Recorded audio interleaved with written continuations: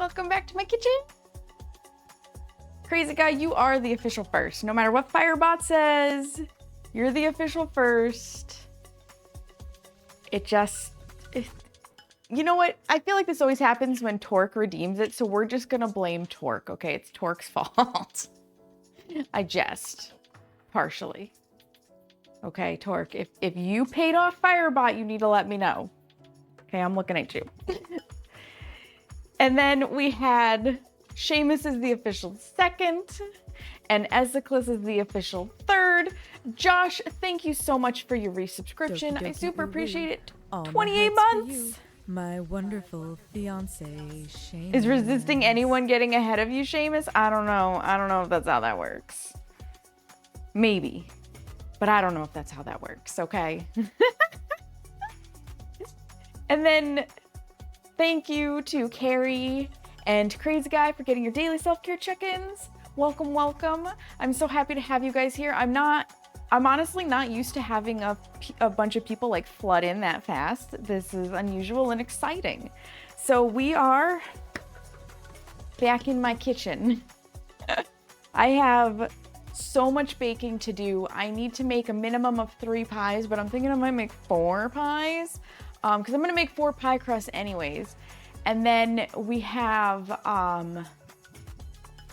2 loaves of pumpkin bread to make. So we're making 2 loaves of pumpkin bread, 2 pumpkin pies, and at least 1 chocolate cream pie, possibly 2 chocolate cream pies. Seamus was super kind, and I realized this morning maybe it was last night.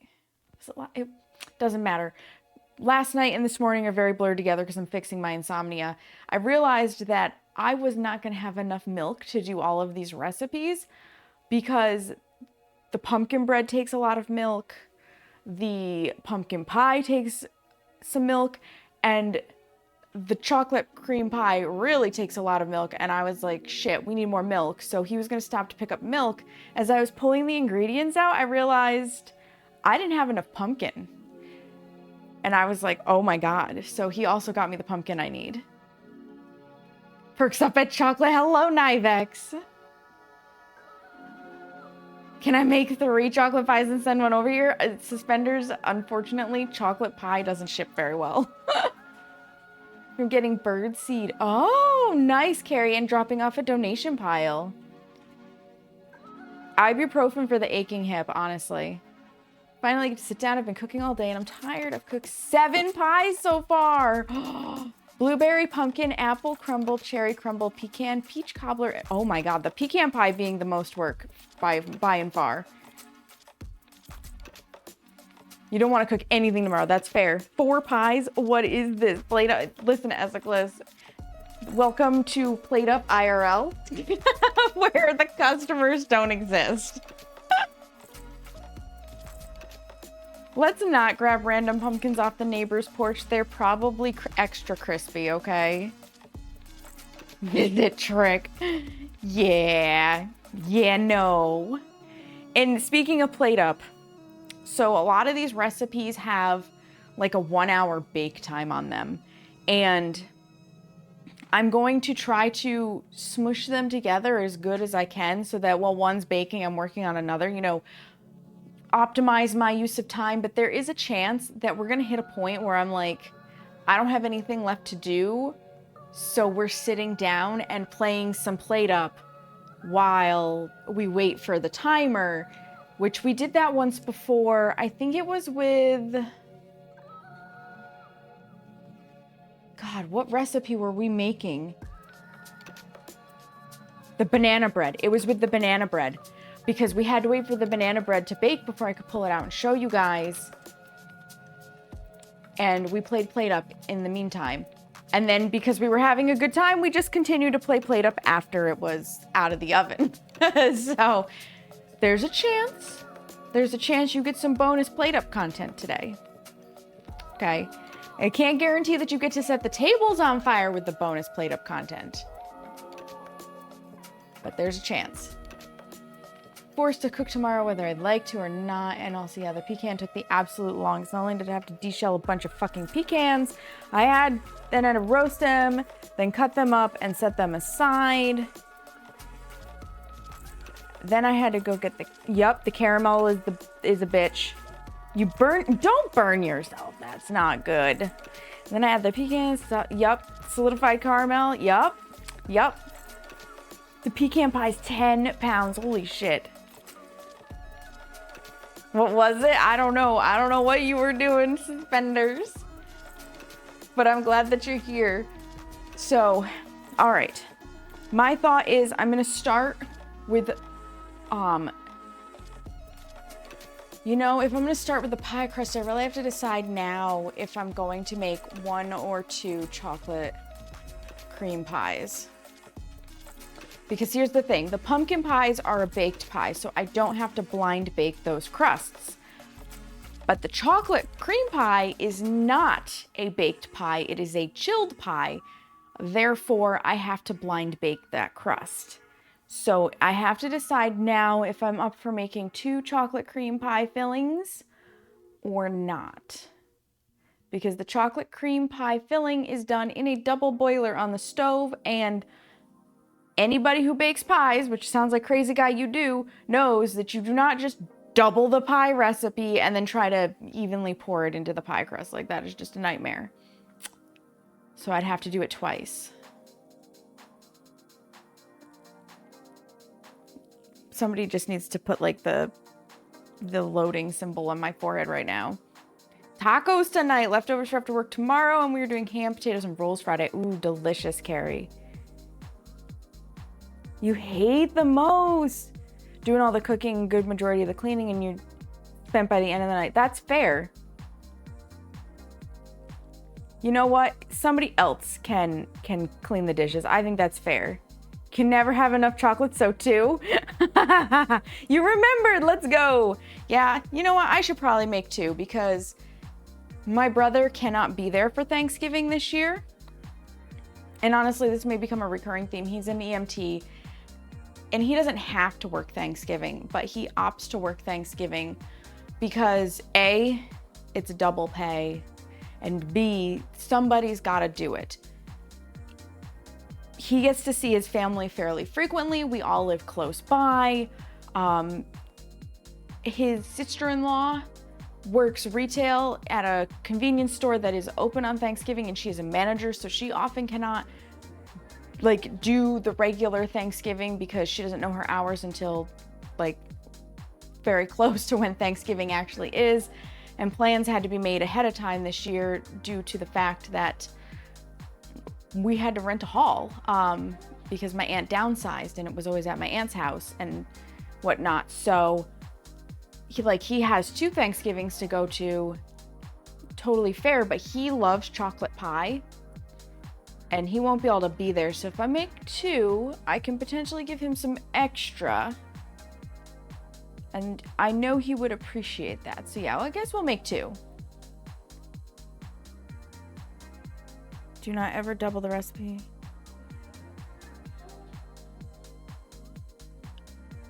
You're gonna fuck it up. Yeah, right? Right? I personally just don't want to try to separate between pie dishes. So this is probably what it's gonna look like, friends. We're gonna make the pie crusts. I will make all 4 at once. It doesn't matter if they sit for a little bit and get a little dry for the pumpkin. Not gonna be a problem. So I'm gonna make all 4 pie crusts. That's 2 iterations of the pie crust recipe. And then we're gonna blind bake the first 2. While the first 2 are blind baking, I can quick wash my bowl and prep for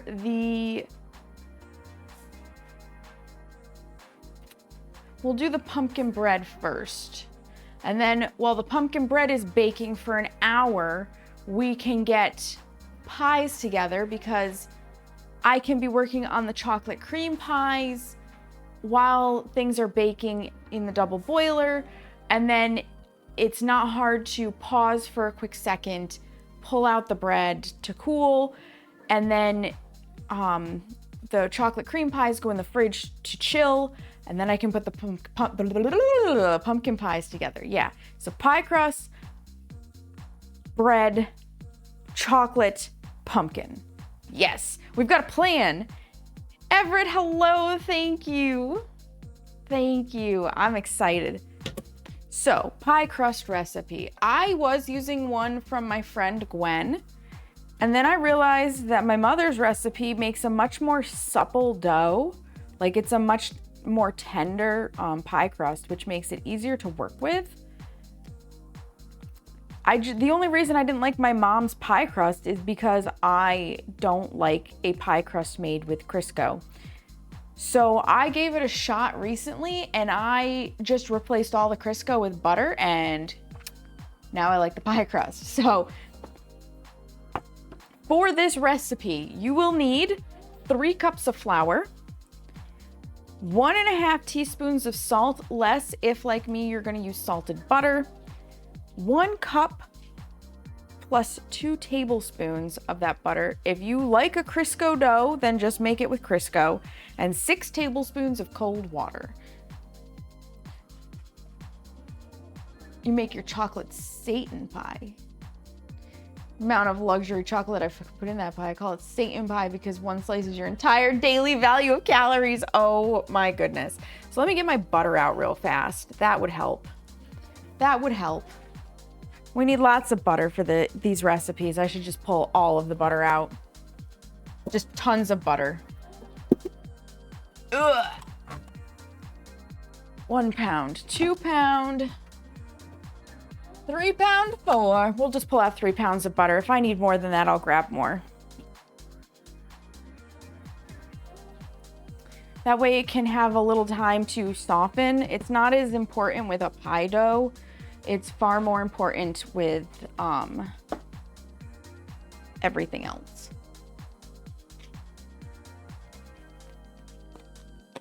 Yeah, that's a lot of calories. That is a lot of calories. These goes in the recycle. Whoop. I will also tell you guys, I have pie plates. We are using disposables because I really appreciate the fact that these disposables come with these heavy duty lids to make it easier to transport the pies. When I make pie for myself at home, that is not the case. I have pulled out all the ingredients. I have not measured all the ingredients. So they are next to me. So here's our flour. Here is our salt, butter, water's at the sink.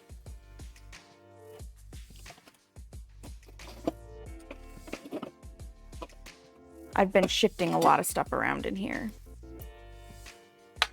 I'll need that guy. I'll need these guys. I will. I don't know if I'll actually. I might need this guy. I'm trying to remember if, because I only make the pumpkin bread at this time of year. I'm trying to remember if I actually use that guy when I make the pumpkin bread. That's the real question.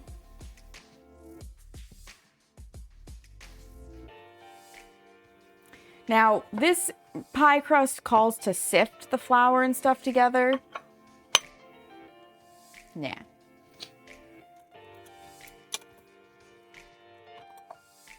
Sometimes I don't follow the recipe because I've made it enough times, or I've made iterations of it enough times to inherently know whether or not I need to do the step that it's calling for. In this case, I know I don't need to sift it.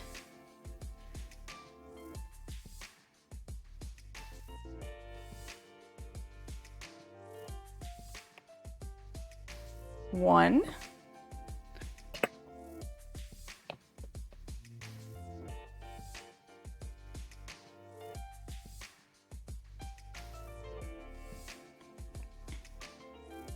Two.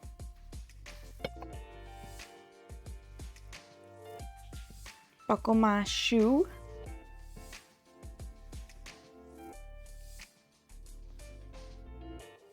And 3 cups of flour.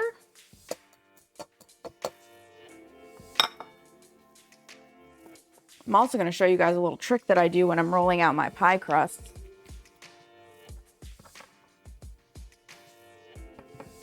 Set that off to the side. I am actually gonna only put in a teaspoon of the salt because like I said, my butter is salted and that means that there's gonna be extra salt coming from it. We don't need to over enhance the saltiness of the pie crust. It kind of ruins the pie. How do I know? Because I've fucking done it. Typically use both salted and unsalted for my crust and filling, depending on certain recipes that need butter. Crisco's fine, but yeah, I don't like Crisco as much either. Are either a phyllo dough or a homemade, ooh, graham crackers. Yeah, I do love a good graham cracker crust. But because I am cutting it, I don't mind pouring this over, and if I spill a little, it's not a big deal. Salt goes in. Salt is not a residue leaver, so I don't feel the need to wash that. I'm gonna take this, okay, ready? This is how we're gonna sift it. Choop! Done. Because really what the sifting is asking for at this day and age, because we have a lot of really nice pre-sifted flours, and being that I bake a lot, Seamus is happy to invest in a slightly higher quality all-purpose flour for me, so I use King Arthur. That is like silky smooth.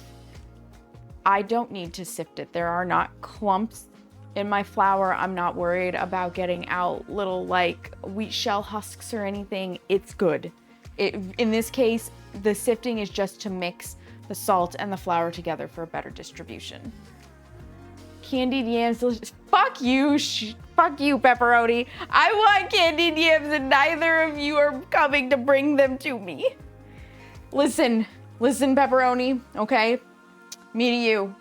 I'm making 2 chocolate pies.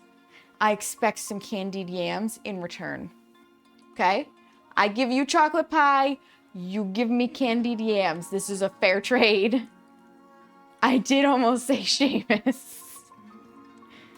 Dough itself, but I layer it nice and flaky. Yeah, the flaky doughs are good. All the other pies I did are graham cracker based. I love it. I love it. Perish the thought.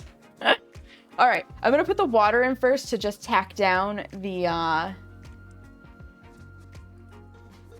flour a little bit, which I know is in the backwards order of how to do this, but it makes it easier. So 1 tablespoon is 15 milliliters, which means that that would be 15 times 4 is 60 plus 30 is 90 milliliters of water to get 6.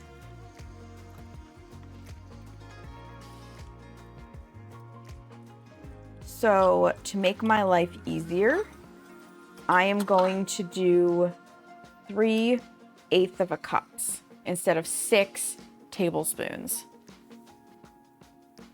Cold water.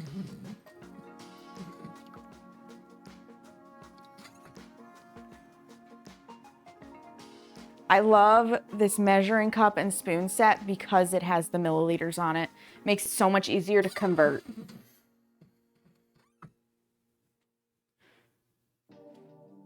Oop. 2.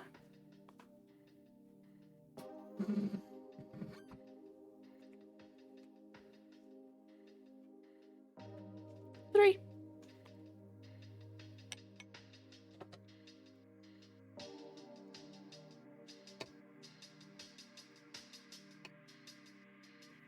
Just start the shaggy process because I don't want a ton of this to super fly out when I get the butter part going. And I am too lazy to be bothered to do this by hand with a fork.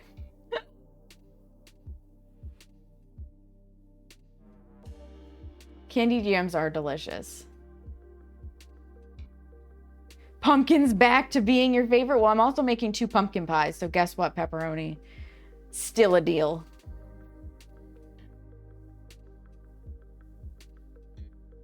Yeah, it's yams and brown sugar and marshmallows. Yeah, just don't set the marshmallows on fire like last year, okay? So yams and sweet potatoes are actually different. Yams are supposed to be purple. We just grew up in societies where we have made them interchangeable.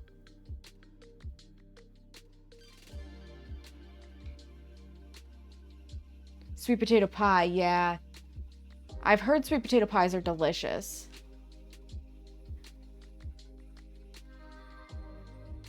Listen, pepperoni, I will get those candied yams. Don't you fucking worry.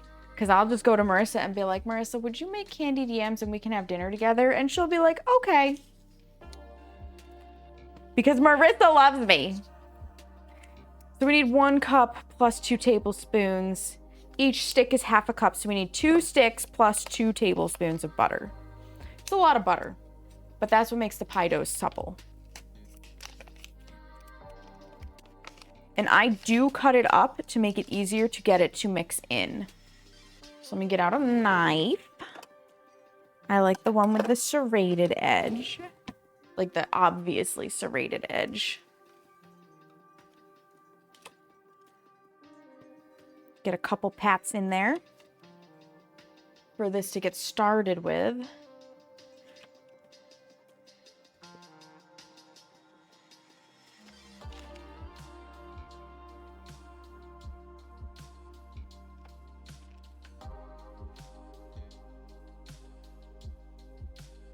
No deal? Yeah, I don't think so. There will be a deal. There will be a deal, pepperoni.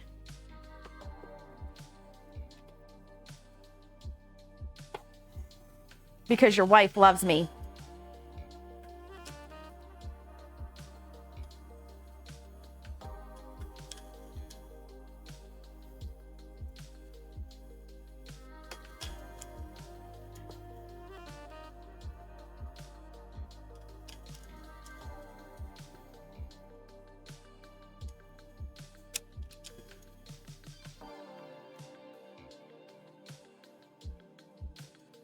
In it goes, in it goes. There's 1 stick.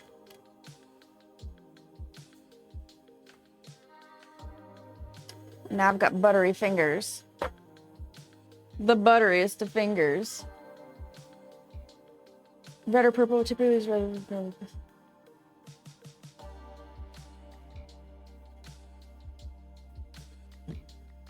That's amazing, crazy guy. Yeah, no. We grew up with yams and sweet potatoes being interchangeable. I only learned about it when I really got into like Asian cooking, and it talks about the difference of yams and sweet potatoes.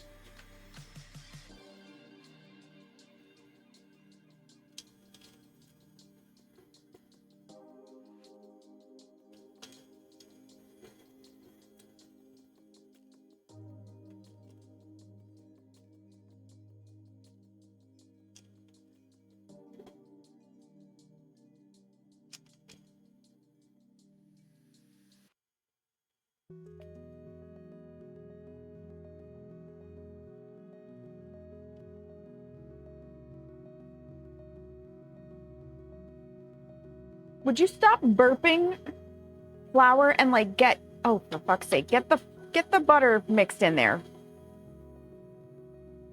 I need you to stop burping flour everywhere.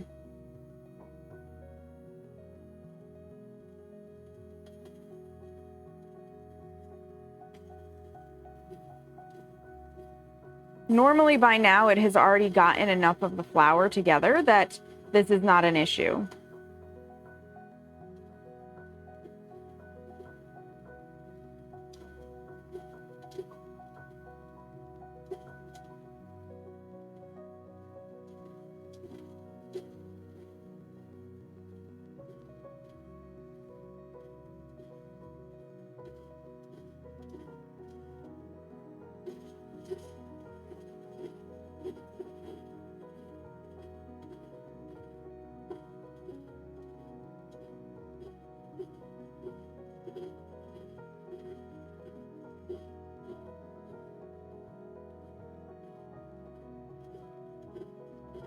Are we good, KitchenAid? Can I start putting some more butter in you?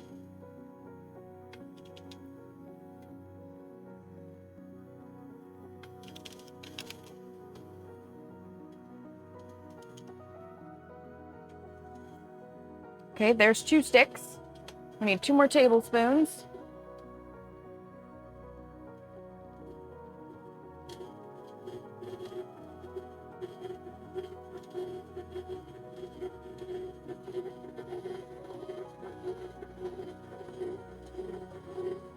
Can I turn you up a little? Okay, we do have load bearing.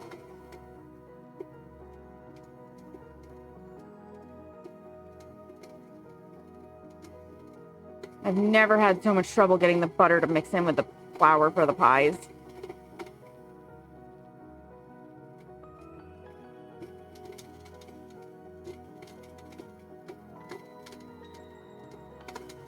Okay, let's get our last 2 tablespoons.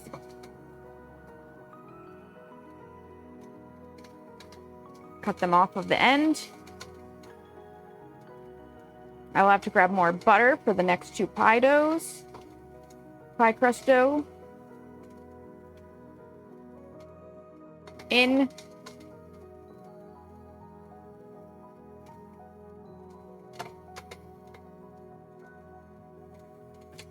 Excuse me, KitchenAid. Excuse me. You are misbehaving so bad tonight.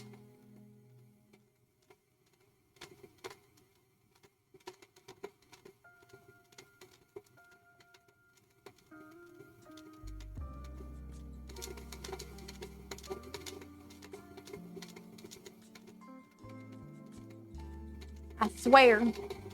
I swear.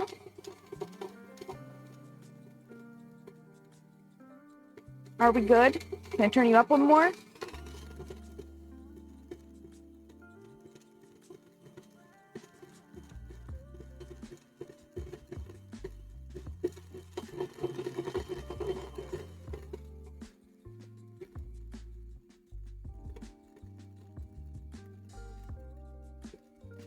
I may have to have Seamus check the screw.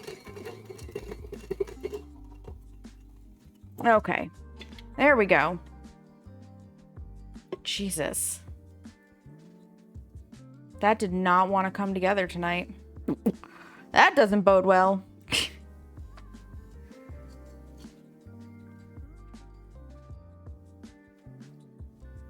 Because I think it's also knocking on the bottom a little bit. But I mean, I've had this KitchenAid now for like 5 or 6 years, I think. Maybe, yeah, at least 5 or 6 years. And it was, the screw was in the right place when I first got it, and it has been used hard and heavy. Like, I have abused this KitchenAid in those 5 or 6 years. So if the screw has come a little bit loose and it needs to be adjusted, I would not be surprised. As much out of here as we can. This poor guy also, like,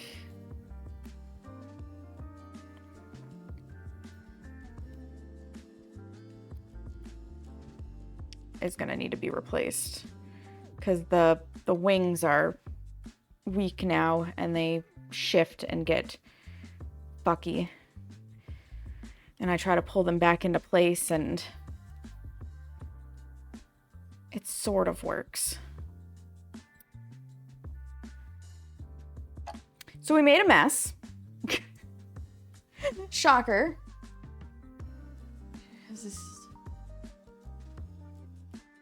Yeah, I know how to warm the sticks up.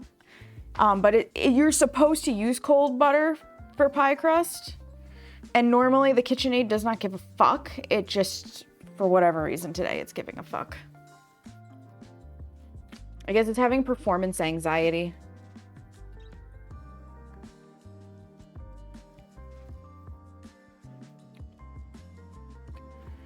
So I'm just gonna mold it for a little bit by hand, because you can see, like if I bring it closer, you can see where the butter's still streaky.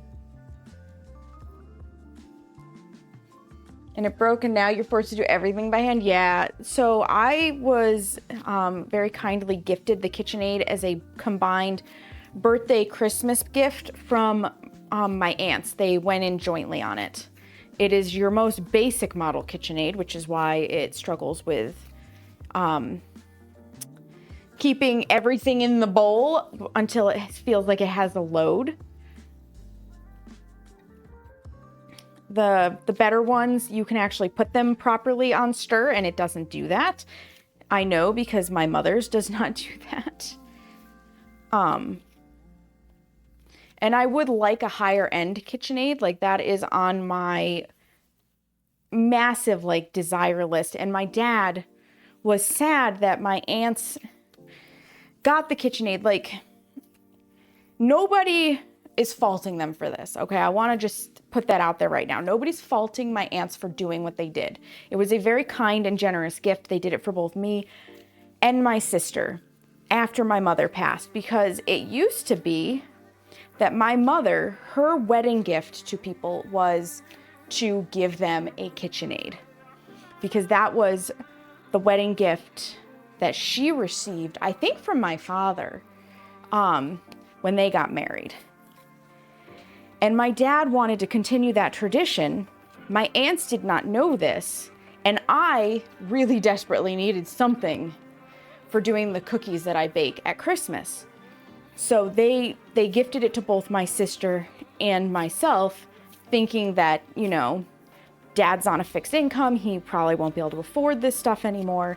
And my dad was upset because he really still wanted to continue the tradition. So he and I have agreed that when Seamus and I have a proper house and I have more space to where I can have 2 KitchenAids, because I'm certainly not going to get rid of this one, he and I will go KitchenAid shopping together.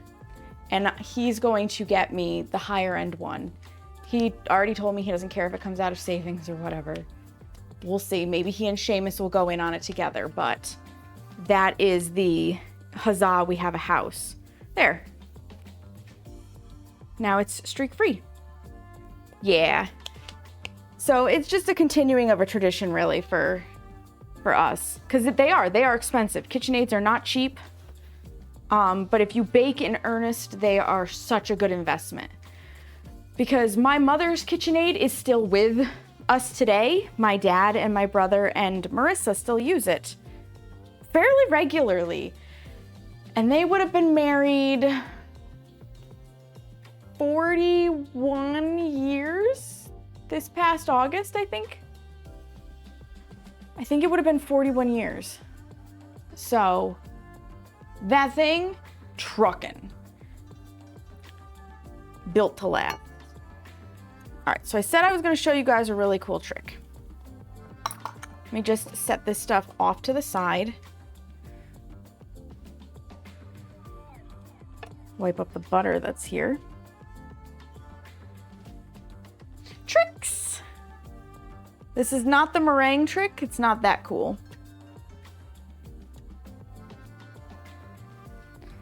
Visit trick. Oh my goodness, Seamus.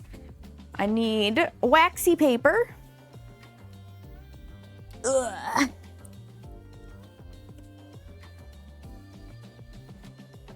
Okay. So normally if you see me roll out dough, I use my pastry cloth and then I fight with it and I have to wash it. But if you use wax paper, 2 sheets of it, and all you have to do is make sure that your pie plate fits. Okay, so this also acts kind of like a measurement guide.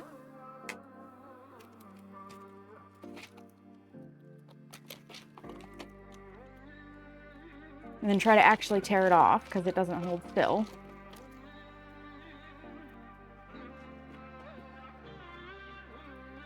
Okay, so there's one.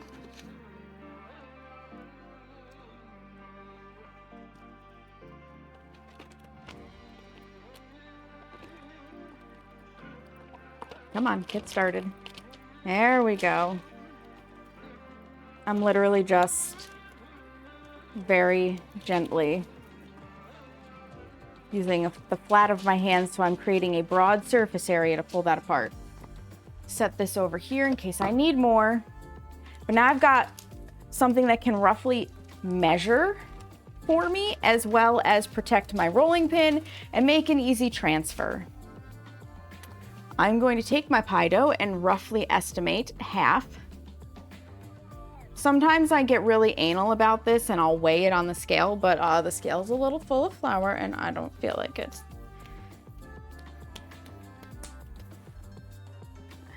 I can already tell that I need to take a little bit off of this.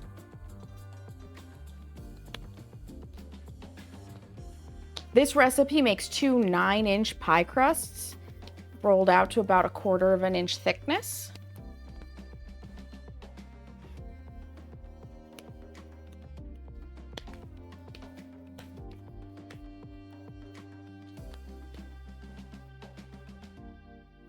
There's still a little bit more on this guy.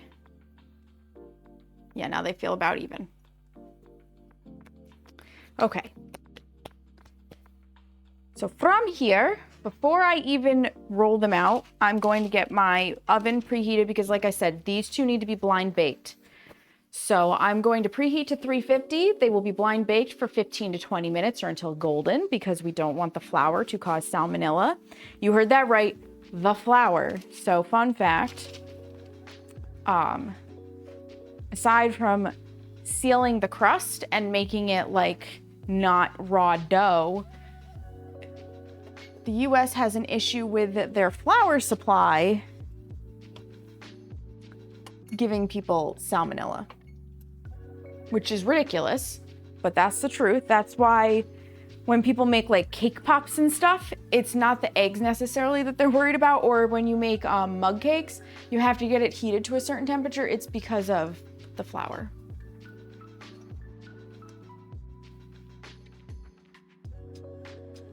One of the higher end ones, and we got a discounted, missing a few of its tools. Okay. It lasted us about a decade and we would use it on the regular because the people in the household are constantly making things by hand. Yeah. It just sucks during the holidays when you need it most. It is crazy, suspenders. It is. And I literally looked up, why do I have to pre-bake my flour for recipes that are like no bake? And that was what Google told me about. And I was like, Jesus Christ. Okay, so here's what I'm doing. I had it in a ball. I'm lightly pressing it to start the circle formation.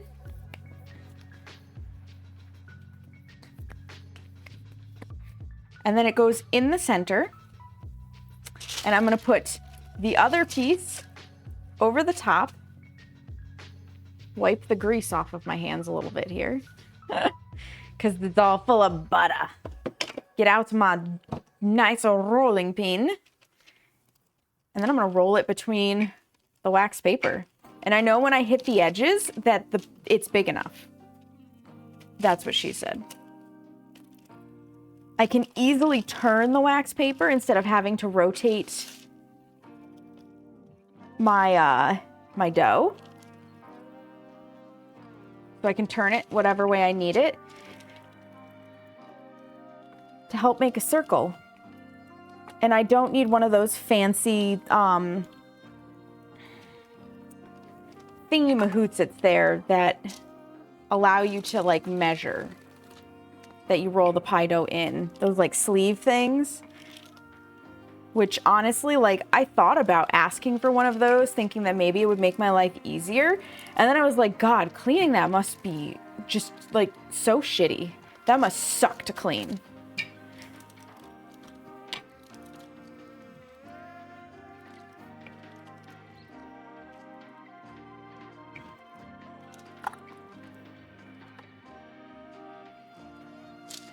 And I decided against it, especially because this method is not terrible. It's really not. So see, I'm coming to the edge of the wax paper.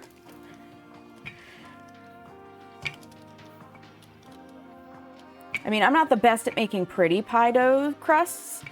I will admit that. I've never been the best at that. It's like my downfall. But nobody has ever complained about the flavor, which I think is the far more important thing.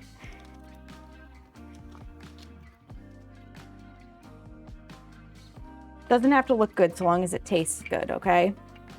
There it is, nice and flat. So now I can set my clean rolling pin off to the side. I can peel off one piece of wax paper, set that off to the side, greasy side up. It just needs to taste good, exactly. Jar of ceramic bits. Yeah. Yep. I actually only just got the ceramic bits, like, so recently that they're still in the bag. I was blind baking it and just dealing with the bubbles. I didn't care that much. So now I'm gonna take my pie plate. You can see easily I've got my lip. Bloop. Just flip it. Flip and manipulate. And then we can peel this off. It takes a little bit of the pie crust with it sometimes with the wrinkles, but it's not a big deal. And we can put that one grease side down on top of the other one. So the grease stays together. And then I'm just gonna coax it into the pie plate. I try to center it as best I can. Sometimes it works, sometimes it doesn't. And my favorite way to do this is to just tuck it under.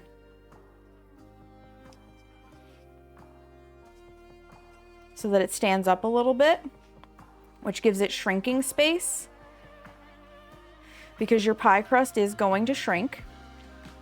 That is inevitable when it bakes.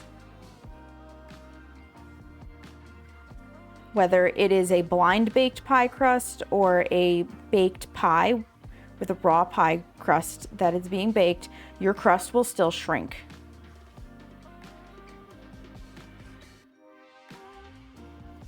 There. Now I'll give it a little press just to kind of hook that turned under bit together to the best of my ability.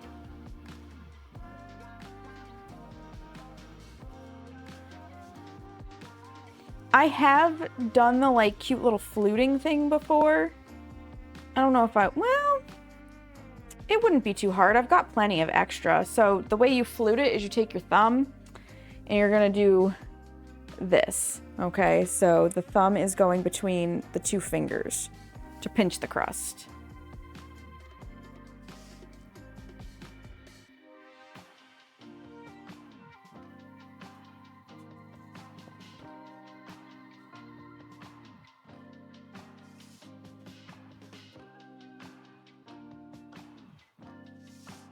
And this is, again, much easier for me to do now that I'm using a dough that's a little more supple.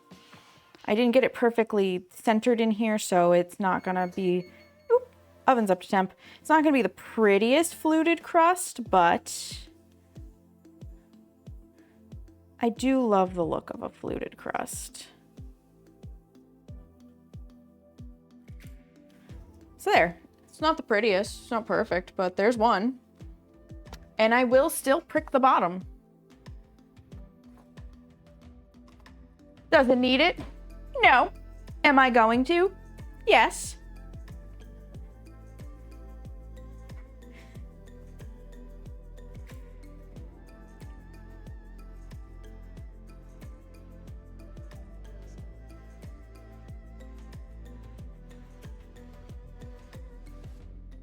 And you know why? Because this is how my mom taught me to make pie crust. And some habits you just don't get rid of. Little piece of pie crust on the thing. I'm gonna set this one off to the side.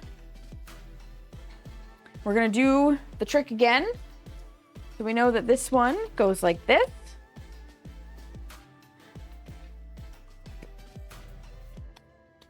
Flat top for the pie crust, but I'll take the extra dough and make a zigzag pattern. Interesting. Yeah, there will be no lids on any of these pies, so all of this is just bottom crust. I have made very few pies that require a lid. Strawberry rhubarb, which I haven't made in years. I really honestly need to make one of those this coming summer. I need to make sure I go to my dad's house and get the rhubarb is the big thing. Because God, I do love a good strawberry rhubarb pie. And when I made my apple pie recently, that one has a top crust. I think the cherry pie I make will have a top crust, and I made that one this past character. But yeah, for the most part, I don't typically make pies that require that upper crust. I make a lot of chocolate cream pies, banana cream pies, pumpkin pies at the holiday.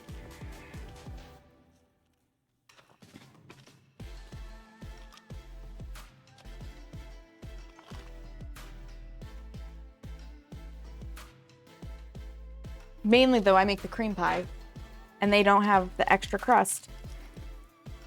Probably this spring/summer, I will make a lemon meringue pie, maybe for Easter time, which I know is a fan favorite in my family. Again, no upper crust, just meringue. Delicious, delectable, I believe Italian meringue. God, I love that meringue so much. I will probably make at least one meringue for the chocolate pies. Maybe both of them will have it, but I'm pretty sure, I think my dad and my brother both prefer that pie without the meringue. So I might do one with the meringue and one without. Seamus might even prefer it without the meringue. And then people can have the choice. And I don't care if I bring home 2 half-eaten pies. Like, that will not bother me. I will eat it just as happily with or without the meringue. I like pie.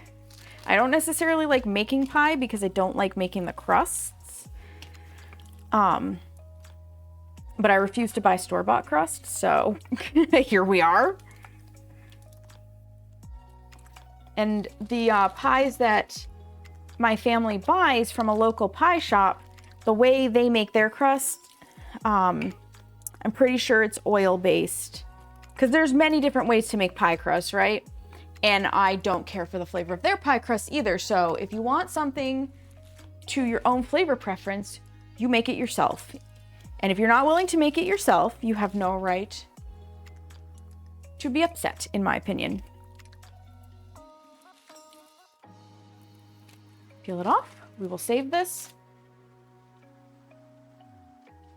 The turkey looks a bit like pizza. It's not a turkey. Welcome in.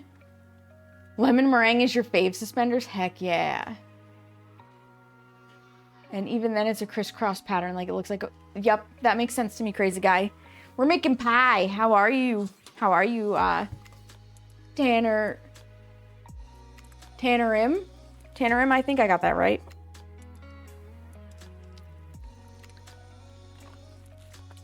Let me get my hand under it this time. There we go.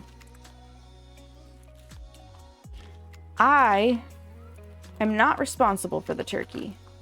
That is my dad's job.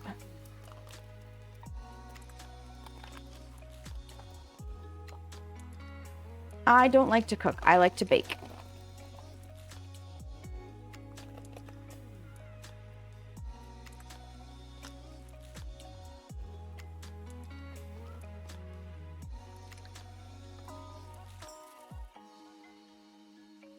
Go get that snack.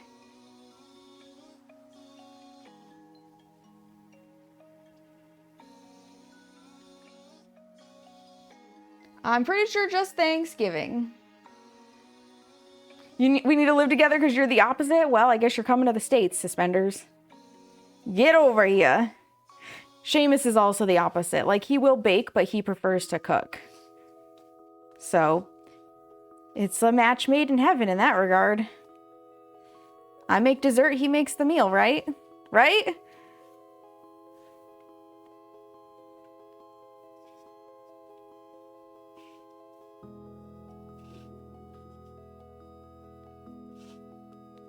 Upsy daisy, folded under.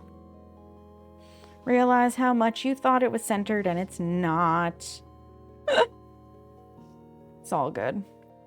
Again, I don't care, because it's still going to taste good. That's the important part. And give it a little squishy squish to make sure it's sealed.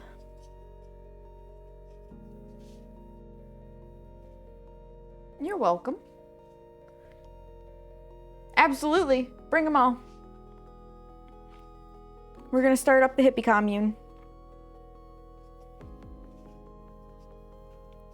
We'll have like a community hall. We'll do it Viking style where everybody has their own house, but we eat meals together and we cook communal meals and it'll be great.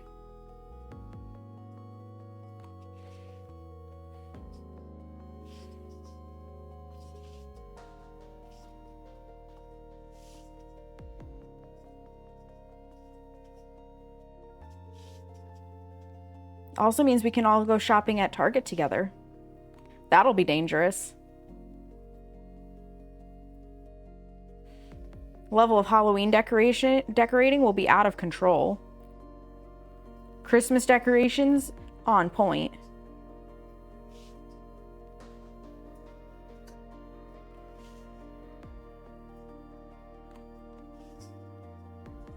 Pagan rituals immaculate. There. And another one fluted. Don't tempt you with a great time. Hell yeah, I'm gonna tempt you like crazy, suspenders.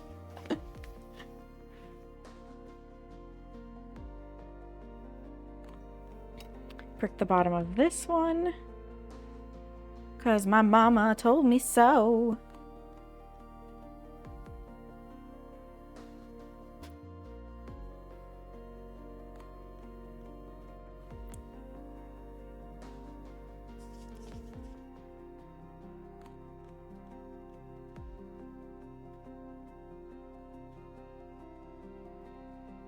Okay. These are now gonna be blind baked. Where are we setting up this commune? Just making this sound even better.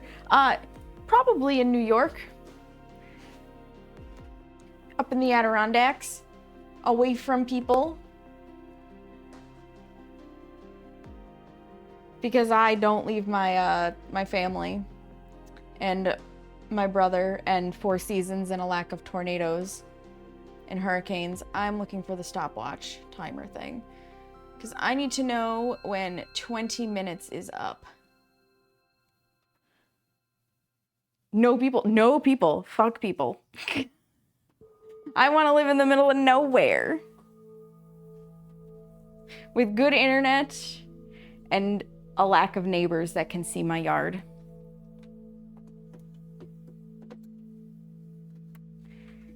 Okay, put both of these in the oven. And then I'll dump some pie weights in them. I can't remember if you're supposed to put aluminum foil in with the pie weights. Or you just put the pie weights in directly. Maybe the package will tell me. These are washable. With a fork, prick the okay, I do have to prick it. Cover with cooking paper and fill with pie weights before baking. Okay, so you should put baking paper in. Well, that's what parchment paper is for. Yeah, I'm a real big fan of middle of nowhere living. That's how I grew up, basically. It was 10 minutes to the nearest convenience store, 30 minutes to go shopping anywhere. And I want to move back to that kind of a lifestyle.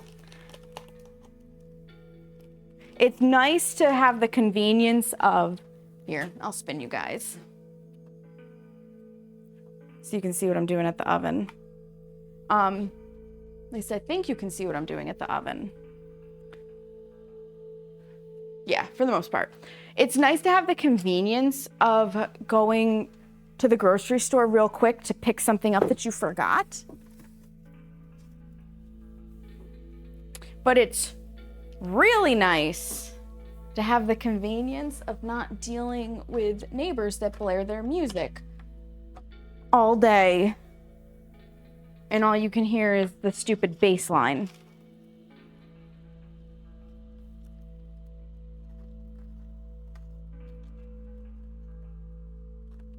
Or watching Jerry Springer out the window because your neighbors are having another argument with each other while they're drunk.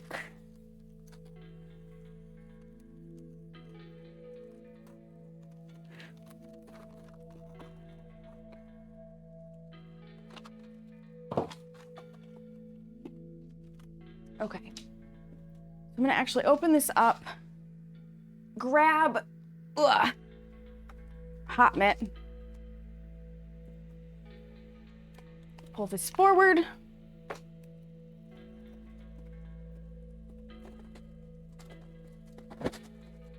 set this in.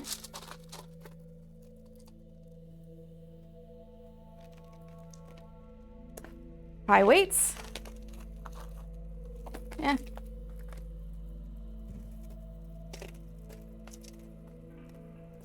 Pie weights. And that's gonna help it not bubble. Next piece of parchment paper. Come on, curl up the opposite direction. You fool! Carefully get it down in there. Okay.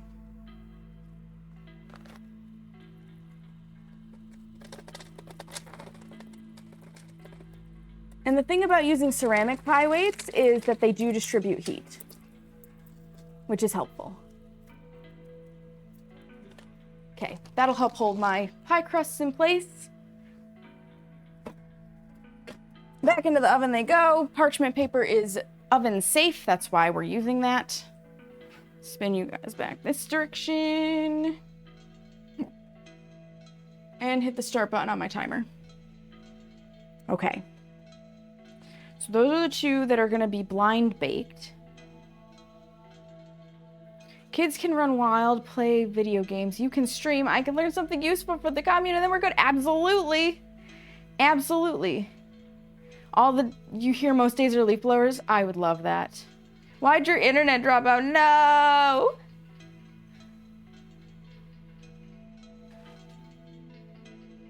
Hopefully it came back just as quickly. There we go. Okay, so this just had pie crust in it, which means I'm not changing a damn thing. I'm not washing a damn thing. What I will do is cut off my 2 tablespoons of this that I'm gonna need. And the rest of it is going into the fridge. Because I'll use this for like pats of butter in a frying pan. I'll use it if I just need a tablespoon or 2 for a recipe. I don't get rid of it. But I also don't need that out right now. And I need at least 1 more stick of butter.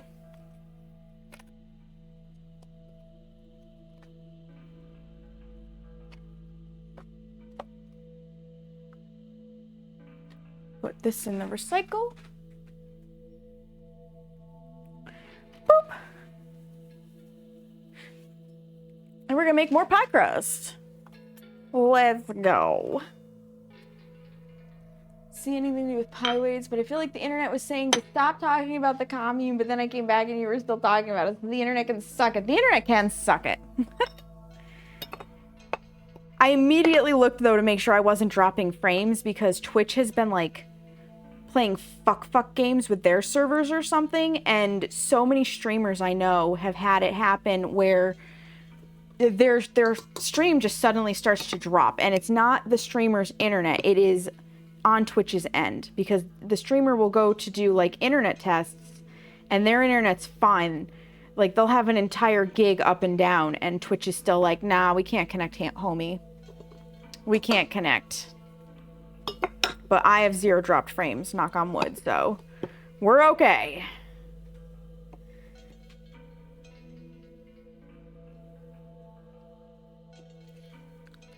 Three cups of flour. And an even bigger mess. Dust my hand off there first. Then into the garbage. Okay, so we're gonna be done with the flour for right now. Of course we're gonna need it for, you know, the other stuff, but get it out of the way for the moment. Twitch is a perfect platform with no issues. It also has the best mobile app you can find. Totally. Totally. A teaspoon of salt. That's a tablespoon. We don't want a tablespoon. That would be bad. Whoop. Once again, set this over here to get it out of the way for the moment. And then I'm going to put these and the spoons on the table to also get them out of the way, because when I roll the next 2 pie doughs, it'll just honestly make it easier. Fuck the mess, who cares? Because I'm probably gonna make more of it. Let's get our water, 3 of these.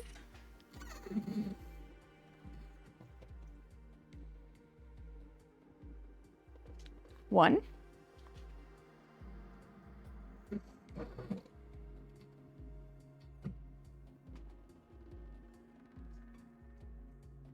Two.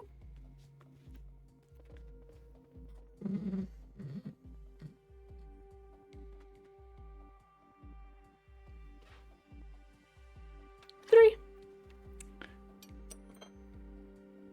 Give it all a quick mixy mix.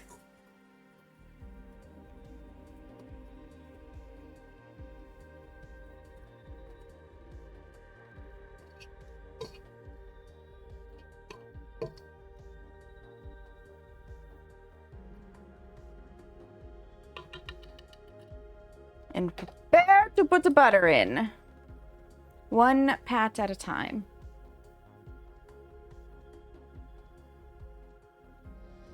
Do my lights dip every so often? So it's not that the lights are dipping. I am using a tablet to do this stream instead of a webcam, and the tablet is trying to adjust for the fact that I have a very shiny forehead and my light is right here. So if I get closer to the light, it wants to adjust for like how the light's hitting me there versus back here, and it's doing its like auto brightness, auto focus thing.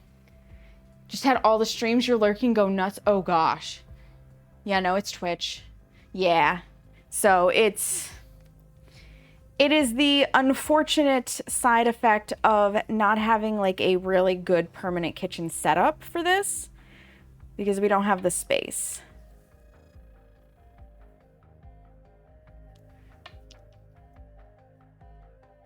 I am going to see about, so part of the reason why I have it set up the way I do is because I'm actually using my laptop to remote desktop into my streaming stuff in my computer room. But I'm thinking for the bake with me in the future, what I might do is actually get all of the OBS stuff onto my laptop specifically for the bake with me, but remote desktop in for Firebot and the music.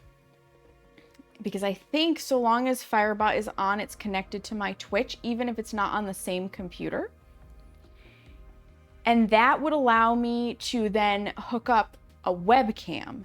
And we just cross our fingers, because this is what was happening when I first tried this. I was using my webcam, and the electromagnetic fields that come off of the KitchenAid when the motor is running were interfering with the webcam, and the whole thing would freeze. Like the video would just freeze, and I'd have to refresh the webcam to get it started again. So you could hear me talking, but you couldn't see what was going on. But I have a new webcam now, so we can see if that webcam maybe doesn't freeze, because that would be really nice to just pop the webcam onto this stand instead. Still get to see my chat and everything right here in front of me. Use OBS, use the music I like, use Firebot the way I like, but ultimately get a better picture and have a little more control.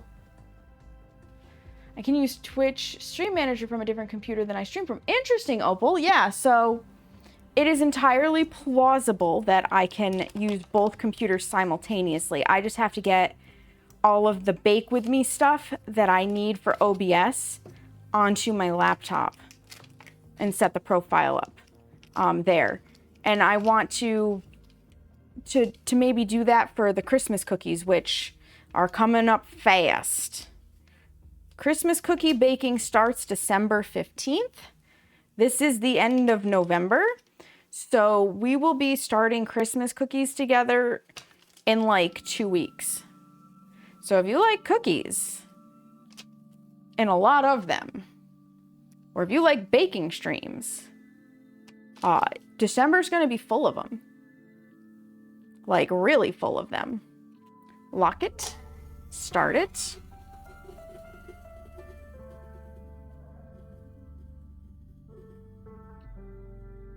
Hope it doesn't be a butthead.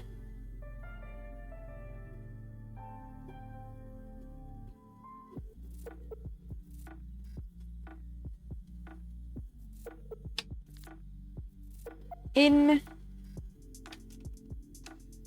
Also, hello, Opal. Welcome in. In. Boop.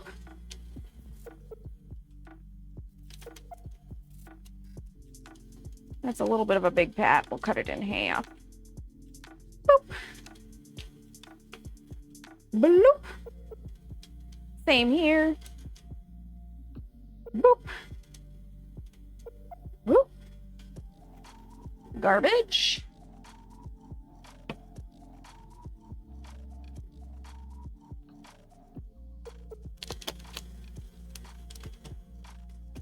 And I'm debating, I really want to show you guys the labor that goes into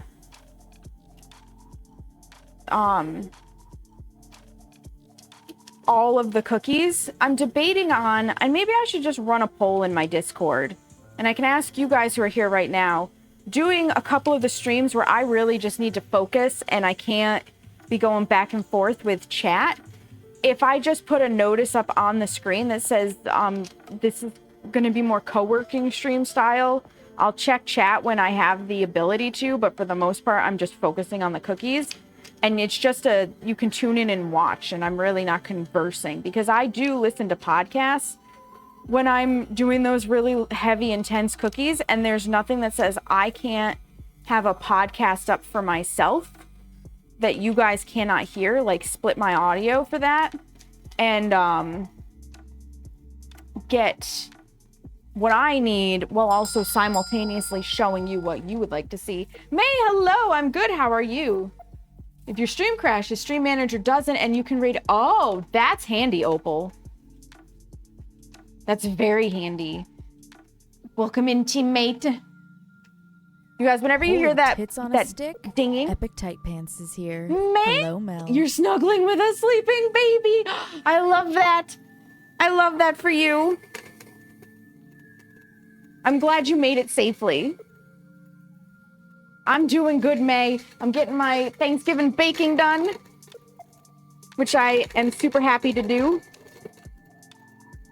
And I get to share this year. I didn't share it last year.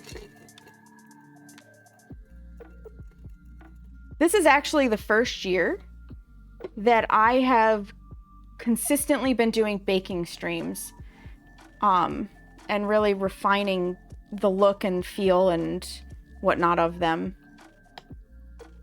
And I'm really happy. I think it might have been Glay, actually, that really pushed me to go for it with the baking streams. And I'm really happy that I did, because I've been having so much fun with this. Let's tug this back into proper positioning here.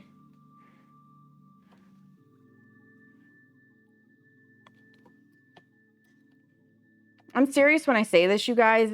Get friends that encourage you to do things that you love.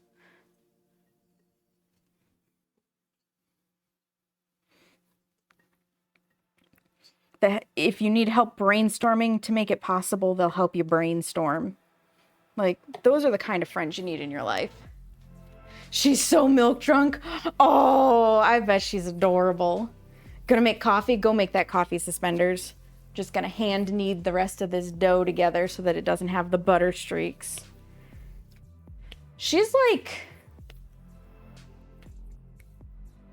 She's gotta be at least 9 months old now, yeah, Mel? Like how your friends encouraged you to do Glay? Absolutely! Ooh. And there's no regrets there. You guys are 10 years strong and you're getting ready to move to Hawaii. See? Good friends. 6 months on December 8th. Oh my goodness. Right in the squeezable cheeks phase. That really adorable new baby smell phase. I need more family members to have babies, clearly. She's so little. I love that though. I love it when they're like super snuggly and cuddly and they're not quite to the I'm going to try to violently hurl myself out of your arm's face.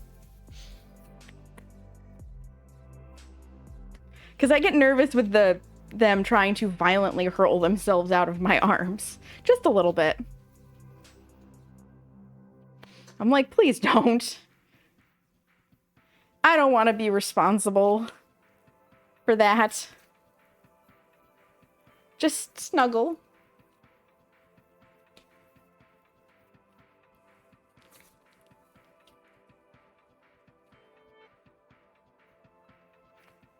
I also, Mel, I sent to Tamaiti some flour substitutes if she's able to find them at the supermarket. So she might be able to make an extra batch of the snickerdoodles that are gluten-free so that you don't have to worry about your tummy when you eat them. And I learned by doing it that Bob's Red Mill, which is where I like to get my flour replacement because I have a friend with celiacs, has a new all-purpose flour. Not just the one-to-one baking. And I'm like, excuse me? Excuse me? When I use up the one-to-one baking that I have, I can get an all-purpose? Let's go. Absolutely. Because I know if you're not used to cooking gluten-free, it can be a little overwhelming to figure out how to cook gluten-free.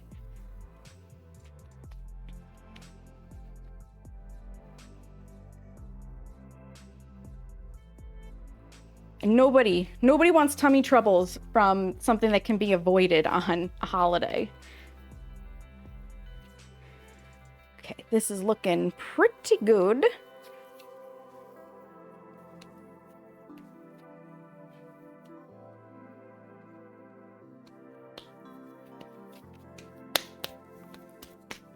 Yeah.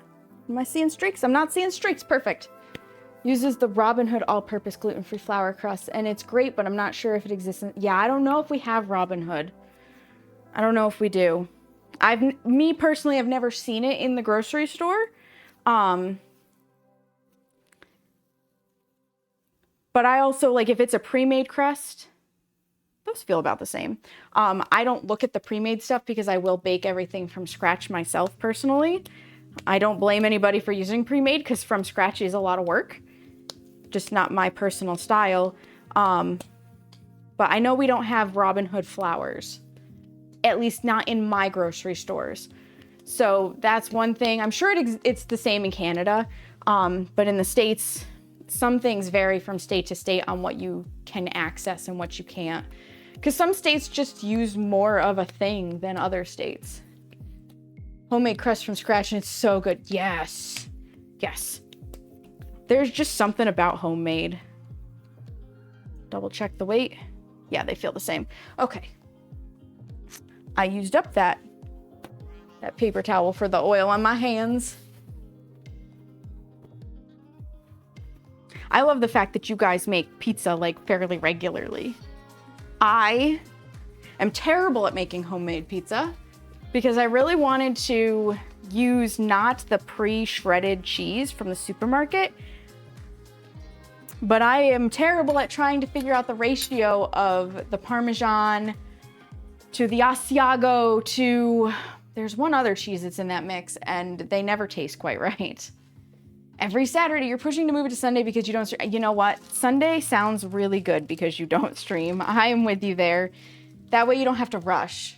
You just use that's the other cheese. It's mozzarella. I never thought to just use mozzarella, I'll be honest. Never did. Because we've got the stuff to make it like not a soggy crust. Because I don't like the soggy crust, I like it crispy. I just stuck at the cheese ratio. Pat it down. Stick it on. Get the rolling pin. I have never heard of pizza mozzarella. I don't even know if that exists in my grocery stores. You would think it would because New York is very much a pizza state. Like, one of the things New York City is known for is their specific style of pizza. Thin crust New York style pizza, man. Which, funny enough, I had a client, I think it was about 2 months ago, who was new to the area, asking me for good pizza place recommendations because he doesn't like the classic New York style pizza with the thin crust. And I could not really recommend many places to him because even though I don't live in the city, most places around here do thin crust pizza. I had a couple places, but I realized how few do it here with the thicker crust.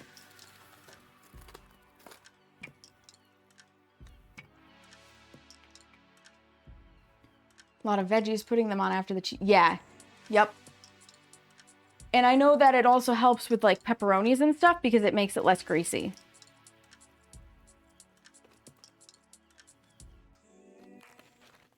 Thicker crust is Chicago style. Yeah, typically Nivex.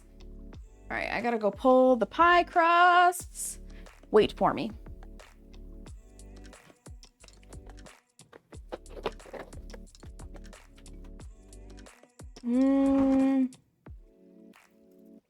They could go for another 5 minutes. They're not quite golden. 5 minutes, start.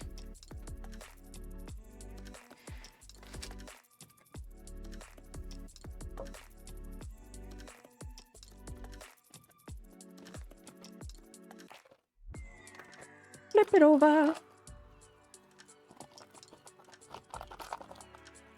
This was my best self-deciding trick ever with the wax paper.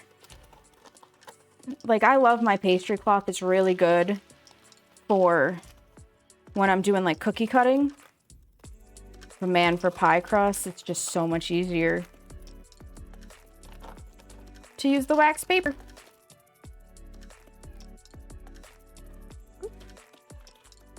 Stay, wax paper. I only need you one more time. Don't go nowhere. Don't you dare slide to the floor like you tried. Coax it all the way into the pie plate. And now we lift her up.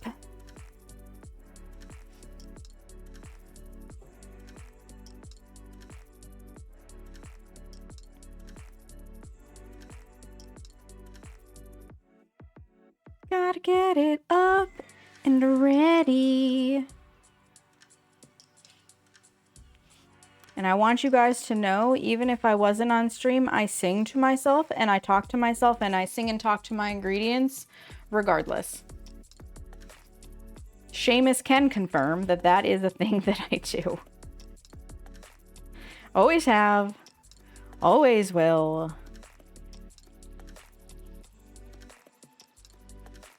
Sometimes I even yell at my mom. Because I'm like, damn it. Mom, if you had just taken a little bit better care of your health, you might still be here to eat the things that I'm making.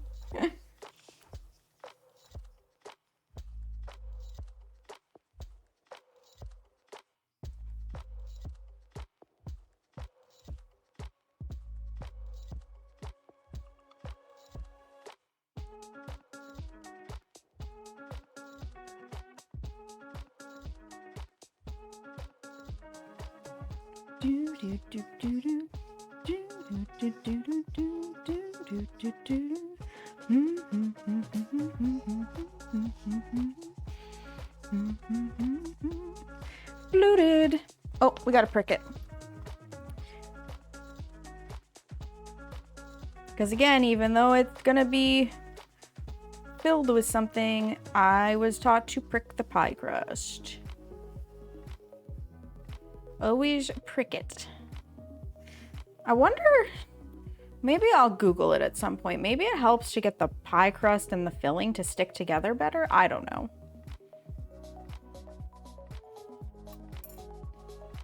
But I'll just put tiny little things in the bottom.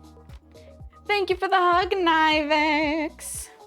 All right, I'm gonna set this off to the side for the eventual pumpkin filling. And we roll out the last pie crust.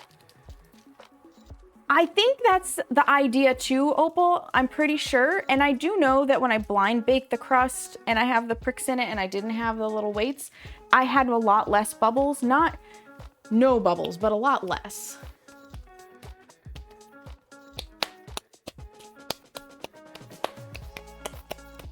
So it might have something to do with that.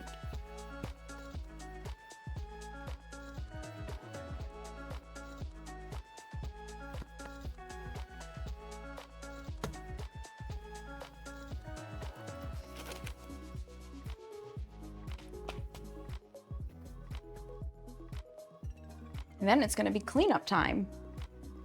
We'll be doing some words on stream while I wash my dishes and prep for the pumpkin bread.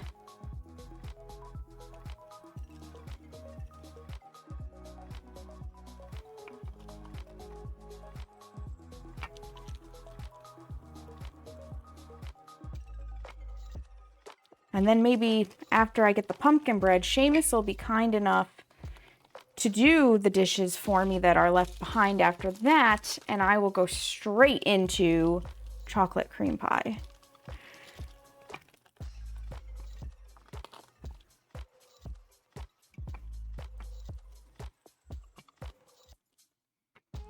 Because we got 2 of those bad boys to make. Oop, timer. Dismiss.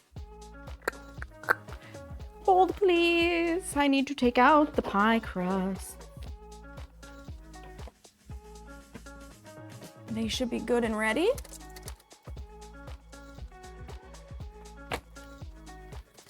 Yep, they smell done. They've got just a singe of golden on them. We're good there. I am going to turn off the oven for the time being. They can just sit on the stove top. That way, I'm not just running the oven to run the oven while I finish getting these together and actually like cleaning my mixer and all that jazz for the bread. Actually, do I need Seamus? Yes, I do. Yes, because I used the mixer for the pie filling. I just was debating with myself if I actually was gonna need Seamus to clean the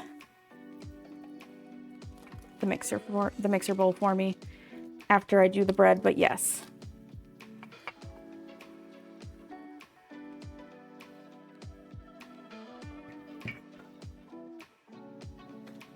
That's why saltines have holes in them. That makes sense. That makes sense, Opal. Hello. I see a Seamus walking down the kitchen.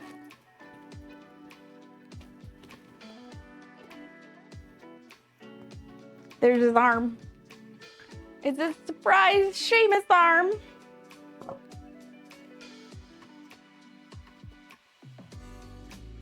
He's gonna have the rest of the stir fry. Just double check the rice, Seamus, because it was looking potentially a little funky.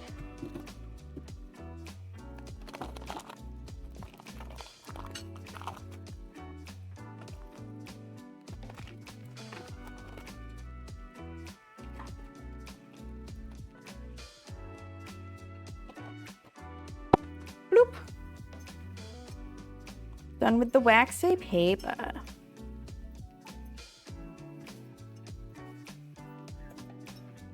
Yeah, the best part about cooking is leftovers.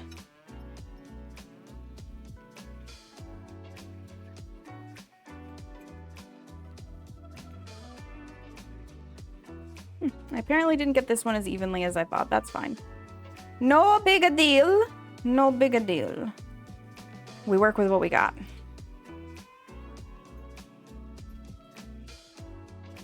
Again, doesn't have to look the prettiest, it just has to taste good. Squishy squish, squishy squishy squish.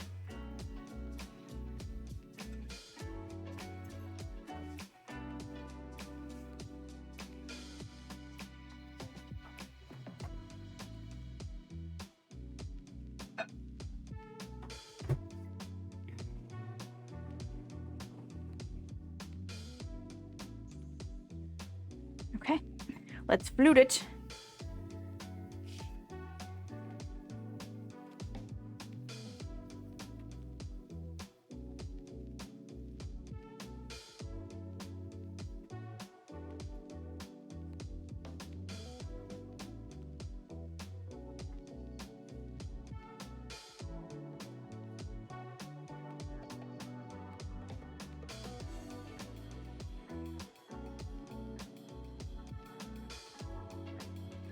And then with Prick It.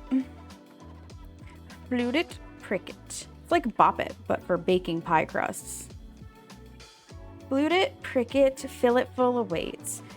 Spin it, win it, put it in the oven and bake. I don't know. I'm making shit up. I'm making shit up. And I probably did a terrible job of it. Okay. So our pie crusts are ready. You guys are in an ad break. These things happen. First step. Ugh. Wipe my hands off a little bit. Switching to the phone to watch and listen while making tacos. Ooh, sounds good, Carrie. That goes in there. Ooh. Pull this off of here. This goes in here. These two items, this did get stuff in it, and these can go with me manually. I'm going to just... Well, I'm going to move the containers that are in here so that I can get this under the faucet and get water into it.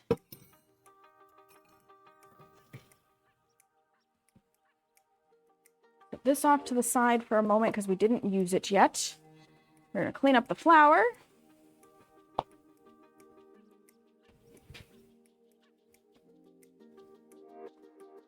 Because we made a mess. We made a big old mess. And nobody wants a mess.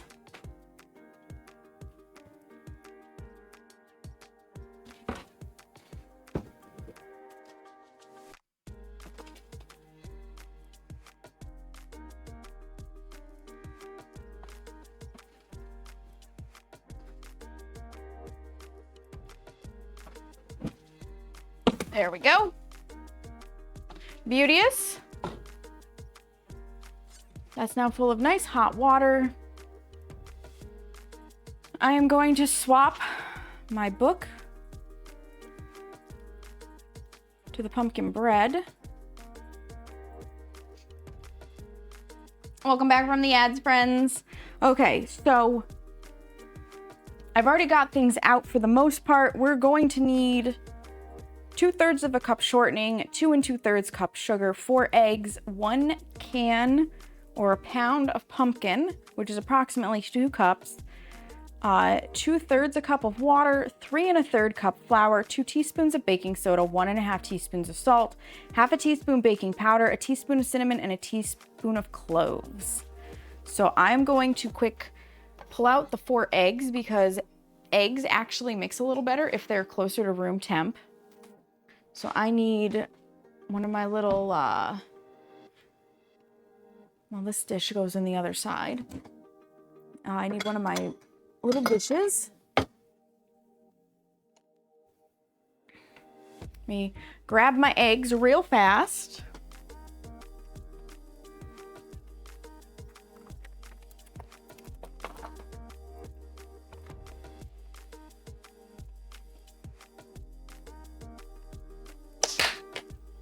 And we'll let them kind of warm up.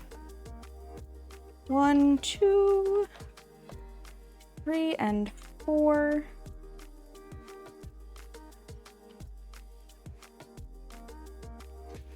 Set those there. My little bitches. Little dishes. Yeah, little dishes. Bedroll's got it. But I mean, my dishes could be bitches. This could be a thing. I am not opposed to this idea.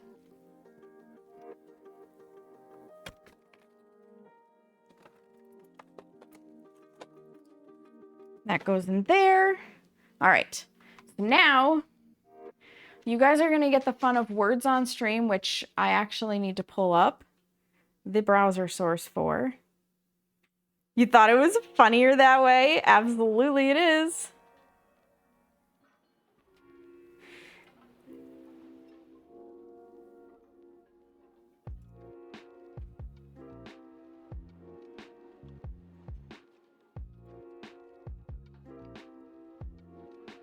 Have myself a sip. I know I'm really close.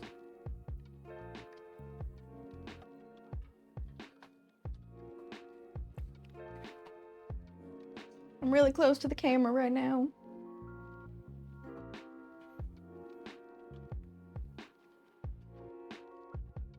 Redirecting you automatically. Why, thank you. Copy that link. Turn the volume down just a smidge. Okay.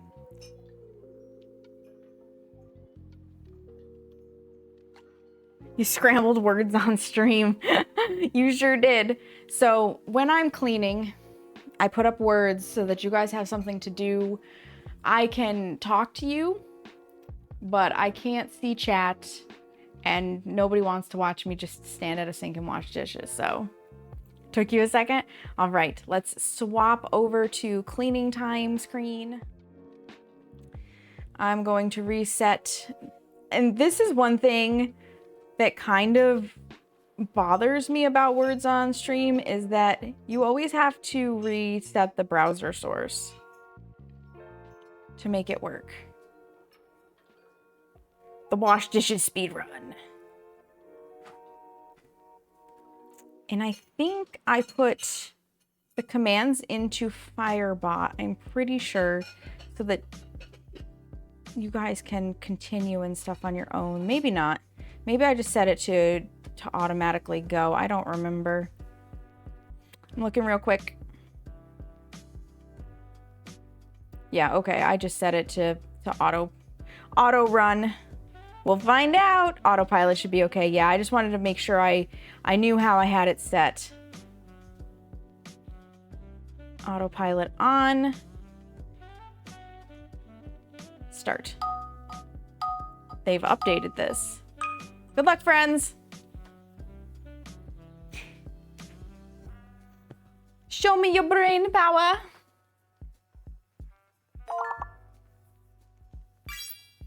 Somebody got the big word.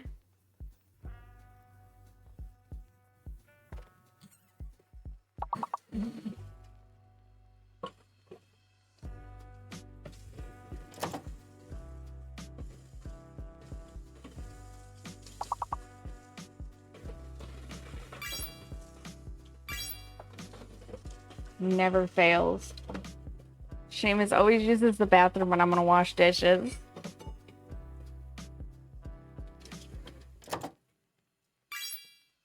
Yeah, I ate some earlier, but I wasn't 100% sure about it.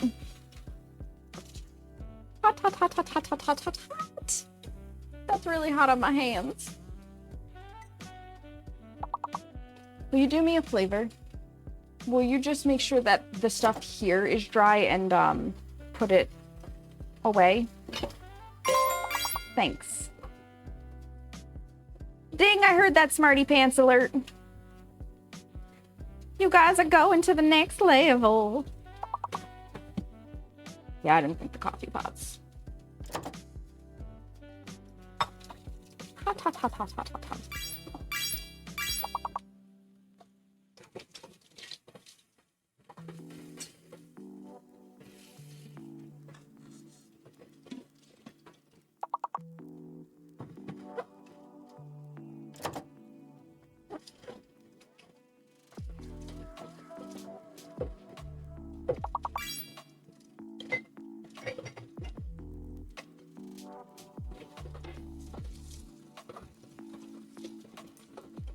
That sounded like another big word.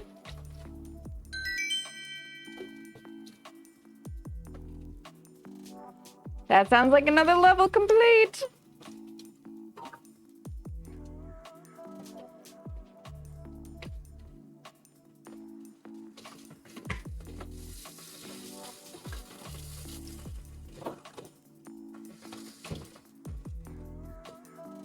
Thank you.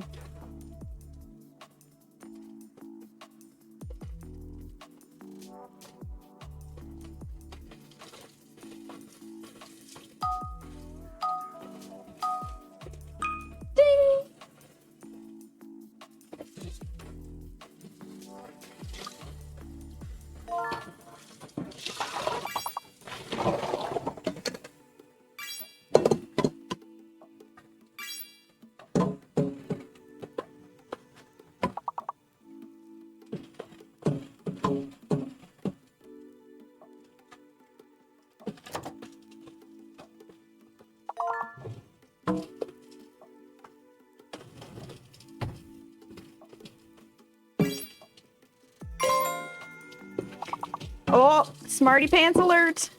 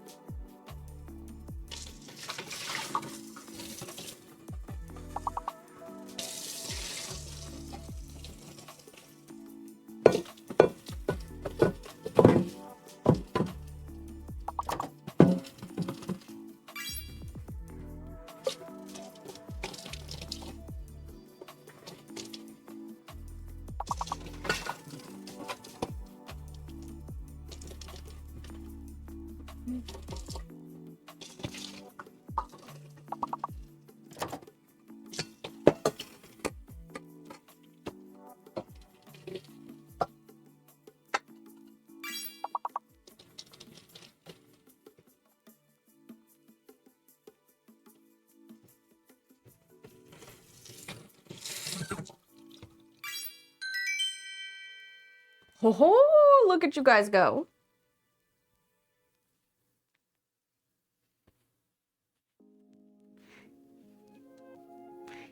You're slaying.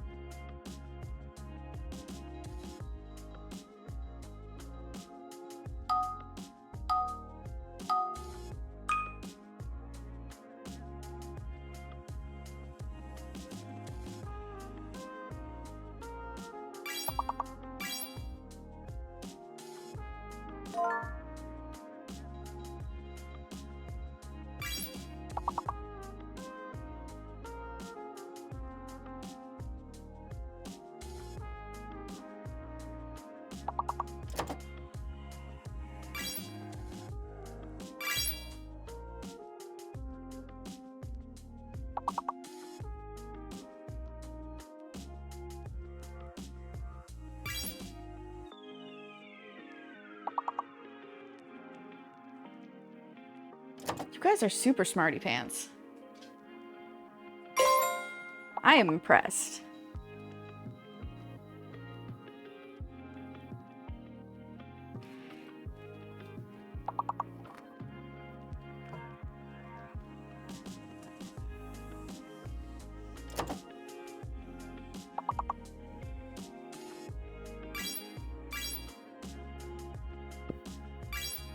Getting my bowl dried.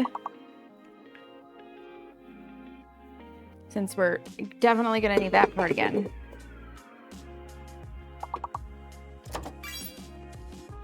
Damn! Look at you go! Full speed high!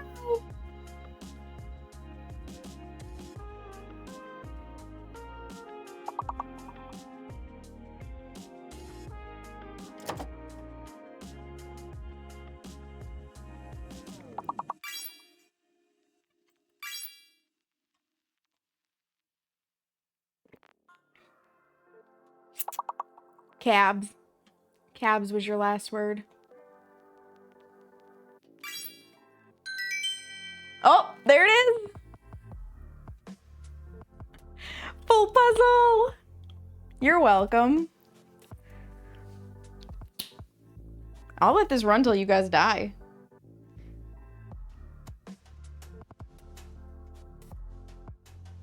Happy now you can sleep whatever the fuck. Oh, Collect said 5 levels. Yeah, you guys are jumping a lot of levels. You and Collect said you guys had food poisoning, and that sounds miserable. Absolutely miserable, I'm not gonna lie.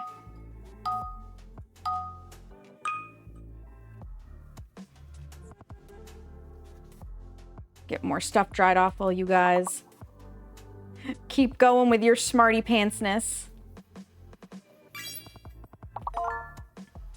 Oh, there's the big word. And when you got the hidden letters and shit, oh, I guess, yeah, and the fake letters, that helps you eliminate things.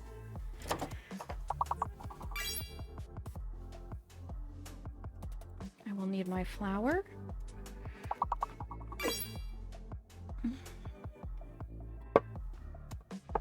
I will need sugar. Bing! Monday morning, she got sick. I got sick as fuck. Next thing I knew, oh no! Called off Tuesday, and today was short and sweet. Yeah, that's good that it was short and sweet. I'm glad you have tomorrow off. It always isn't great when you have to work a holiday not of your own volition. Baking soda and salt. We're gonna need the spices. This needs both baking powder and baking soda. We'll grab that as well off of here. I think that's it aside from the giant can of pumpkin. So the G is fake. Got core corn. It's something between corn and none.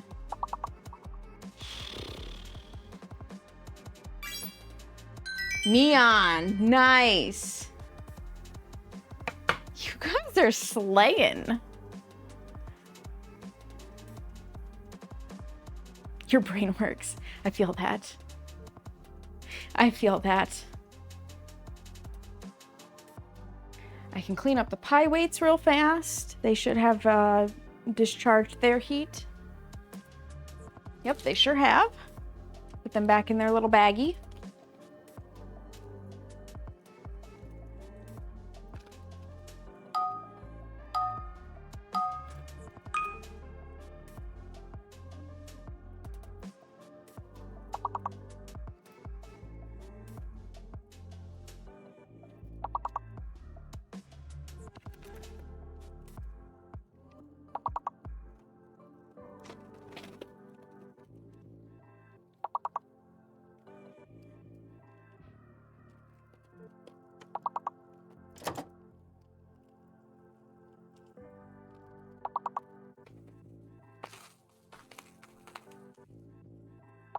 Throw out the parchment paper.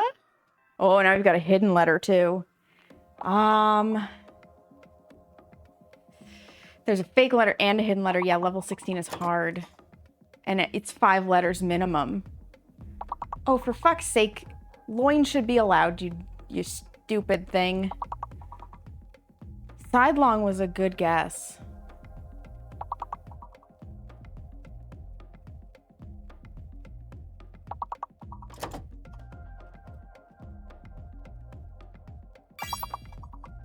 Lined. Okay, so we know we've got at least 5 of the letters.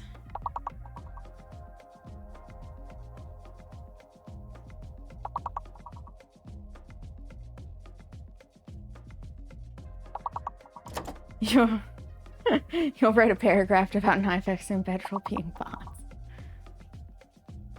G might be fake. Or R. Okay, the O is fake and U is... Wow. Yikes. That is a hard puzzle. You guys have done phenomenal, though.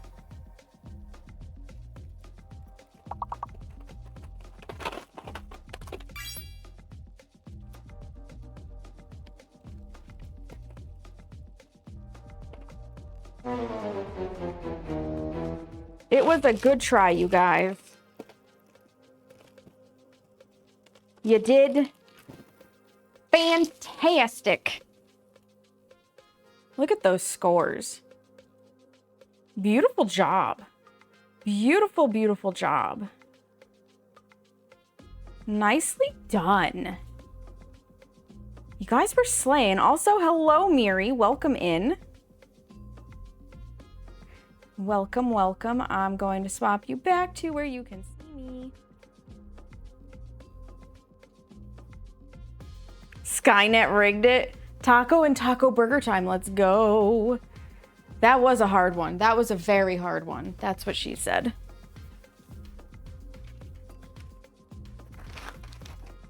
I'm just packing up my pie weights real fast. Finished Co-working over at Vash's and saw you were cooking. Yeah, sure am. We do love a good co-working stream. Oop, I should put my watch back on to count all of the steps that I'm getting through my kitchen. I take it off when I wash dishes. Even though it's waterproof, I don't like the feeling of wet below it. So when I'm washing dishes, I take it off. Why do I have a bunch of notifications? Okay, that's for the...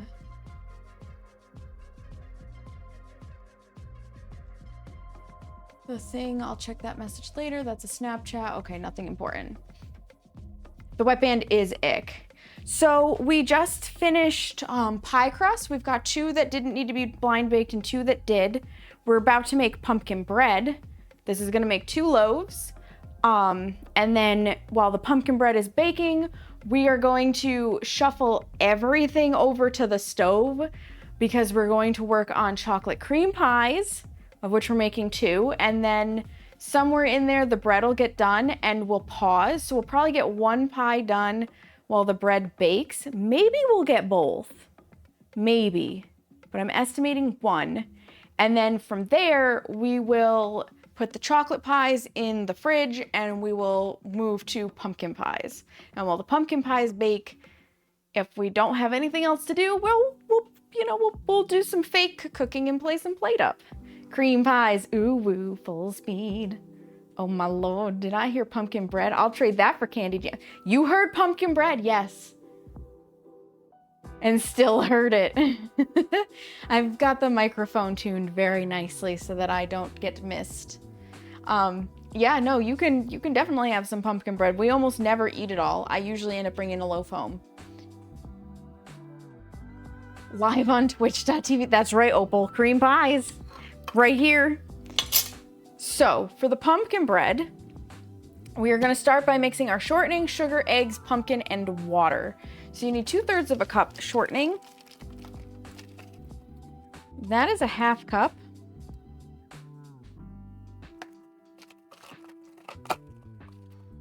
We're just going to open a fresh one. I should have washed my knife too. Oh well, I'll just get a different knife. YOLO, knives are easy to wash. Recycle this.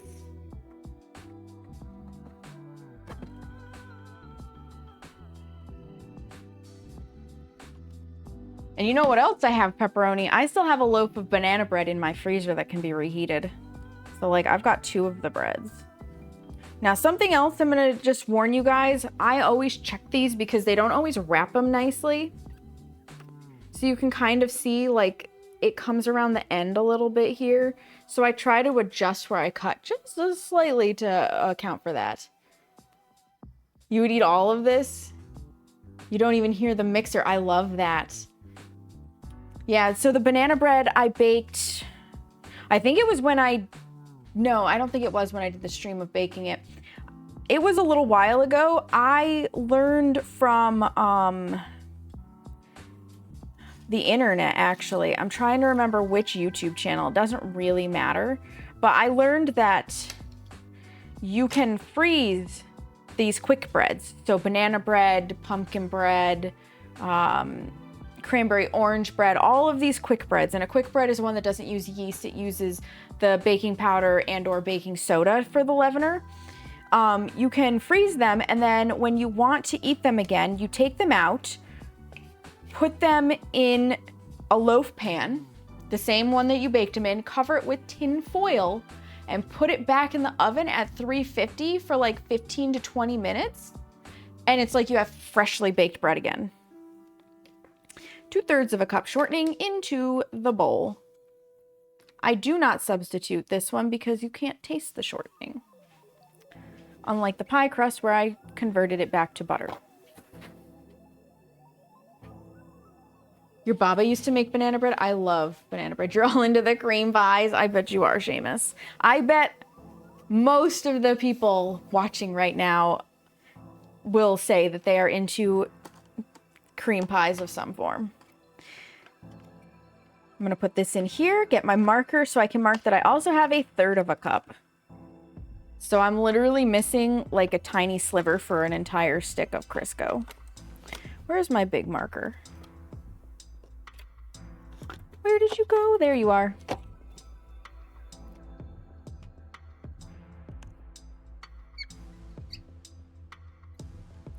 And then I know. Now I know what's in there. So when I go to use a recipe that's calling for a specific amount, I can check this first because I've labeled it. And then go from there. Eyebrow raise. The waggle. Set that off to the side because we don't need it. Okay. Shortening. Sugar. 2 2/3 cup sugar. Where's my giant measuring cup? This is a 4-cupper. I would get the weights for you guys, but I'm feeling lazy. I'm feeling lazy today.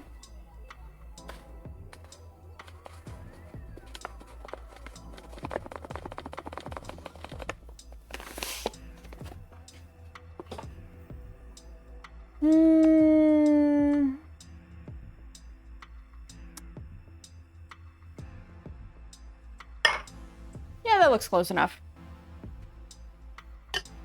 2 2/3 cup. 4 eggs. There's my little thing to snap it down. And this recipe, by the way, this recipe alone makes 2 loaves. You do not have to double it. But because it uses the 1/3 of a cup, 3 1/3 cup flour, it would be a real pain in the ass to have it. So I always just make 2 loaves. Eggs going in. And if you're confident like me, you can just crack them in the bowl. If you are not confident like me, or you have farm fresh eggs that you're not sure about, so not confident, I'm talking about shells. Farm fresh, I'm talking about the potential of rooster interference and or the shelf life of. Crack them into a bowl separately and then dump them in. And you might say, but Sam, you can just candle them for the rooster interference. And I would say you're right, unless nothing has developed yet except for a blood spot, which you should not use it if it's got the blood spot either. Oop. 1 very tiny piece of egg shell, and now it's gone. Got it. So when I get eggs from my sister-in-law, Marissa, I always crack them separately. But since I'm using store-bought, because the hens are getting a little older right now, I don't worry about it because I know they're fresh enough. Extra calcium. It is just extra calcium. Rooster interference sounds like a euphemism. Yeah, it means that the egg is fertilized. Opal's right. You once ate a bobby pin? Ugh. We are baking, Dari. Welcome. Welcome. It's been a while. I haven't seen you in a moment. Yeah, mainly the only reason I try to keep the eggshell out of my baking is because of the texture. Eggshells are not harmful to you so long as you've cleaned them properly. I just don't want the texture. That's all. Set that off to the side. The pumpkin. Okay, so we need approximately 2 cups of this. Here comes my cat. Because we're using a can opener. You got injured, but you're back now. Oh, I'm sorry to hear that. I hope that the injury wasn't severe and you are feeling worlds better. Ugh. Of course, it doesn't want to go around the can that direction. This feels backwards, but it's opening it, so that's all that matters.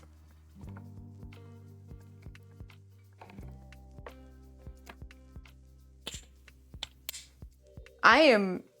Oh, nope, here he comes. I was like, I'm shocked. I don't have a cat yet. Here he comes.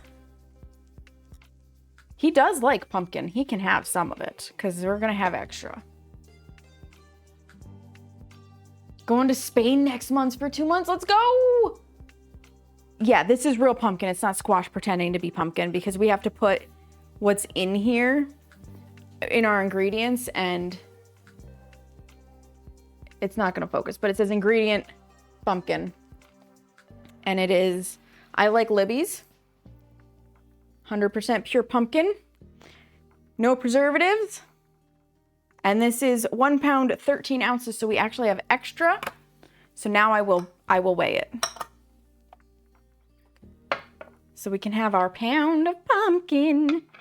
I could just use a measuring cup, but I don't feel like it.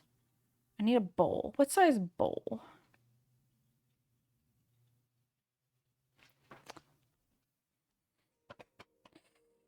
I'm going to use, I guess, a cereal bowl, just so I have plenty of room. Then I don't have to fight with it. You've never tried pumpkin? Oh, it's delicious. Because their wet food is Pop Top. Ah, yeah, so when we had Mr., there were 2 of them, so I will say they. But he did like, with Mr., like they always got, we would make like chicken salad and we'd open those cans, or you use the canned tuna fish and they would get the juice. We would dump the juice into a bowl and they got that. So they're used to the sound of the can opener. All right, turn this on. We're gonna set it to pounds. I mean, I could do ounces. 16 ounces is a pound. It's loading. It's thinking. There we go, unit. Kilograms, no, pounds, beautiful. And then we're gonna hit the tar button a little bit because it likes to bounce around. Okay, we'll be close enough. It doesn't have to be perfect. We just need a pound of this good old pumpkin.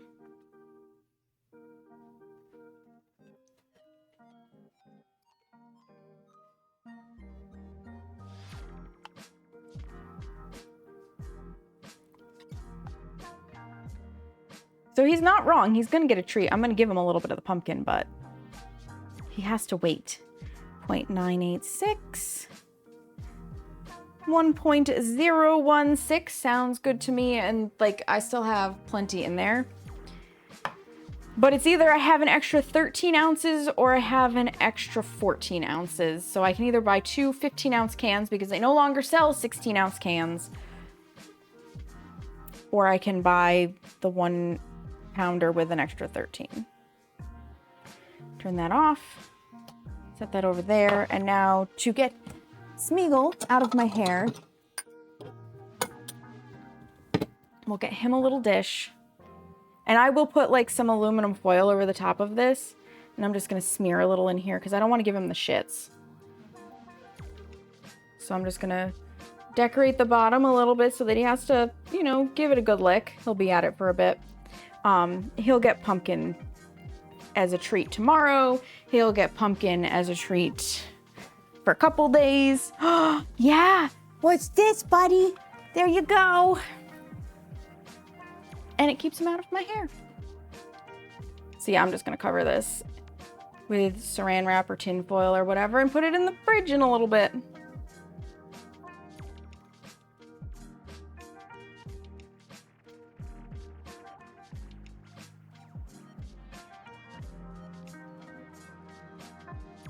Get the chunks off. That'll have to be rinsed. Boop.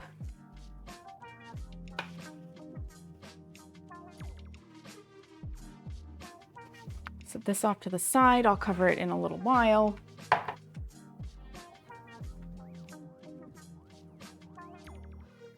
You knew them from baking with your grandma. Yeah, baking is a great way to learn fractions.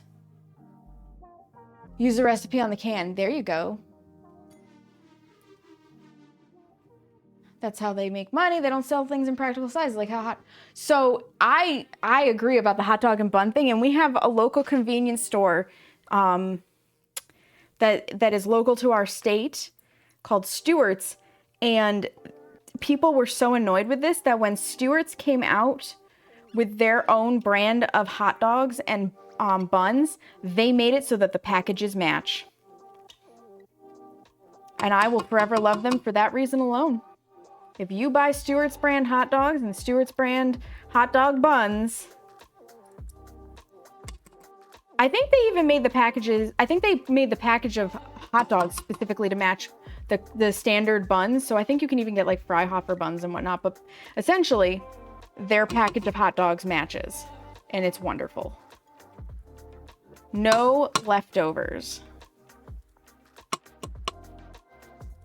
Pumpkins in. And the water. We need 2/3 of a cup water.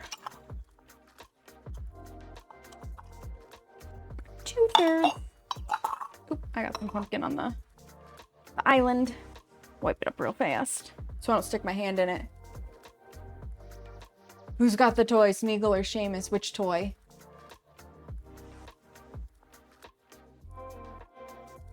Ah, is Odell a cat or a dog? It is genius and it is good marketing, yeah.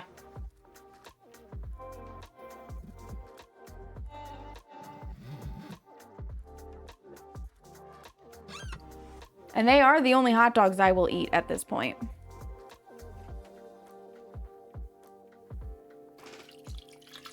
I like to actually use my steamer basket and steam the hot dogs. That's my favorite way to have them. All right.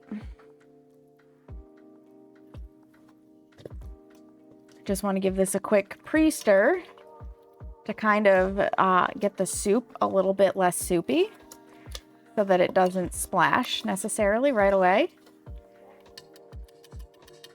Smack the Crisco out from in between. Get out of there. Thank you.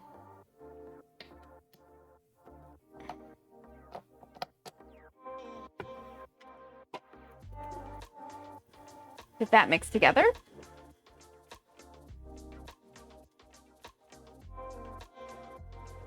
Yeah, that's messy now. That's messy now. 2 cats here. Let's go. I love cats. And I don't dislike dogs. I used to be afraid of them, but I don't dislike them.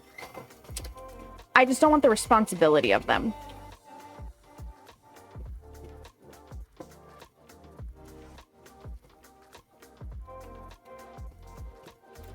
There we go. It's not perfect. There are still little chunkies. However, we're gonna get the flour and stuff in there, and then the flour will combine and that'll fix the chunkies. It's just chunks of Crisco where it hasn't quite fully homogenized. So it's soup right now. It's soupy. Yeah, and especially like Seamus and I like to be able to just call a friend or a family member and be like, hey, we're going out of town for a week or a long weekend or whatever. Can you just come and check on the cat once and make sure he's got food, water, and give him a scritch? And that's all we have to do. Smeagol is perfectly content by himself. We don't have to arrange for an in-house sitter or like boarding or any of that. All right, we're gonna add the flour, baking soda, salt, baking powder, cinnamon, and cloves, and mix until smooth. So we're gonna start with the little things, the baking soda. We need 2 teaspoons of baking soda. Let me get my teaspoon out.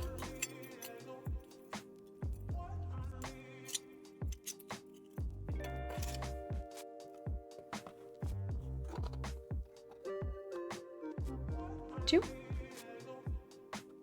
And this is soda. This is soda. 2 teaspoons. 1, 2. I love recipes that use both baking soda and baking powder because it tells me that they probably had no idea which one was going to do the best leavening. In theory.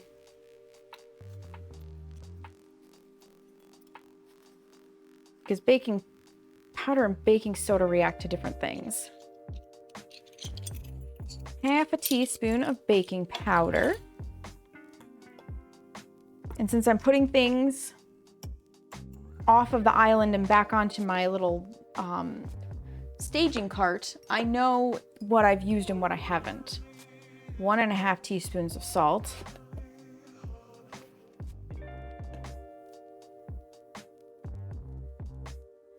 Half.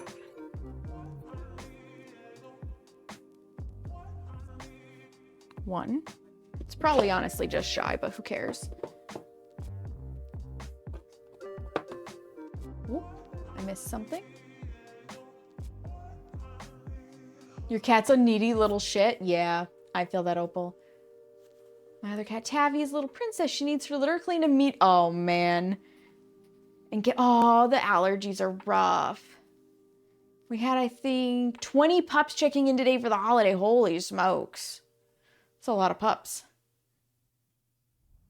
Aw, the runt of the 3 from the litter. I love the runts, though. They're so cute. Cloves. Teaspoon of cloves, a teaspoon of cinnamon. I know that these give you like the pour spout, but honestly, fuck that. Just take that off. It's so much easier to take it off. That's what he said.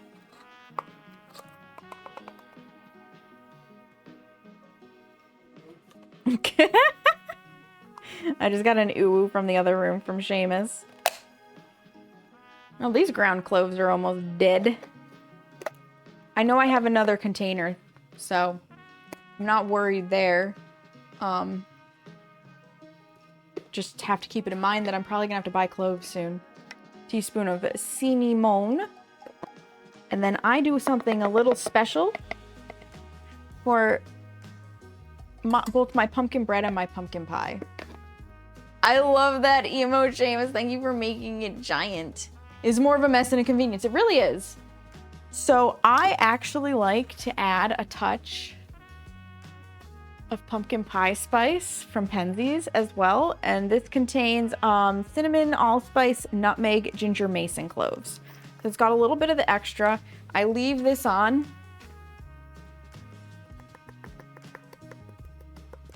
And I'm just gonna do some taps. Because obviously we've already got ginger and cloves, or not ginger, cinnamon and cloves in there, but I find that the little bit of extra spices are nice. And now we just have the flour left. I'm just gonna set this off to the side to dry because it was just water. How much flour? 3 1/3 cup.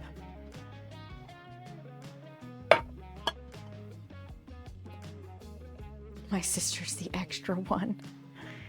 My sister is definitely high maintenance. Love her to pieces. But even she'll tell you that of the 3 of us, she is the highest maintenance.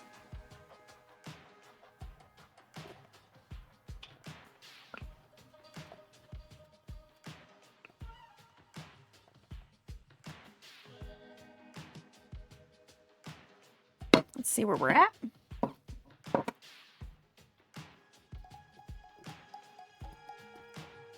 Some of the excess flour off. I think we're only at like 2 and something. Yeah, we're at 2 2/3, so we need 2/3 more cup.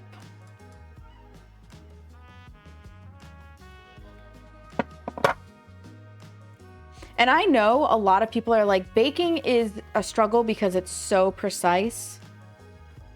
I am mildly precise. That's like 3, a little bit more.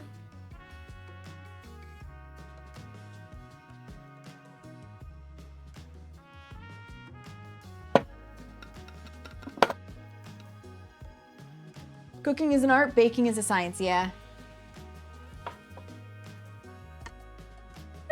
Looks close enough. In it goes.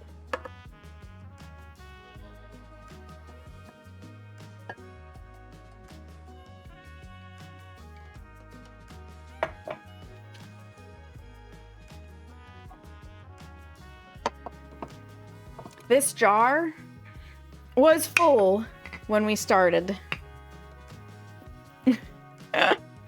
This This is why I always keep an extra bag of sugar and flour in this apartment, because I go through it. I go through it fairly quickly because I do a lot of baking. Okay, set that off to the side. I need this guy. Again, I'm going to give it like a pre-stir to prevent super splashes.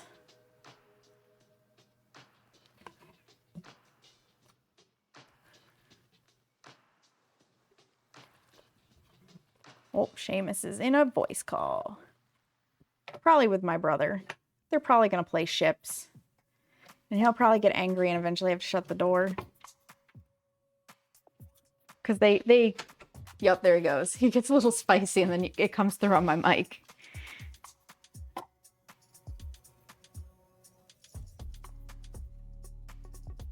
One ghost hand, one regular hand. Yeah. Yep. 100%.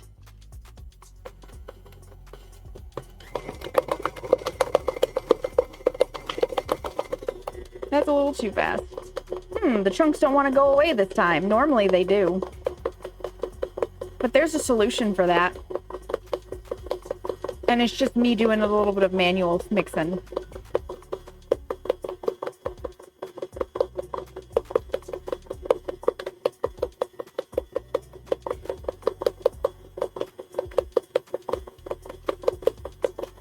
It smells so delicious. Yeah, you can kind of see that there's still clumps of Crisco. But it is mixed. Like the flour is combined in there. We just got to get the Crisco to do a little better. Do better, Crisco. Do better.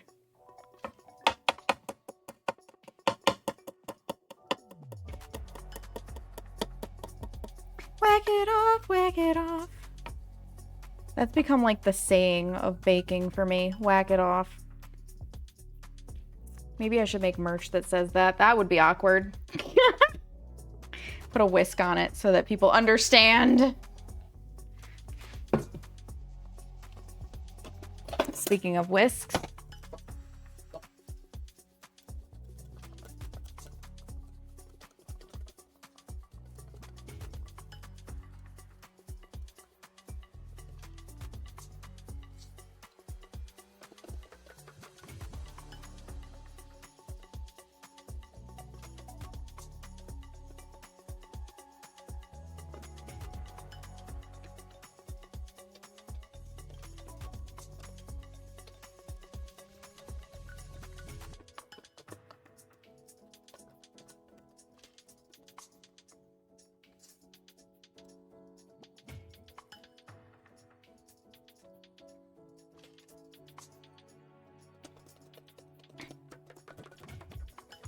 Do this to get the biggest of chunks. Okay. And then we'll use the spatula to get the smaller ones. Do better, Crisco. We're counting on you. Favorite type of thing to bake? Cookies. I love cookies. And I bake a lot of cookies. Christmas is coming. I was mentioning this earlier. Christmas cookie baking will commence on December 15th. I'm going to stream as much of it as I possibly can. I am debating on the more labor-intensive ones. Like, I would love to share this process with you guys. But the really labor-intensive ones, I need. Like, this isn't even a want. I need for my brain and my sanity to listen to podcasts. Obviously, I can't have the podcast in the VOD, and what I want to listen to for podcasts is probably not what you guys want to listen to. I'll be very honest. I usually listen to like medical podcasts. From somebody who can be a little controversial. So I'm thinking maybe if you guys are up for it, those ones I can put on, like I'll figure out how to split my audio properly, so that you cannot hear the podcast, but I can hear the podcast. And instead, you guys can hear music that I will not be listening to. And we can do like a co-working stream for baking, because I will not, like, I just cannot with these really labor-intensive cookies. pay attention to chat because talking to chat does slow me down. But just like you can watch and you can do what you got to do at the same time, and I can listen to my podcast and there will be Christmas music going, and you know, maybe we can do it together. Sounds like a good plan? Or do you beat it? A whisk that has whack it off on the handle. Yes, I think I'm gonna do that, Miri. I do. Because I do say whack it off all the time. All right, we're just gonna have a little bit of Crisco that has to melt. I've had this before. It's not a big deal. It's really not. So it's got like the little chunks. We've done what we can. We have KitchenAid mixed it and we've hand whisked it and hand mixed it. And it's just like, this is what we got. It is what it is. The Crisco will melt in the oven. Okay, speaking of the oven, 350 degrees preheat. And the moving of the pie crusts that are sitting here that have, as I told you they would, shrank. They've shrank a lot. Bake, 350, start, turn the oven light on. And even though I know there's nothing in there, just triple check. Yeah, so let me show you our pre-baked pie crusts. The pie weights did interesting things to the bottom, but we got one.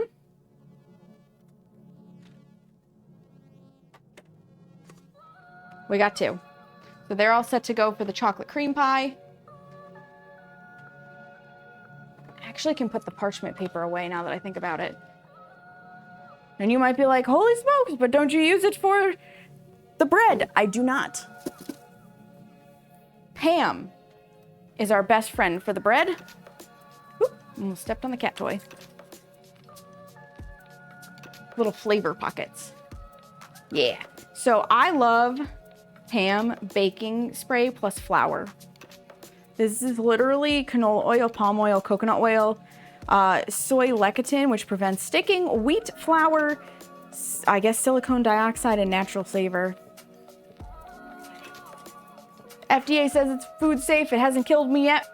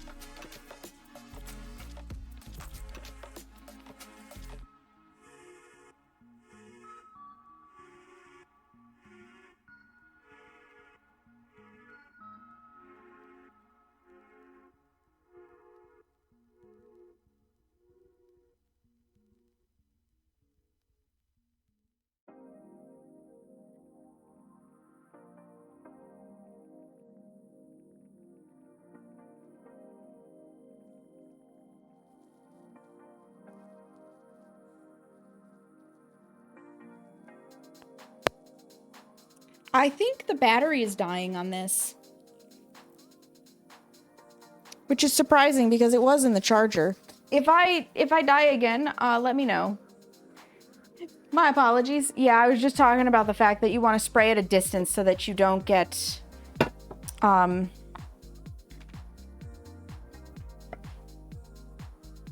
that it doesn't clump up. And we're just going to try to pour this half and half.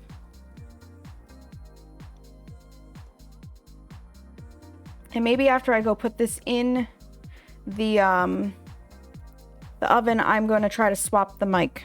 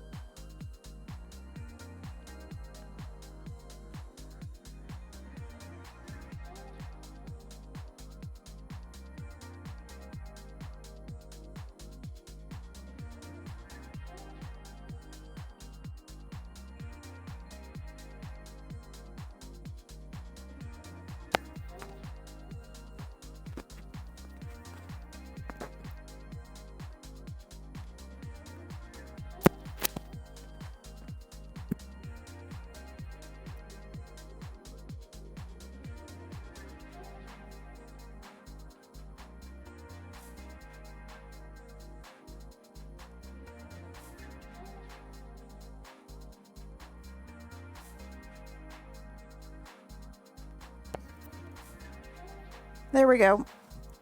I know the ads have started, but there we go. Oven came up to temp. There we go. Beautiful. Now you can hear me again. That's why we have 2 mics. And also, Carrie, sounds wonderful that your dinner is done. All right, so I'm just gonna give these a shaky shake, just to kind of even them out a little, level the top off. And then, because I prefer it this way, I do sprinkle the top with sugar. And it just kind of makes it like that crispy, crunchy, crusty top.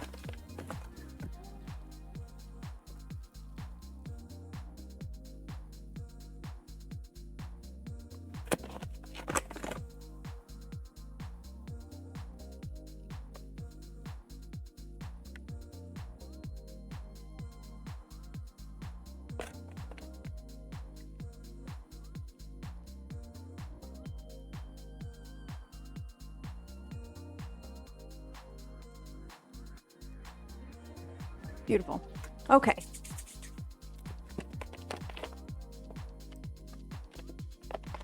Takes care of the sugar. I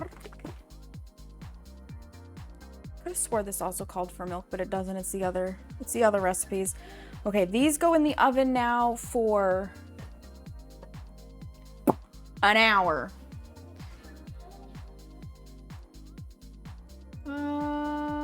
Okay. We've got a text from my aunt. 0, 1. Next, done. What does she need? Anything important? The entrance to the parking lot is on Green Street. It's by the little cemetery. You'll see balloons to get you the door. Thumbs up. We'll give them a thumbs up.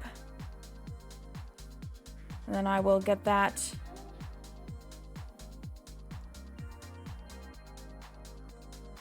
I want to crop it because Pete's parents will need this. Save. So they know where they're going.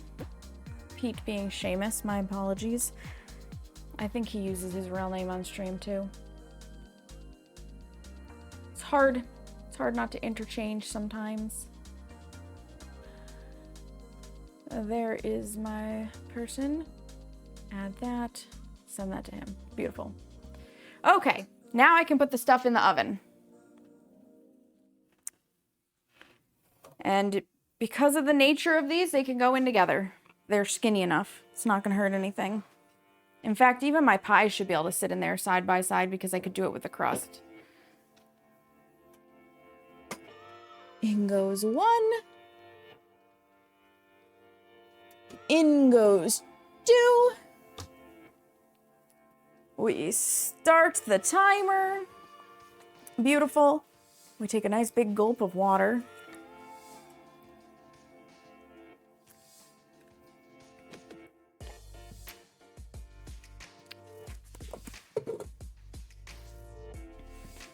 And I think Seamus is indisposed, so I'm gonna get this filling with water, tidy up a little bit, and it's gonna be another I need to clean for a moment time. I'm gonna be smart and leave that knife out this time though.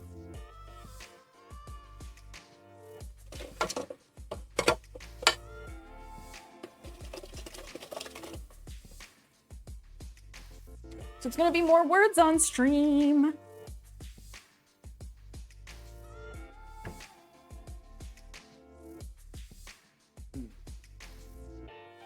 This guy can just sit in here. I'm basically washing the bare minimum right now. Welcome back from the ads, friends.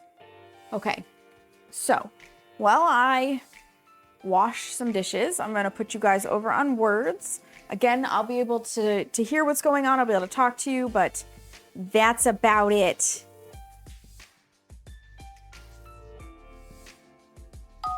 Good luck.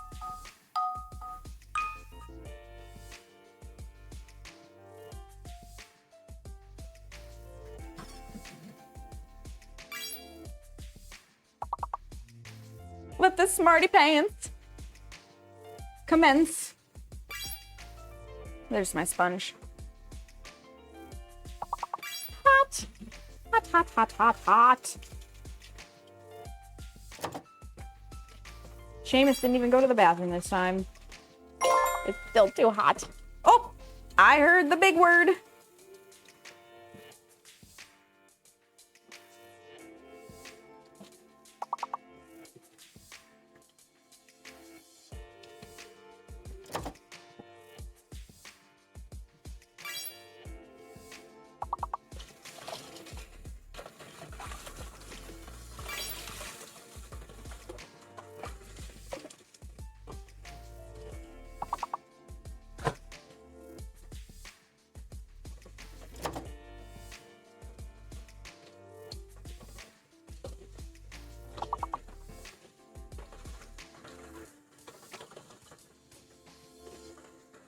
You know, I think this is one of the, this might actually be the first baking stream where I'm going to make stuff and we're not going to try it on stream because it's for tomorrow. Because even with the cookies, usually when they're done, we can sample one because I don't need all of them.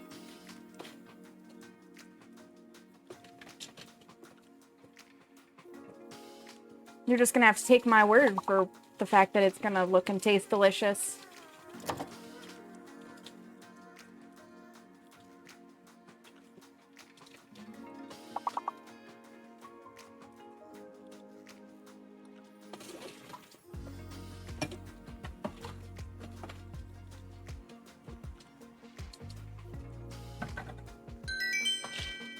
Oh! Very nice, very nice. I heard that.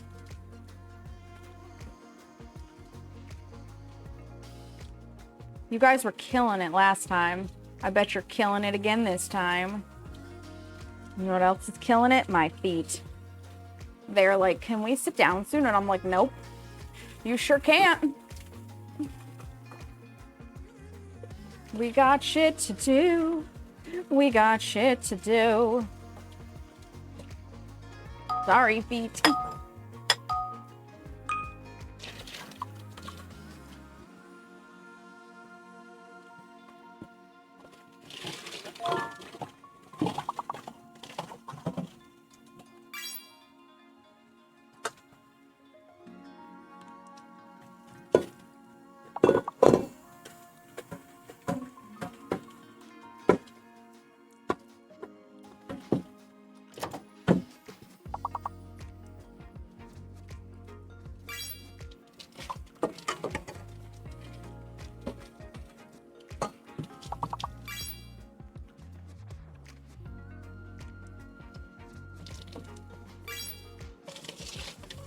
Nice thing is, though, I've got a really good partner who, if my feet really super bother me tonight, he will rub them for me.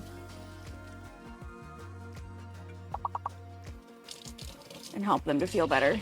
Between him and ibuprofen, I'm all set. Oh! I heard the Smarty Pants bell. I heard it. Look at you guys go. I'm honestly surprised my brother's not here for this part because he loves words on stream. But if they're playing ships, like, he can't just stop.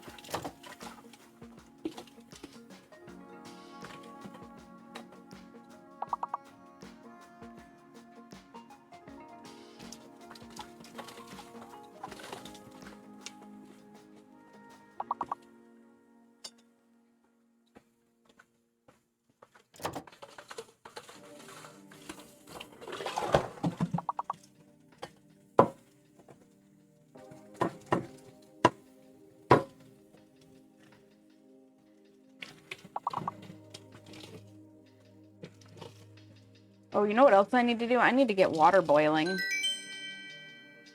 Because we can't do the chocolate cream pie if I don't boil the water. Oh, oopsies.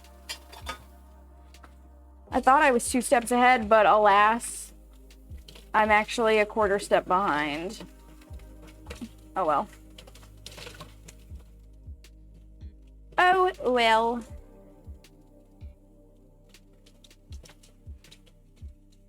There's gunk out of my poor sponge. It's all the flour. Oh, there we go. There we go. So let me get water on to boil. I'll get the pumpkin into the fridge.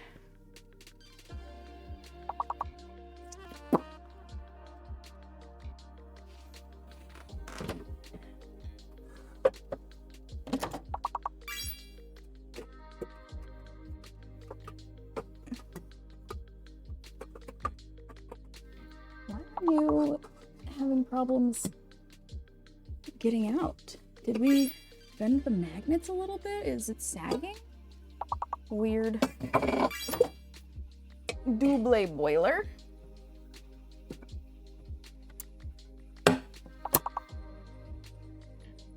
Oh, you're already up to level 5. Nice.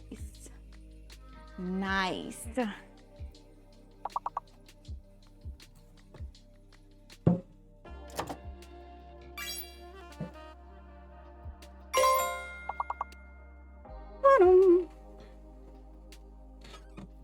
Okay, that'll do it. We don't need a lot of water.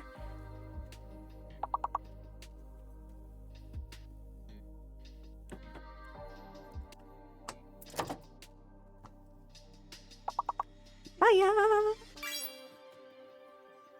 Do that.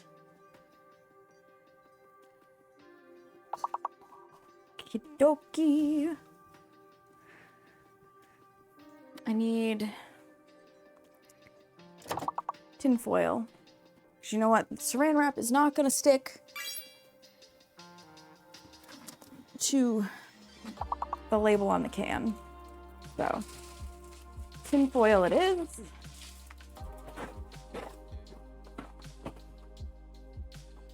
To save the pumpkin that's left over for the cat, which he ate a chunk of it out of the bowl, but not a lot of it. And that's fine. It can sit there. He can go back to it at his pleasure. I'm not worried about it.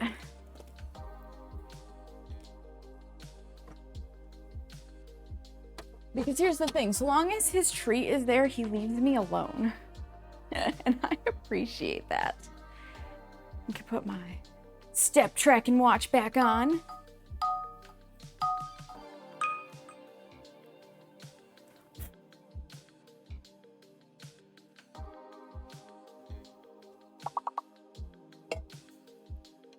Wipe down this island again.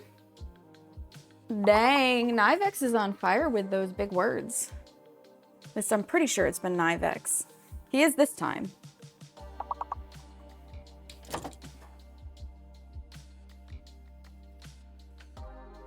Okay. Takes care of that. And I want to, before I forget, I'm gonna go plug in the other mic so it can actually definitely charge. It also gives me a moment to sit for a second while I get that all plugged in and hooked up. Because it's probably more a case that the case itself is what needs the charge. Because it's one of those things where the case gets a charge and then it charges everything in the case. And I'm gonna guess that I've used it enough that that charge is dead. Yeah, it's dead. The L is fake. Yeah, once the big word's gone and you've got like a fake letter or a hidden letter, you can just work off the big word and you don't have to worry about what's up top.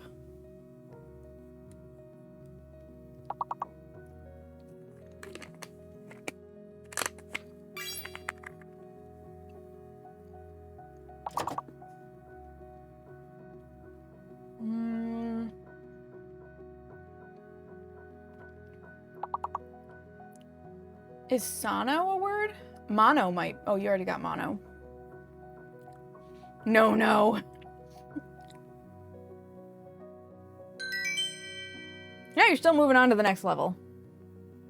That's the important part.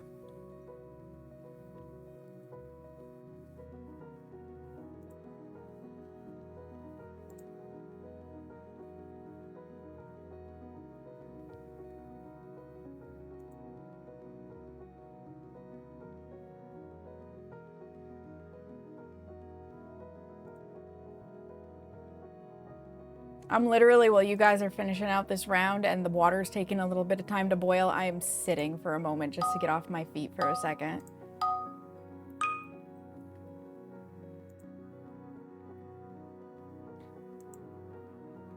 Yes, absolutely, Miri. Because I've still got 4 pies to make. Granted, 2 of them will be easier because then we'll be sitting after they're in the oven, but 2 of them require some standing.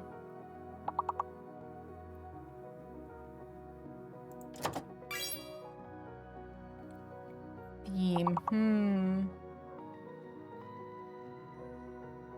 The R is probably, oh, yeah, the R's gotta be the fake letter.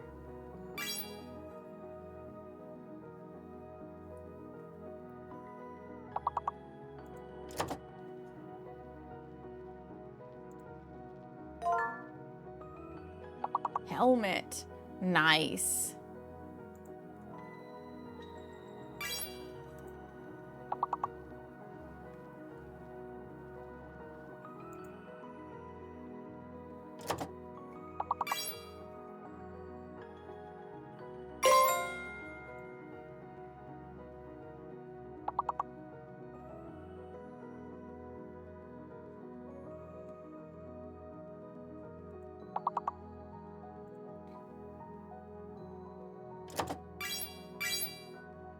Meth.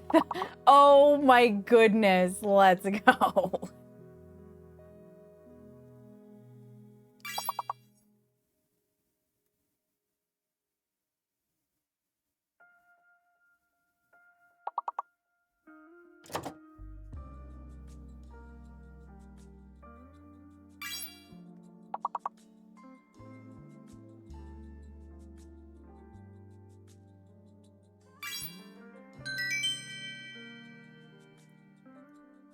Sweet.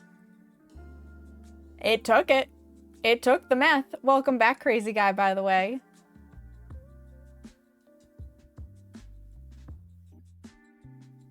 Listen, I'm not surprised that this game allowed meth. I'm really not.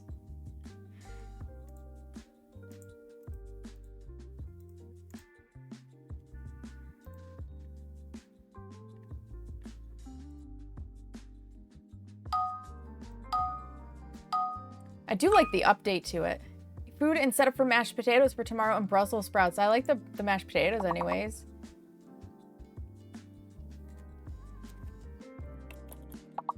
Let me see. Let me see if I can get one.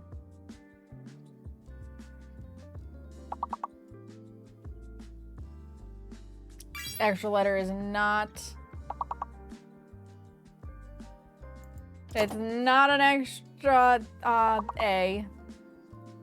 Roasted Brussels sprouts is where it's at. The R is fake. Okay.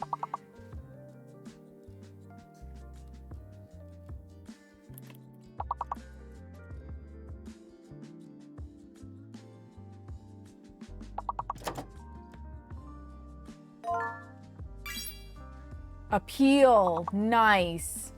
There it is. There's the big letter. Apple.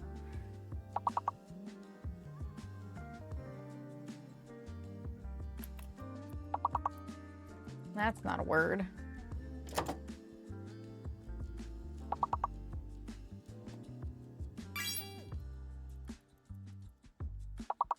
Nice.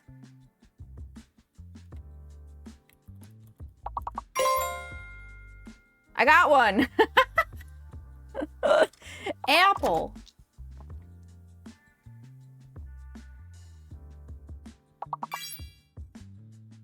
Appall. Very nice, very nice. I'm very curious as to what all of these P words are.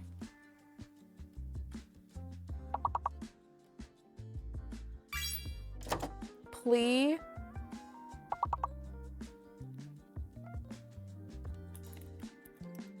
That's not a word. Papa. Okay. Pulp. Nice. Beautiful. You're killing it. Absolutely slaying. And I can manually hit the continue button. How about that? 5-letter words minimum. Avail. Okay. Oh my God, and we can't see. My brain also wants to say vagina. So avail is a word.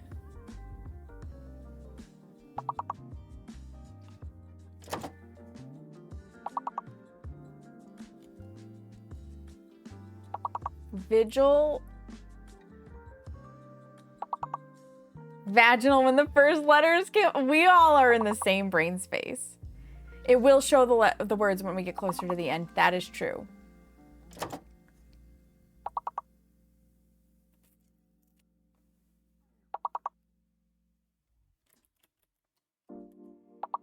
I wonder if S is one of the words or one of the letters. Doesn't seem that way.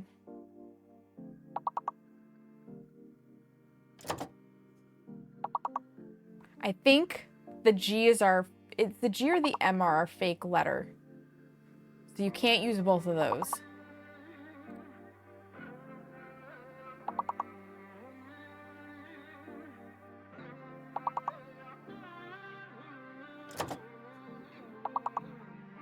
Village. Viagra. Oh.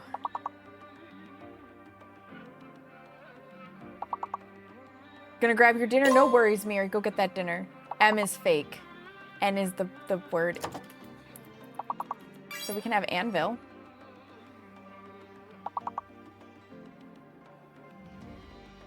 Vaginal is the big word, I bet. Yup. All of us that were thinking vagina and stuff, we were not wrong. We were not wrong. Amazing. Amazing. Good job, you guys. Level 19 that's doing good. That's doing good. Way to go. I'm gonna hit the exit button. You were right, Nivex. You were right. You should have typed it. That's so funny. That is so funny. All right, let me come back out to the kitchen. I'll put in a little marker and we'll switch back to where you can see me. I was convinced there was no way, right? It feels like it shouldn't be possible because we're so used to, I feel like, the extreme censorship of common medical terms. Like, vaginal is not dirty. But, you know, the internet and social forums being what they are, we do make it dirty, suspenders. That is not a lie. Okay, we're done with the pumpkin bread recipe. We've got 40 minutes left for them to bake. They are looking good in the oven. We need to go to the pie section.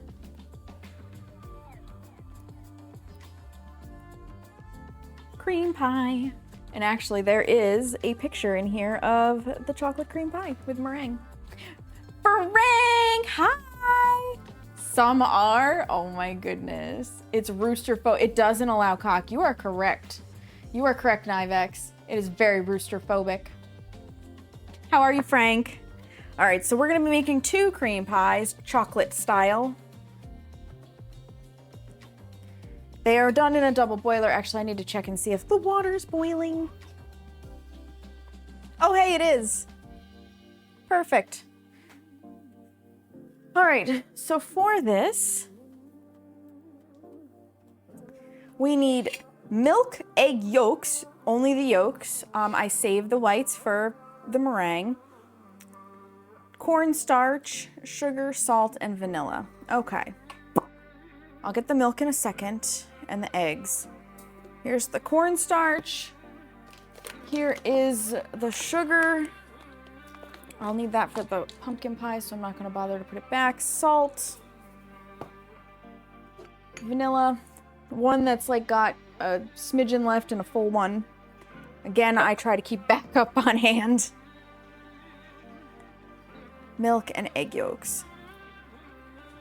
Smeagol time! I have to refund to Amber. I can't do Smeagol time while I'm baking. 'Cause cat fur.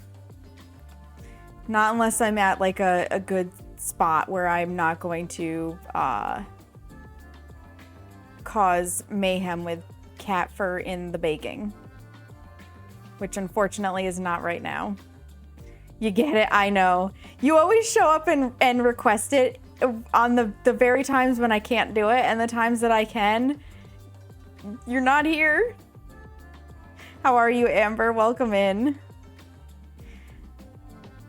I should have paused it. I just didn't think of it. I'm gonna need this guy. Give him a little wipe. Because we need a lot of milk. 3 cups of milk, 3 cups of milk. And basically in the double boiler, we're gonna put the milk, the egg yolks, the cornstarch, the sugar, and the salt, plus chocolate, which, grab my chocolate squares. 60% cacao. Ready to be off work for a few nights. You just gotta get through tonight. You got this, Amber. I believe in you. I believe. So basically we put everything in except the vanilla. The vanilla goes in at the end.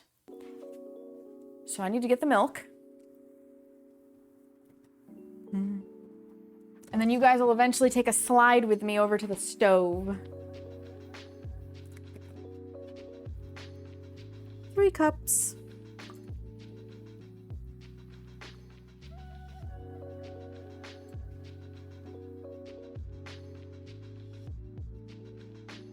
There we go. And this is why Seamus got extra milk, because I'm gonna be using 6 cups alone for this pie, and then the pumpkin pie takes like a whole bunch more. Welcome back, Miri. So 3 cups of beautiful whole milk. And I'm gonna tell you guys, you can use whatever milk you want, but I am not going to ever switch away from whole milk. I don't care how lactose intolerant I potentially become in my older age. I'm not sacrificing my flavor for 1% of milk. Because literally skim milk is 1% milk fat. No, 1% milk is 1% milk fat. Skim milk is 2% and whole milk is 3%. So I will not skimp. All right, we need 2 squares of chocolate. Baker's chocolate. Ooh, it's a fresh one. Ho, ho, ho. I like that. You can use whatever kind you want. I use Ghirardelli because I'm bougie like that. One thing I don't skimp on is my baking ingredients.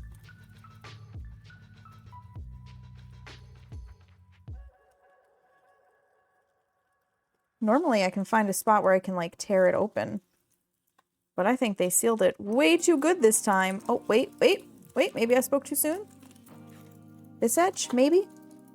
Nope. Okay, we're just gonna tear it. Into the garbage.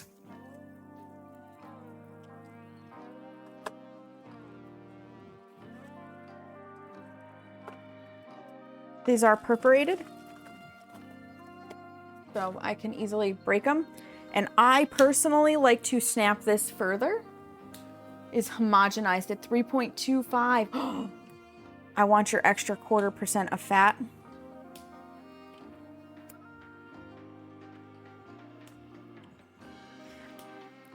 You don't have to break the chocolate up like this. I just do. I personally feel like it helps it melt a little bit better and easier. I'm sure you could also use cacao powder. I just don't know what the ratio is from square to powder. That's all.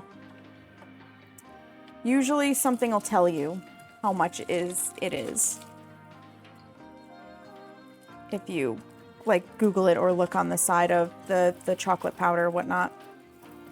Then we just fold this back up and slide it back in our box. Maybe. Get in there, you darn fool. Listen, you came out of this package. You will go back in. I promise you fit. I promise. Oh, it's a tight squeeze, but she's making it. That's what she said. greater surface area, the age-old problem. It really is. All right, we need 3 egg yolks. So I'm gonna need an extra container or two extra containers. Let me get my eggs.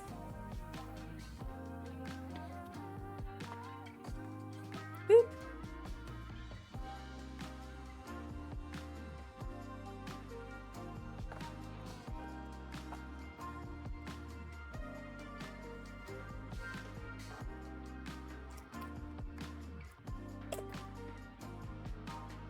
One, two, 3. So I don't support multi-level marketing companies very frequently, but I will tell you right now, I very much appreciate Pampered Chef for their little monkey dishes that come with lids.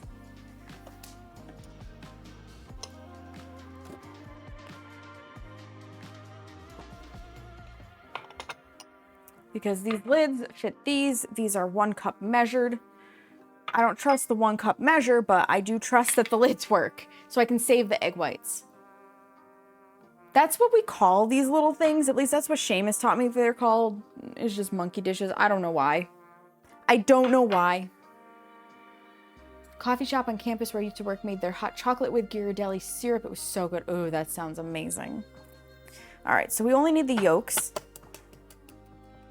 And meringue can't have yolk in it, so you split them carefully. I used to use like a fancy little separator, and then I learned that it's super easy to just do it. Actually, I might not need the second one. Here's one. I'm so used to having to like use multiple. I'll need that for the next one though, because I don't know that I can fit 6 egg whites in here, and I don't know that I want to.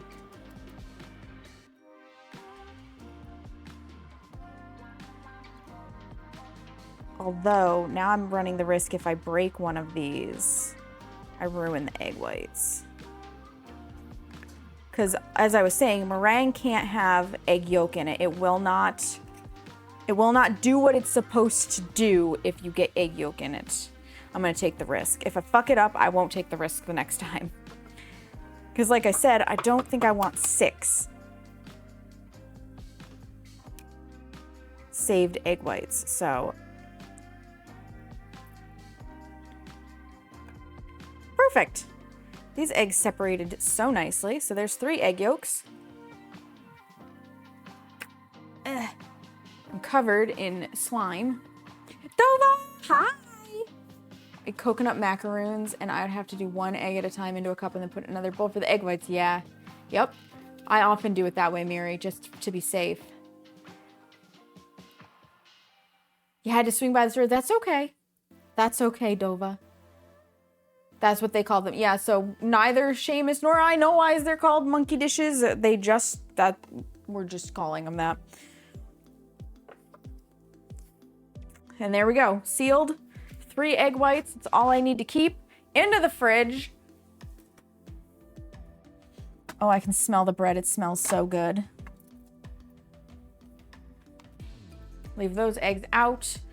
We then need, I think it's 4.5 tablespoons of cornstarch. This is what really makes it thick.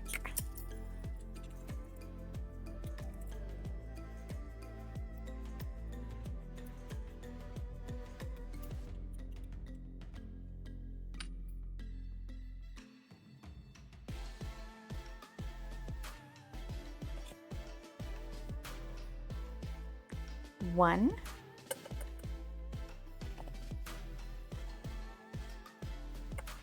2.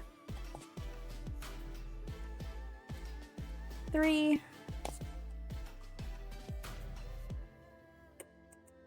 4.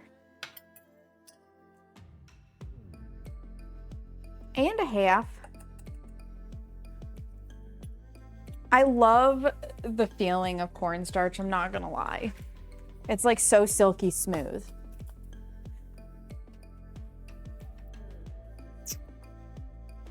Three-quarter cup sugar, pinch of salt.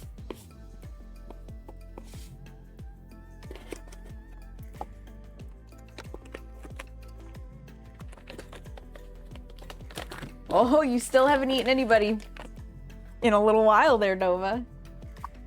You sound watching baking. Your stomach is so disappointed. Oh my gosh, Mary, I bet. I bet. But just think, if you're doing a Thanksgiving dinner tomorrow, no, wait, from the sounds of it, you might be in Canada, so you've already done your Thanksgiving dinner. But if you're not, if I'm wrong, if you're in the US, then, you know, Thanksgiving dinner tomorrow. Close enough to 3/4 of a cup. You had Thanksgiving last month, yeah. So you get to remember fondly what you've already eaten.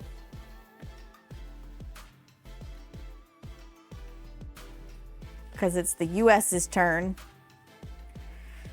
to gobble till we wobble. And a pinch of salt.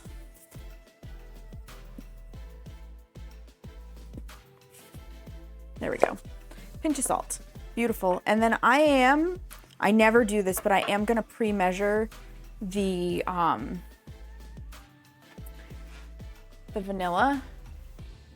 And these little sauce dishes that Colette got me for my birthday will be perfect, because that'll honestly make my life easier. Since I already know that this is not enough. I need my teaspoon. I'll just use the half teaspoon. It's easier to only dirty one.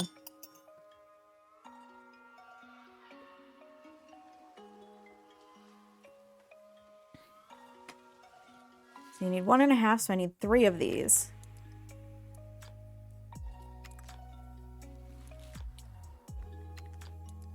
Okay, so that is a half a teaspoon. So there's 1, and then my vanilla will just be waiting for me.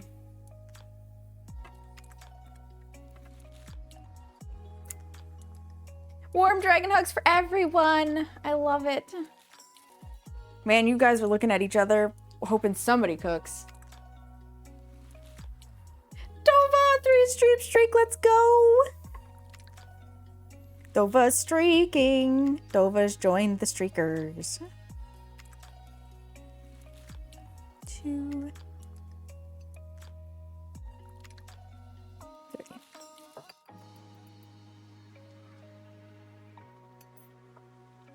Oh, love the smell of vanilla. I know it's very bitter to just eat it, but I love the smell of it. Okay, before I put that onto the stove top, get out my big spoon and give this just a really quick break everything up stir.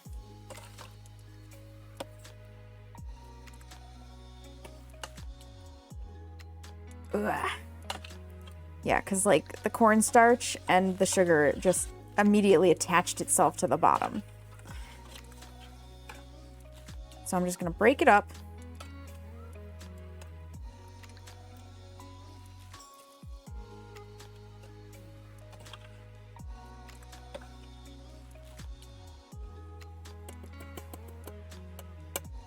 Okay. Now, I can't straight put this on because once you get it on, you have to keep stirring. Exactly, I gotta break up that unauthorized party.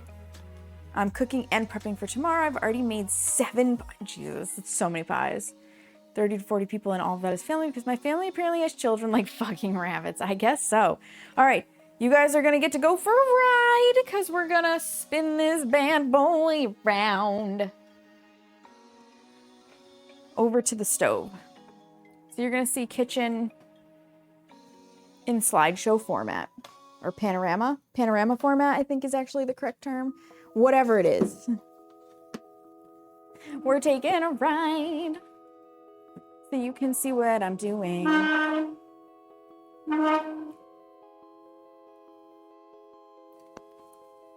gotta pull the plug a bit to give it some range because the laptop stays plugged in for safety's sake. Okay, I can still open the oven, very important. There's my pot of boiling water, perfect. Now I can bring the pie over and pop it onto the steam. Here we go. And I've got 23 minutes on the bread. I won't. You also love the smell of vanilla? Heck yeah. It has a great smell, which is interesting for something that now has a cinnamon for right? It does. It does. And the light is different over here. You can see it doesn't know what to do. It is a skillet, basically. What the heck are they called? A flat iron there. A griddle. It is a griddle. Yeah, so I think it was 3 years ago today, practically. I was making my Thanksgiving pies, and I realized that the oven was not holding temperature. Like, it could not get up to 400 degrees. And that was making it a struggle to bake my pumpkin pie for Thanksgiving. And I looked at Seamus and I said, I don't care if you can buy me nothing for Christmas. We are going out Black Friday weekend and we are getting a new stove and an oven combo because this one is not working. It doesn't hold temperature. I can't bake properly with it. And he grumbled at the fact that I wanted him to spend $800 right before the holiday shopping started. But he did it because he understood that I had to have an oven that works properly and holds temperature. And the fact that it couldn't get up to 400 degrees was a real problem. And this is what we bought. And he loves it as much as I do because he really likes making grilled bagels in the center. On top of which, not only does it hold temperature properly, but our gas and electric bill went down. So our old oven was that inefficient. We are the landlords, Dova. We own the building. It is an investment in happiness. Timothy and Chandler from Monty Python and the Holy Grail. A griddle? I will not pull the plug on everyone. Oh my god, that's hilarious, crazy guy. Got to be careful when it comes to buying certain things during Black Friday because what companies will do is that they'll raise the price a month or two beforehand and then put them... Yeah, that is true. Seamus is king. He is very good to me. Yep, we do. We own this. And the oven is very needed for cookies. It is. We are also very lucky. I say lucky.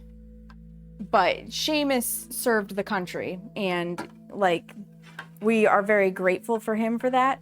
But Lowe's offers a military discount.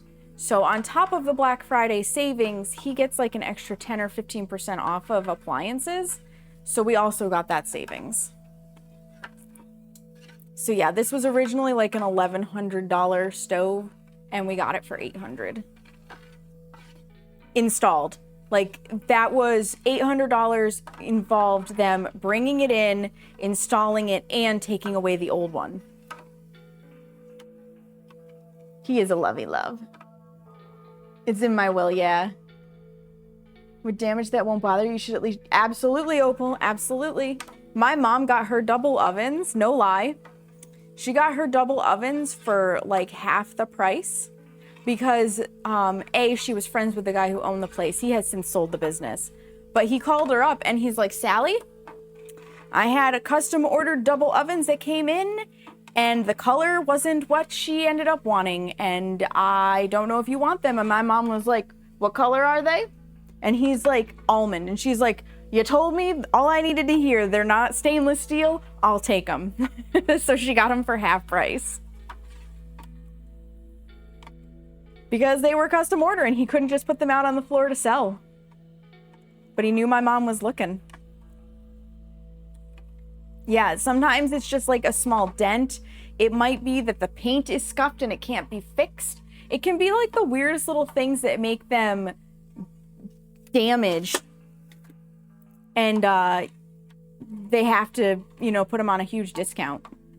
If you don't mind those small imperfections, like, you can get a really good deal.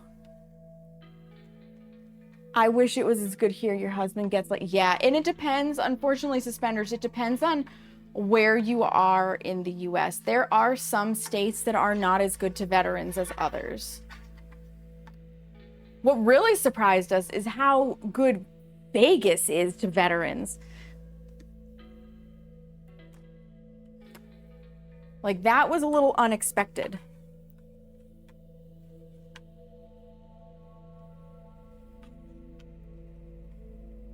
No matter where they are. Yeah, I agree. It, like, even with mandatory service, people who go into the military, that takes a lot of balls to effectively sign a contract that says my life belongs to my government. Or, well, country really in this case, because our military, when they take their oath of office, the oath is to the Constitution of the United States of America, not the government of the United States of America. And that is by design, because we have the right in our Constitution to overthrow a tyrannical government that we deem is no longer upholding their oath or oaths. So the military actually agrees to protect the Constitution first and the government second. So the Constitution and the people will always come before the government in the eyes of the military. And I think that is a beautiful system. It is how our forefathers intended it so that we can maintain the freedoms that we enjoy. Yep. We got an oven that's 1200, but because it's a little scuffed, you got it for about 650. There you go. Nothing's wrong with it internally or externally. The only thing that's wrong with it is some of the stainless steel is scuffed on the outside. No, yeah, if it doesn't cause issue with baking and stuff and you don't care that it's scuffed, perfect, crazy guy. It is perfect.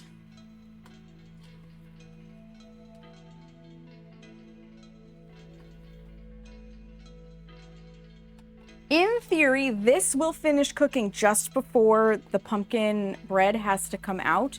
So we may make one of these and get it in the fridge, take a side step, put the pumpkin pies together, and then get more water heating up to put the second chocolate cream pie together, because we're gonna have that like gap where we can get something else in the oven. Again, I'm trying to just use my time as efficiently as possible.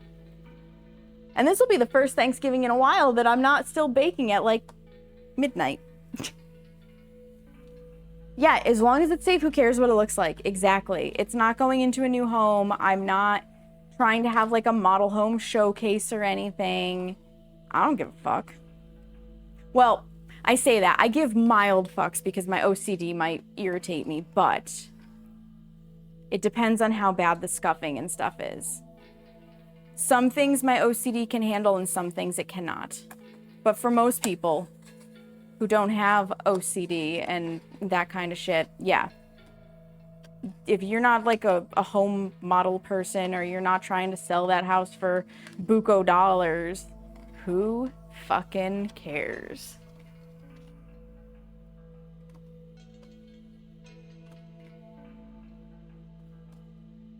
We're traveling with these. We're traveling. It's OCD with the letters in the right order. Exactly, Knivex. You had a wipe like that once?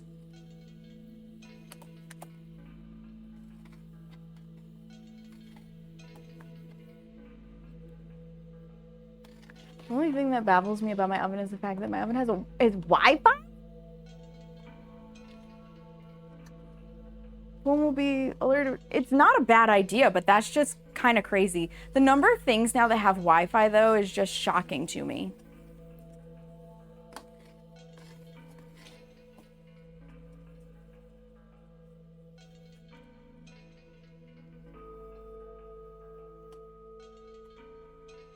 And I will only... So here's the thing, you guys. I won't use like an Alexa or a Google Home or anything like that to control my house. But I am definitely chill with like Wi-Fi lamps and stuff. I think that's really cool. So that you can control like your lamps, your thermostat, etc. from a distance. Which can be like really nice if, say for example, you left in the morning, thought you were going to be back before sundown, and then oops. You're not. You could turn a light on in the house so it's not pitch black when you get home. If you're traveling and the weather shifts or something, you can maybe adjust the heater and the furnace, things like that. but I don't want like the world wide web of voice chat to be able to control my house. Like, listen, I watched Smart House on Disney as a kid. I understand the fact that my house will eventually rebel on me because of AI and shut me in because it thinks it knows best, and I'm not gonna live that life. I like a simpler house. So to date, the only Wi-Fi lamp we have is my nightlight. Remote lights, I can turn them on off without getting out from, yeah, yep, absolutely. Toothbrush or a reminder to brush, okay, reminders to brush my teeth might be kind of nice, not gonna lie. All right, it's thickening. We're not ready yet because we're not making like good, I don't know, yeah, you guys can't see in here very well. We're not making good trails. And I cannot, unfortunately, raise that up so that you can see better. You just have to trust me on this. But like you can see, it's thick on the back of a spoon, but it's not thick enough. Get it thick. Absolutely. He set up a Raspberry Pi and then like fully automated our house on a local network that, yeah. If I could do it on a local network that doesn't reach outwardly, I would be chill with it. I would be chill with it, but I don't want the internet to be able to do it. That's why when we had a porch pirate problem and Seamus wanted to put up a security camera, he did the research so that he could do it on our own local intranet. And we did not get like a Ring camera or anything because those send to the internet at large. And we were like, absolutely not. Nope. So ours is completely local to us, to our house. And funny story, one time I thought that there was some random person like looking into our door and shit. I just didn't recognize myself on camera.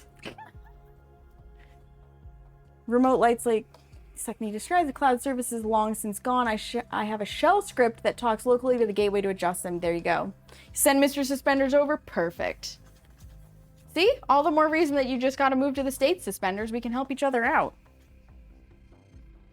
Like a house on fire.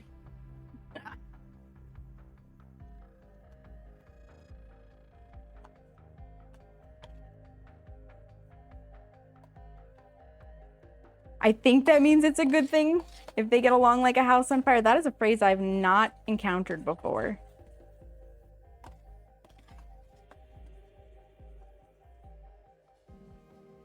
Getting there. I have actually stopped too soon with cooking the chocolate cream and had it end up being soupy. So I always take it a little further than I think it needs to go. A very good thing. Okay. Apartment building, and I got a doorbell and people were asking why I didn't get a ring bell. Why would I? Absolutely. I just can't hear the door knocks. Right, Miri? Why would you want the ring? And I know a lot of people now use it to help make like funny prank videos or whatever, but not worth it to me. I prefer my privacy over making funny prank videos. And I also don't know how I necessarily feel about some of these prank videos because, let's face it, the people that are caught on that camera may not have consented to having that video put on the internet. And that kind of ethics question does bother me. Because if I were caught in somebody's Ring doorbell and they had startled me and they thought it would be funny to post it on the internet, I personally would be mortified and pissed. If I was not asked first, if I was okay with this video being put on the internet.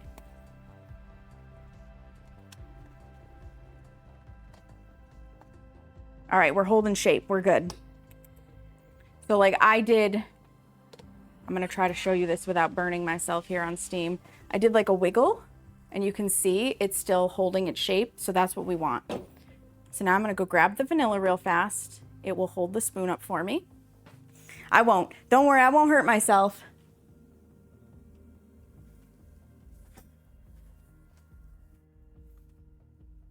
Prank videos are staged. Yeah, I hope so. Because otherwise, like, that's just not good. We just mix this in real fast.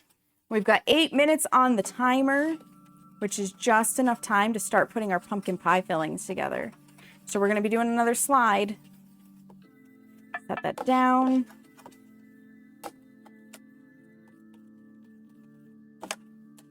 Yep, and if your chocolate hadn't come together yet, when you put the vanilla in and do this last vigorous stir, it will finish up coming together. You have awesome news, Ophelia. What's your awesome news? Also, welcome in. Doesn't it look good? Doesn't it? I gotta see what Crazy Guy had put. We got ads coming in soon. So on YouTube, I watched this dad send stuff to his kid. His kid get her stuff stolen by porch pirates. Sent her cursed dolls and it worked because the porch pirates never touched her porch again. Oh my gosh, that's amazing, Crazy Guy. That's amazing. 250, let's go! Super high for Ophelia. Okay. That'll stay. I'm gonna move this like so. And I'm just gonna bring one of my pre-baked pie crusts over here.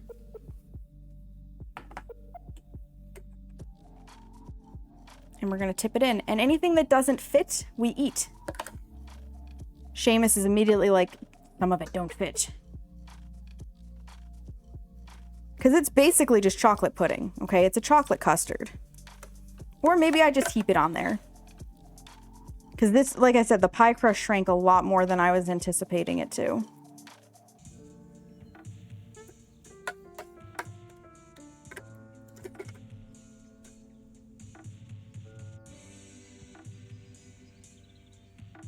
I think that's the most I can put in there safely. Oh no, darn, I have fresh chocolate custard to eat.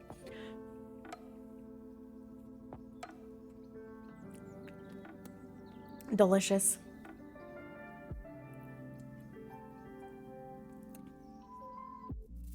Mm-hmm. Well, that's dinner tonight. All right, so this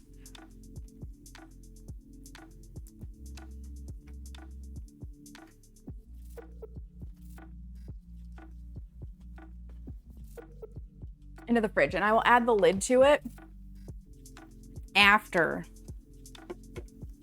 I will use a different spoon, don't worry guys, to make the next one. I'll add the lid after it cools a bit.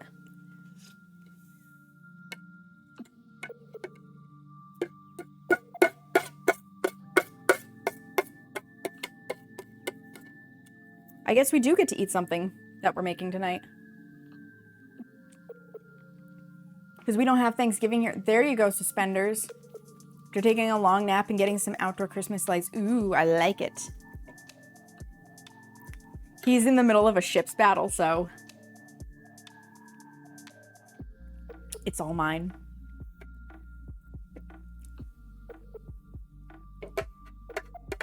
Bah, it's all mine.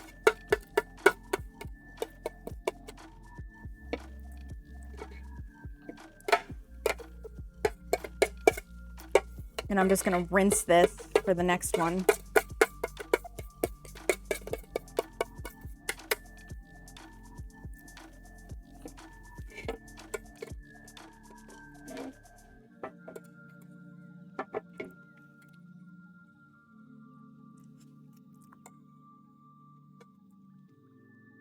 So good. Did I miss something that Dova said? I did something similar when we had packs of kids running through the apartment building banging on doors in the middle of the night. I hexed my door and said that anyone who touched it was not welcome and in their hands would burn and itch. The moment they realized what might have happened, it would stop. There you go. There you go, Dova. And that is what we call true paganism. I say true because Dova, being a pagan, an old pagan, will understand exactly what I mean when I say a lot of witches today, at least that are just starting out, are fluffy bunny witches, where they don't really believe in the hex side of the magic. Amazing. And the hex side of the magic is just as potent, powerful, and necessary. Right, I'm gonna just turn you so you can see me from behind while I rinse this out with scalding hot water. I'm not gonna give it a thorough wash because it's just going to cook at high temps more stuff.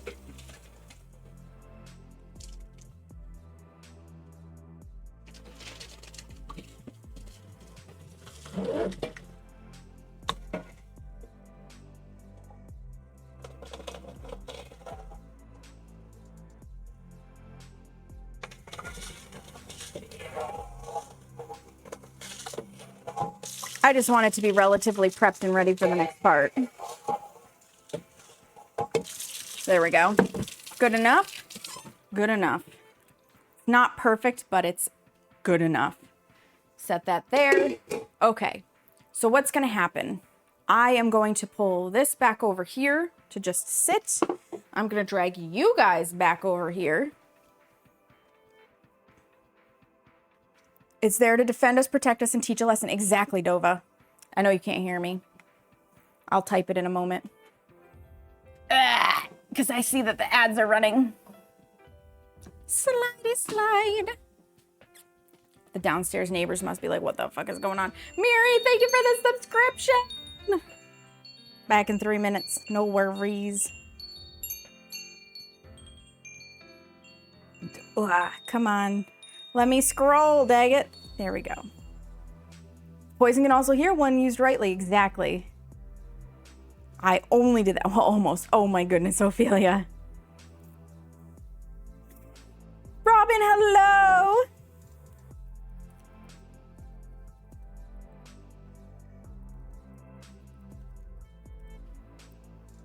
How's it going? I think I actually had this just a touch closer.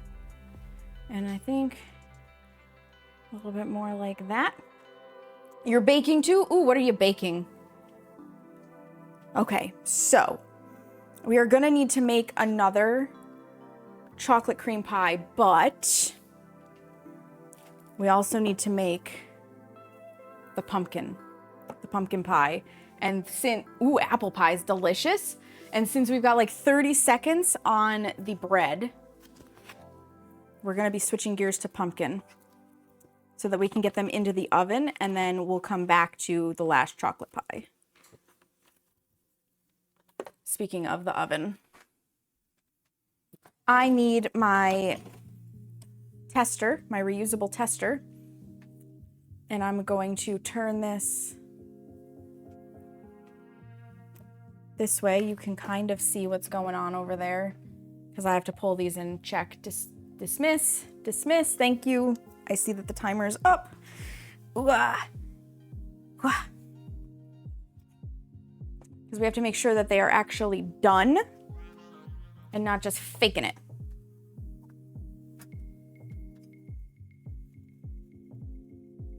Oh, that's faking it. I can tell they're both faking it. Give them another 5 minutes. Cake tester did not come out clean. 0, 5, start. Okay. Let me get you guys back over here. Watching you and your tatters shoot, yeah. And it's not easy to necessarily multitask. But I mean, if you need to just lurk and leave me up in the background, Carrie, and play games at the same time, I totally would appreciate the lurk too. Lurking is just as appreciated as watching, like actively. Okay. Pumpkin pie needs 2 eggs. So we're gonna grab our 2 eggs to start.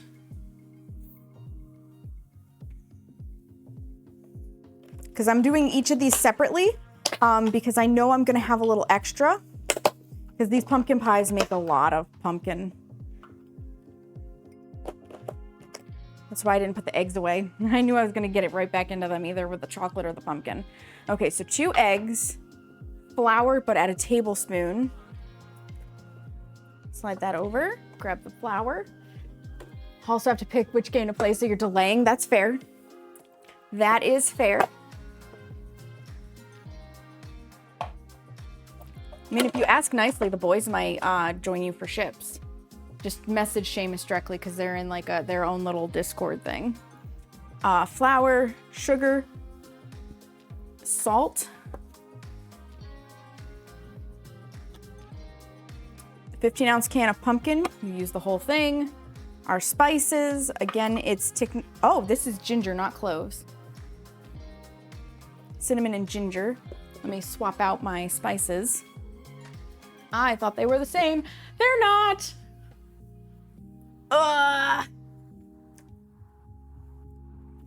Turn, baby, turn. There we go, ground ginger. Of which we don't have a lot of. Oh boy, I think I have extra on the shelf though. Hold, please. Yep, I sure do. Because we've been making curries lately, and curry takes ginger, so I was like, we're gonna need more of that. Yep, I haven't opened it. Another book. It has 4 dozen patterns. Oh my goodness. How the fuck? Okay, there we go. I was gonna say, I'm not that weak. I just had to get the grip right. That's what she said. I love the patterned bookmarks that you're making right now, Carrie. They are so pretty. Your tatted bookmarks are gorgeous.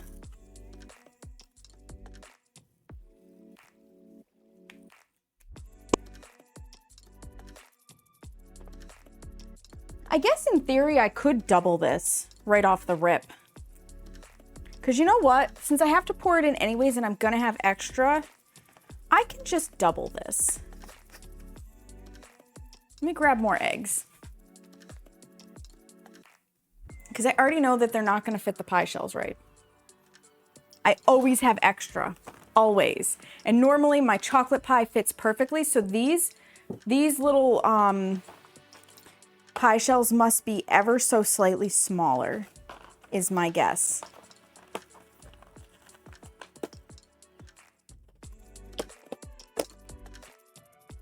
Normally I would not just double this. I would make them separately, but I think we can get away with it.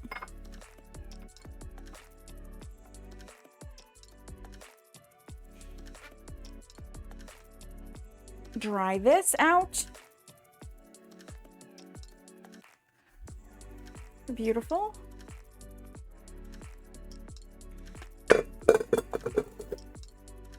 Okay. And we're gonna need 2 cups of milk, which will be 4 cups in this case. It's gonna be a lot of stuff. Mix together in a bowl the eggs, flour, sugar, and salt. This basically pre-bakes the eggs. Or because eggs will cook in sugar. That is a thing. But before that, we have to check the bread again.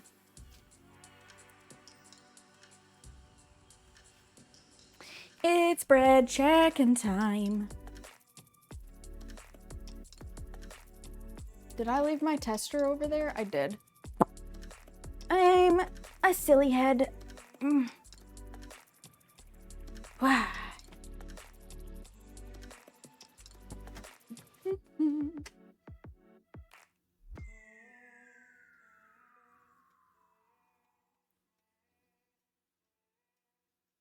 I'm gonna say that they're done. There's like a little bit of moisture at the top, but I don't think it's enough to worry about.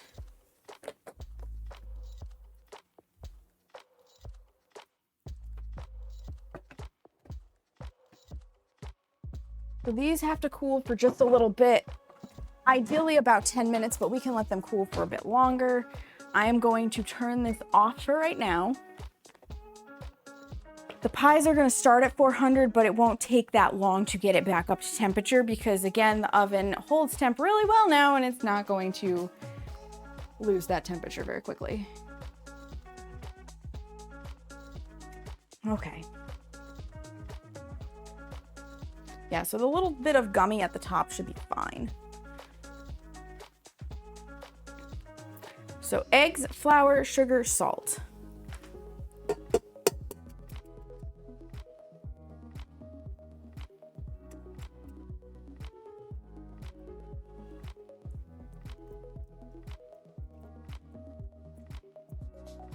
And so we're just gonna double it as I get egg white everywhere.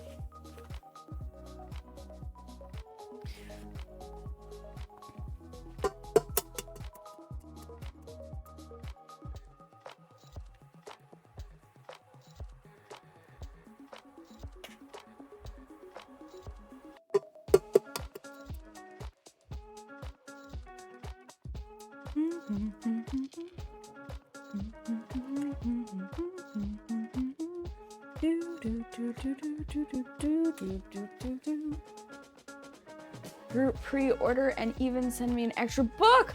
Oh, that's awesome. Tatted snowflakes, that sounds amazing.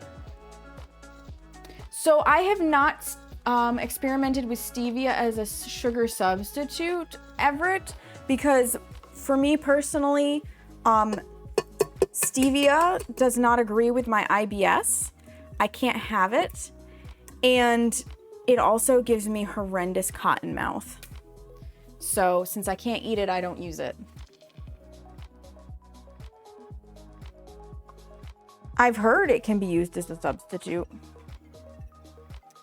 So we need not quite 2 cups of sugar.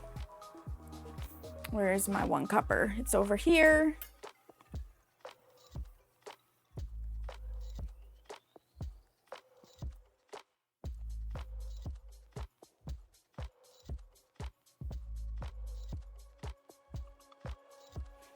I will also say,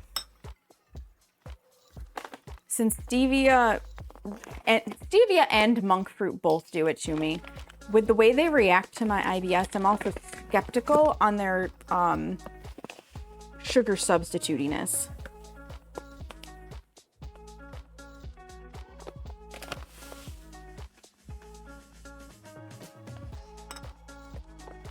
I think they may be among the things that kind of like aspartame and propylene glycol or whatever it was that they use in a lot of the sports drinks, that they start to have research in like 20 or 30 years that says that maybe it's not the best thing for you after all.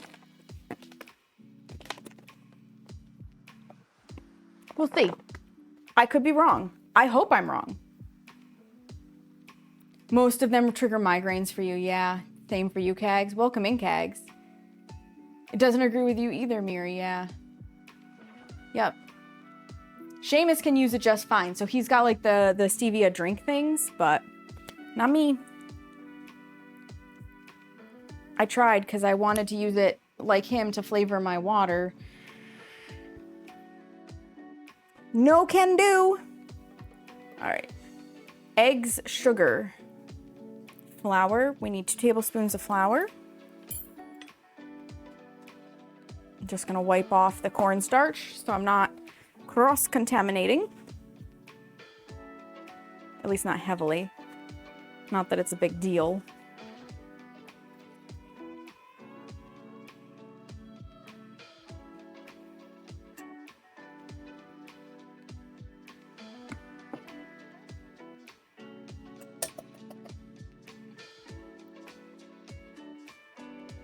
Dang roaches.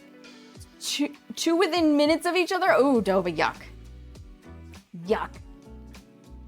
Dang roaches indeed. And salt. We need a pinch of salt. That's pinch. Don't judge me too heavily. Over here. I'm like, where's my mixer attachment? Over here.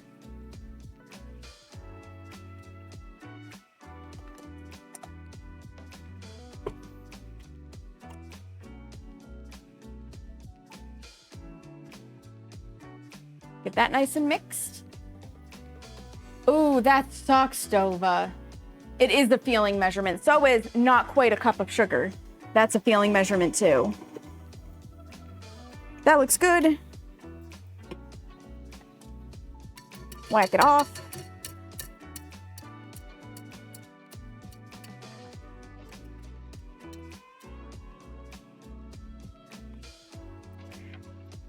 Put the lid back on that.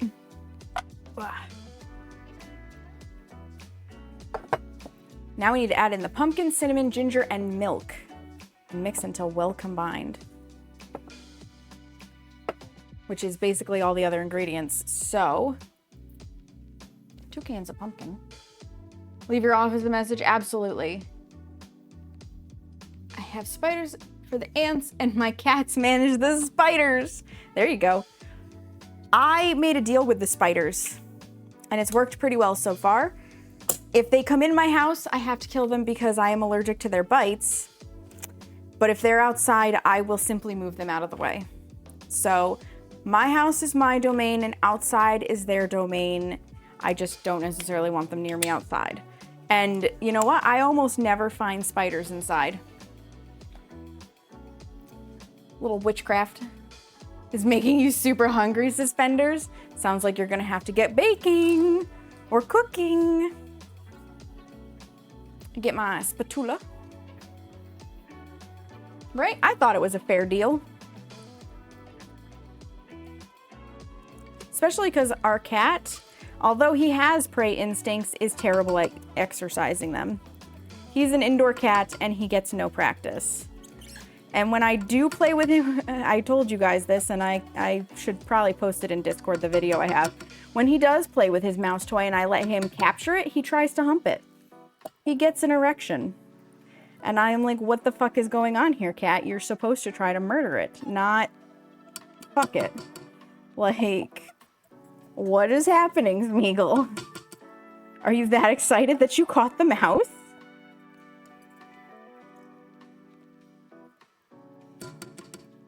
Apparently my sister's one cat does the same thing with his ribbon toy, so it's not unusual, I guess. Maybe it's an indoor cat thing? I don't know.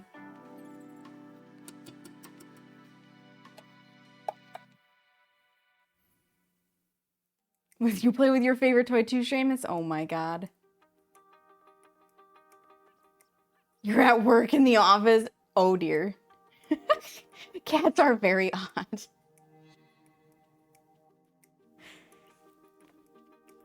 Can number 1. Can number dos. Oh, I probably should have put a marker in that we were going to do the pumpkin pies. Drop it now. I'll figure it out when I go to bookmark this for the YouTube VOD page. Because for anybody who's never checked them out, which it's fine if you haven't, but I do try with streams like this where I'm bouncing around doing stuff, or when I have a long stream with ads and stuff, I try to put bookmarks in so that whoever's going back to watch stuff later on can skip past the things that, like, they may not care about. Like, you guys watching live, you have no choice but when I'm washing dishes to play words on stream, or when ads are happening to just sit through them. But like when I typically play games, when ads are happening, I like to get up and stretch my legs and use the bathroom and, you know, talk to Seamus or get a snack and whatnot. And I put clips on. And people watching the VOD maybe don't want to deal with that. So I put a bookmark in on YouTube that says the BRB and the return. And if you don't want to watch that stuff, you can just hit the bookmark and skip past it. I find it to be super helpful.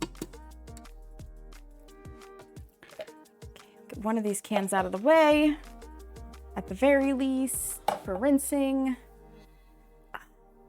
My nose is itchy. I know, there's so many people who are coming in that I met through Tootie that know each other. Stay locked. Okay, there's the pumpkin.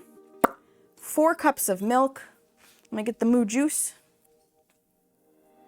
Some moo juice.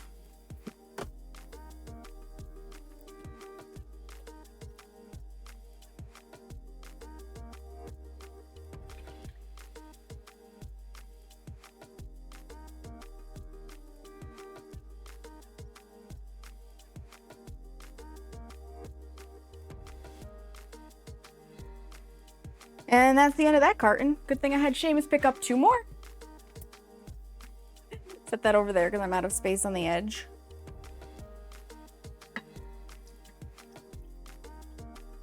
I may have to mix this by hand. The mixer may put it all over my island. that would be awkward. All right. We need cinnamon and ginger at half a teaspoon each, which is currently, oh no, a teaspoon each. You are a half tablespoon. So my teaspoon is over here. How fortunate that I didn't get this wet with, words. Vanilla. Because we're doubling this, so.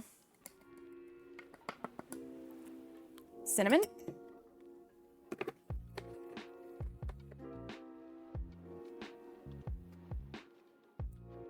Just having some shapes instead. Good job, Dova. I'm glad you were able to get that reported so easily.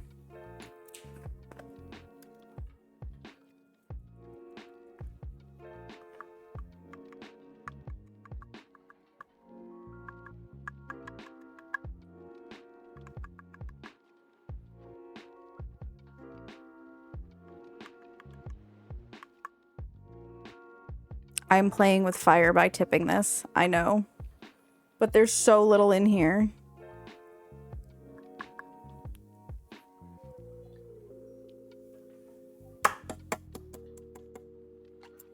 Basically. That's basically it. And I don't need to get into the other one. Cool. And then, because I like it, a little bit of pumpkin pie spice.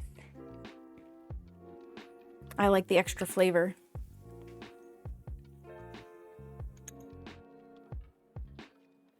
And again, I'm using Penzeys pumpkin pie spice. You can order Penzeys online. I don't know if you can order internationally, but I really like their spices. It's where I get my cocoa powder and stuff. Like 10 out of 10, do recommend. That up there. Savory shapes, yeah. Oval baked cracker, kind of between a jazz or... Oh, so it's actually like the name of a thing. If you have no self-control, you eat the whole pack. I identify with that. There you are. Well, we'll get it started this way. If I can get it so it's not quite as soupy, I think I can get away with it. We're gonna take the risk. Let's see.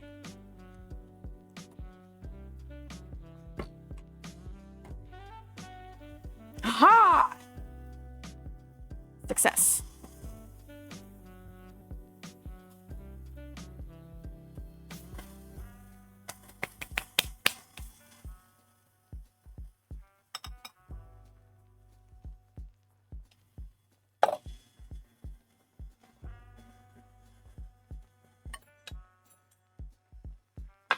I'm basically just making room for pie shell.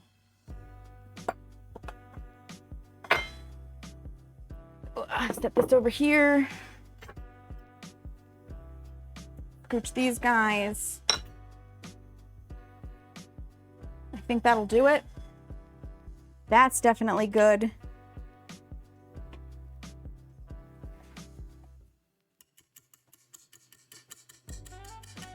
Gently whack it off in this case, because I don't want to splatter that everywhere. To the sink. We don't need that anymore. Okay. Preheating the oven to 400 Celsius, which I think it, or 400 Celsius, 400 Fahrenheit, which I think is 200 Celsius. Wow, brain. 400 Celsius would be like death. Suspenders and Miri are crying right now, probably with laughter.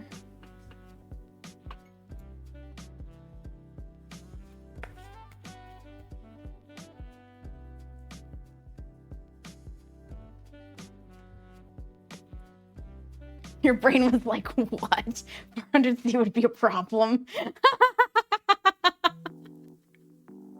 Yeah. Yeah. It's a brand, okay. I'm sorry that your partner is a late partner. It's like 752. Yeah, that's like smelting temperature. All right, I'm just gonna carefully pour.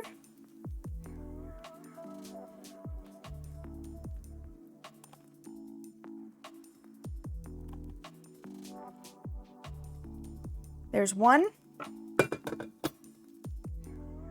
I'm leaving room for the inevitable shrinkage.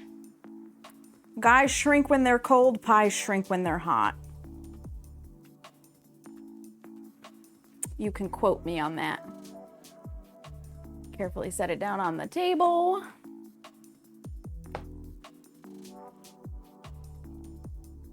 Looks smooth. It is so smooth.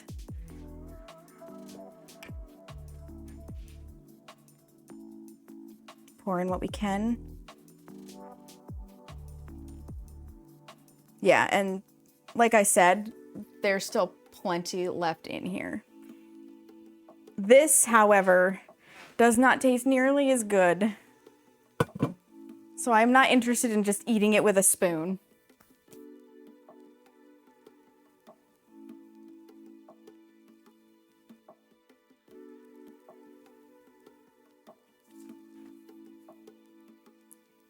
Carefully bring them here.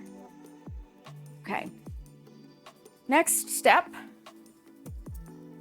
I'm gonna put a little bit more water into my pot and get that started for the boil again. This guy goes all the way in the sink. Actually, I can just pour the rest down the sink. Unfortunate, but it is what it is.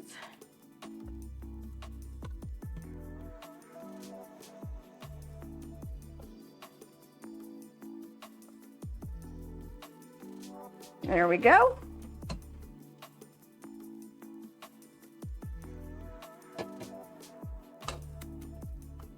Fire! Get that started. Use that as a lid temporarily.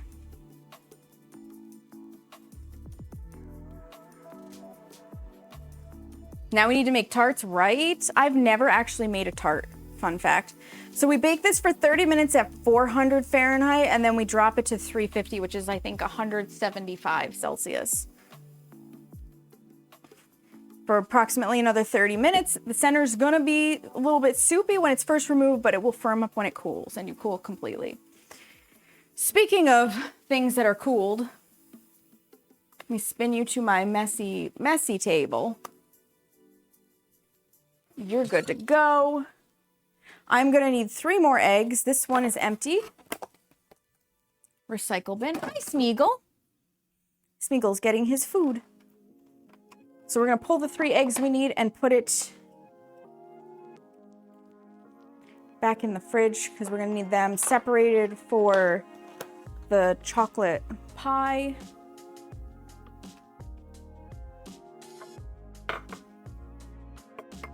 Set those in a monkey dish. Because what I'm basically doing is clearing a spot for cooling racks.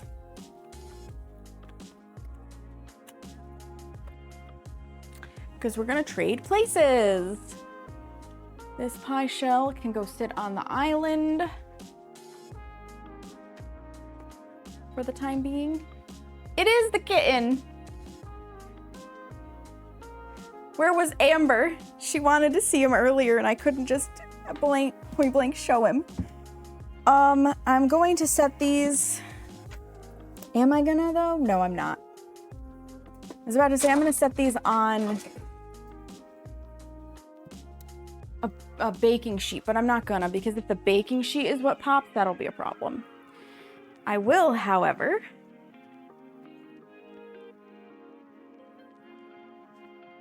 they're cool, but they're not that cool. How do I want to do this? I'm trying to essentially avoid making a crumb mess on my table. I don't know what to do with Seamus's keys. I guess hang them here. I think that's where they normally go.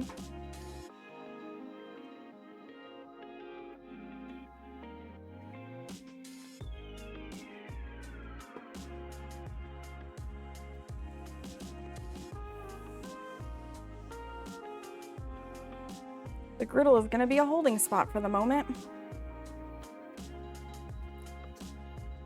And the oven's up to temperature. Well, that makes things a little easier. These had to come over here anyways.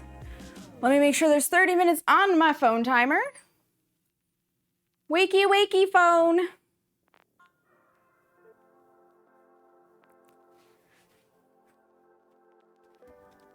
We'll just put the pies in the oven.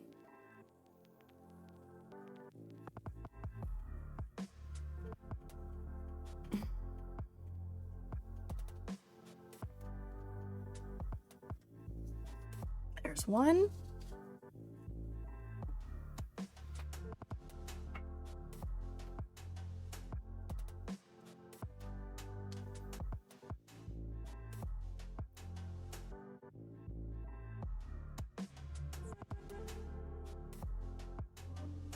Carefully. Oh, this is a hot oven. Perfect. Okay, 30 minutes. Start. Now I can easily pull the tablecloth back here.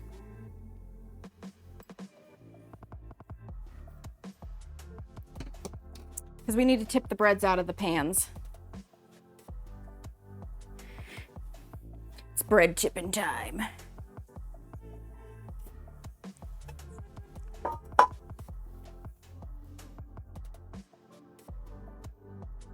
Bloop. There's one.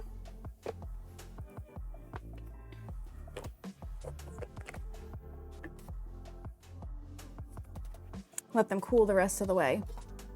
Bloop.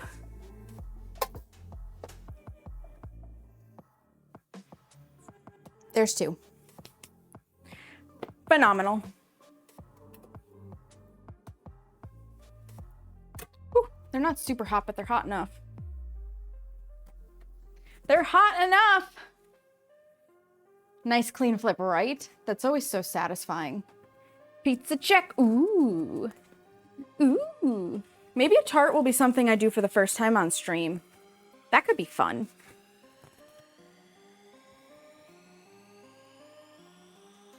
Okay. Pie shell, you can actually sit inside of the lid. That's not gonna hurt anything. We need the lid of the double boiler. Well, I say the lid. The double boiler. The water come up to a boil.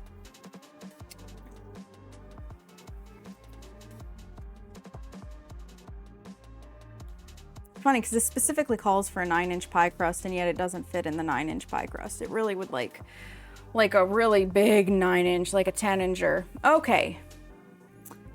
3 cups of milk. Gonna put that down as well. Ping. Fresh milk. Oh, it's warm in here. Imagine that. I'm sure nobody's shocked that I'm getting warm. A generous night. Yeah, right? That recipe was clearly written with somebody who had been lied to about what 6 inches looks like.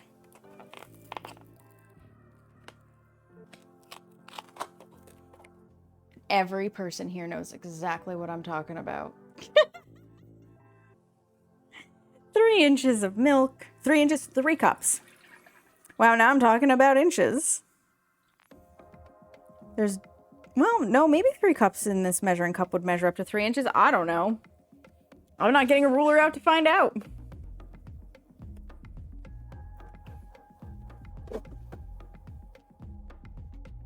Baking with me, where faux pas will be said regularly.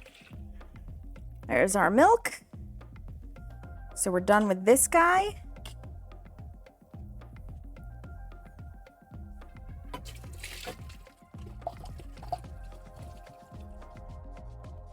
Just gonna sink it into the hot water that's in the mixing bowl. All right, we need 3 egg yolks. And since I'm not saving these whites,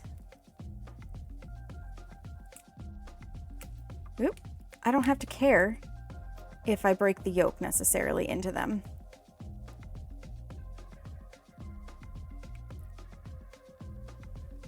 One.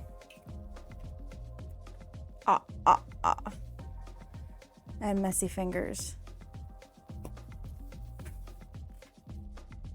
My brain is always in the gutter, suspenders. They don't make inches like they used to. They don't. I don't know if you realize how hard I have to try to behave when I co-stream with Tootie.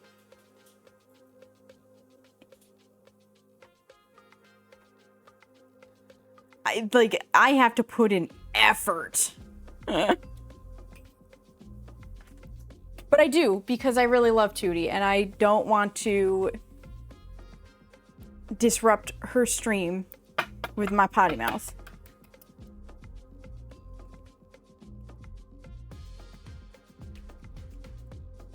But oh my god, there are times that, like, even recently, everybody was like, wait, hello, and they were trying to talk to me, and I was saying naughty things to my stream, and I had muted myself for Tootie's side of it. Because I needed to tell somebody that there was no tricks and they can't set my fucking tables on fire. How hard? Very hard. That's what she said. Thank you for the giant emote, Seamus. Let me scroll up. I had to make sure I had seen everything. Gasp. Welcome back, Dova. And I don't need any of these egg whites, so they go.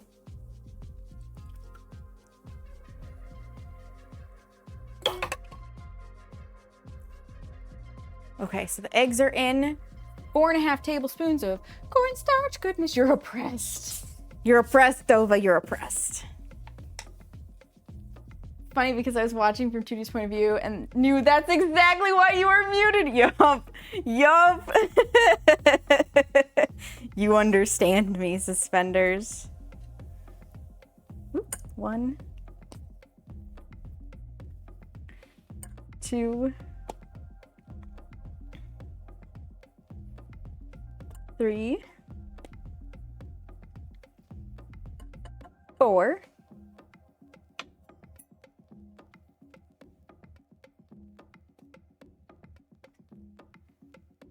And a half.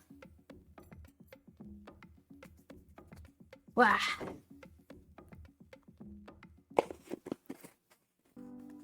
Sometimes you need just yolks, that's right. That you can buy liquid egg whites, but not liquid, right? Right? But honestly, like, I don't know how I would measure liquid egg whites to do what I need to do. I really don't. Because I need like 3 egg whites. How much is that when it just comes in a carton? Never do shared chat. Yeah. An after dark stream or something. Exactly, suspenders. And that's why I've never asked Tootie to share chat. Even though I know from like a moderation and a conversation perspective, it would make sense. I am not going to try to get my entire chat to be family friendly because of Tootie's streaming restrictions, and I'm not going to ask Tootie's stream to depart from family friendly because of my chat preferences. It's just easier to not share the chats. And I think it's kinder. But yeah, I know Tootie told me when we were playing Phasmo, I didn't have to worry about my mouth as much. I still held back. Because any of you who have played Phasmo with me or have watched me play Phasmo know just how foul I can be to those ghosts. That's the empty one. You feel so called out. There's a tablespoon equivalent. Interesting, Mary. Crickets. I know, Dova, you really like setting the tables on fire. You do. And you are a naughty dragon just like the rest of us. Get this into its little dish.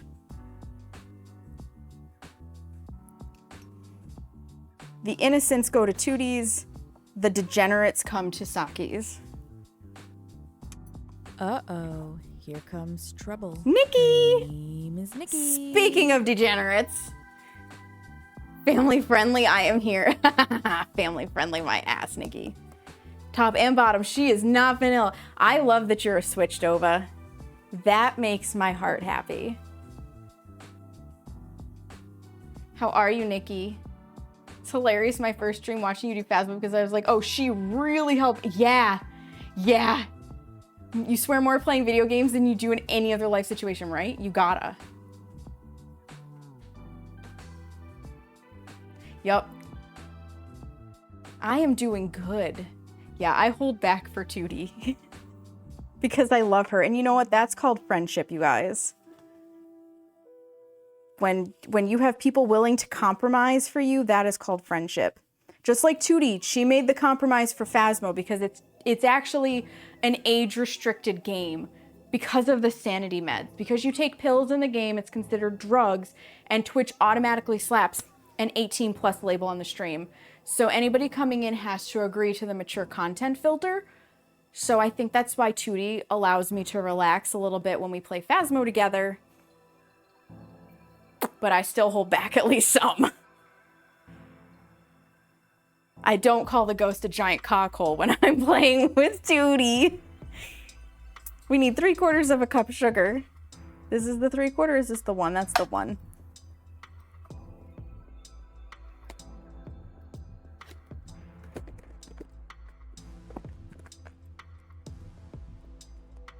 The fire trucks are strong. Yeah, they are. They are, Nova. They are very strong.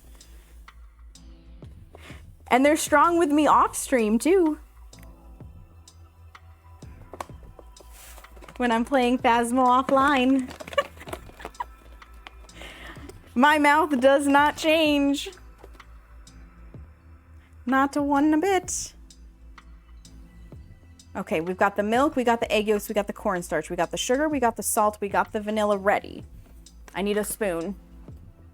Show me the spoon. Spoon. Give it a premix just to get everything not stuck to the bottom and break the egg yolks. Oh, I need the chocolate too. That would be helpful, wouldn't it?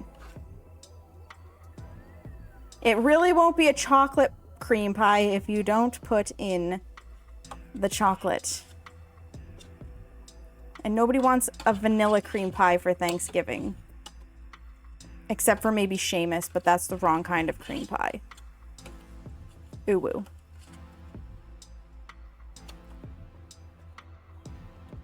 You were gonna ask? Yeah, yeah. My mouth is just as foul when I play solo, not online, not on stream. And it's just as foul when I play with friends, not on stream. Ethicless and Suspenders, and actually Robin too, because Robin was watching, have gotten to hear that relatively recently. The naughty can confirm, yup. And I think I bring it out in them, I'm not gonna lie. Gets a little rambunctious. Ethicless, oh my god, it was so funny. We were playing offline 2 nights ago, I think now. The Spenders had to go, and Ethicless and I were doing like one more hunt, maybe 2. And this ghost just did not want to let us test for what it was, and we suspected twins, so we really had to listen to the speed because we were doing nightmares, so we only get 2 evidence. And I did the first test by myself where I broke the cursed object, and Ethicless stayed out in the van, didn't want anything to do with that because we didn't have real good hiding either. But she wanted to come in for the second part after I had reinstalled the crucifixes. And this ghost literally vented right on top of Ethicless, like here to Ethicless. She freaked, and I was like, oops, somebody's got to change their pants. She's like, yeah, I definitely need that. She shit her pants so bad. It was so funny. It was so funny. Not literally, but you know what I mean. I was cracking up. I will crack up about that to the end of my days. You said you missed that? I know, Suspenders. Oh, it was hilarious. It was so good. Poor Ethicless. Poor Ethicless. Okay, yeah, it's not sticking to the bottom. Beautiful. I'm gonna bring this over first, and then I'll bring you guys over, and then I'll bring the pot over. It's a 3-step process. Actually, we're gonna leave this on the table because otherwise it's gonna get real hot. It's time for the wiggle jiggle slide across the kitchen.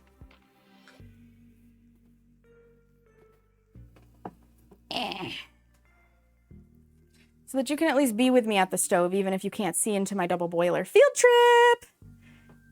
Yeah, you do. You do call it a bitumen at events in your face, as you should. As you should. If you watch Epic Tight Pants at all, she frequently calls the ghost a bag of dicks. So if you ever hear me refer to the ghost as a bag of dicks, it's because I have picked that habit up from her. Boop. And now we stir, stir, stir. For as long as it takes. Oh, you can kind of see in the top of it this time. Let's go. I think maybe you're not quite as close. I don't know.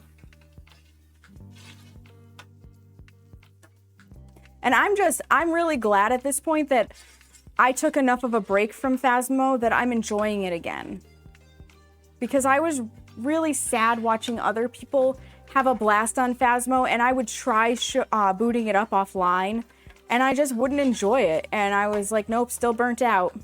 I took like, I think a 6 or 7 month break before I came back to it a little more regularly.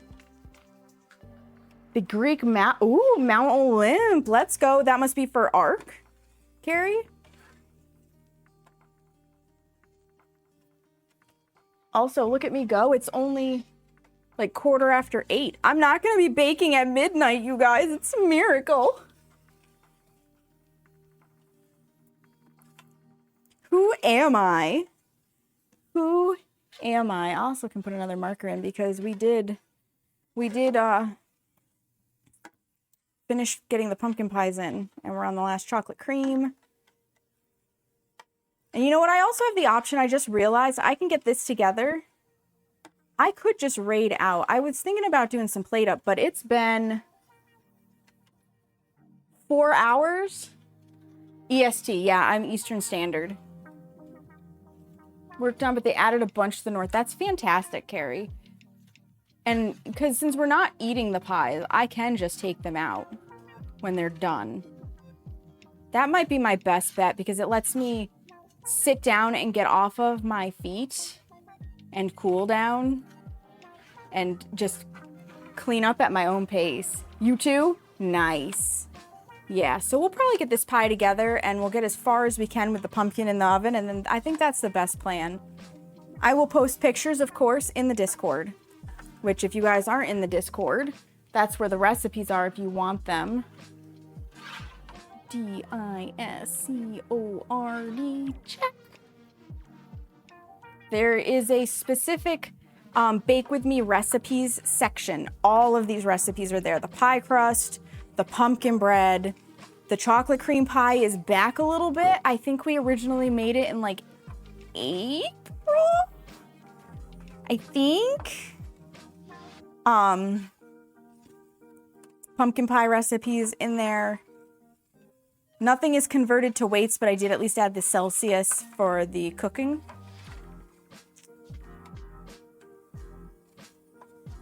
And I do think, I'm pretty sure, just how, like, we don't typically use weighted measurements for our dry ingredients, but we have access to a scale. I'm pretty sure you guys that aren't in the States have access to measuring cups. It's just not your preferred version.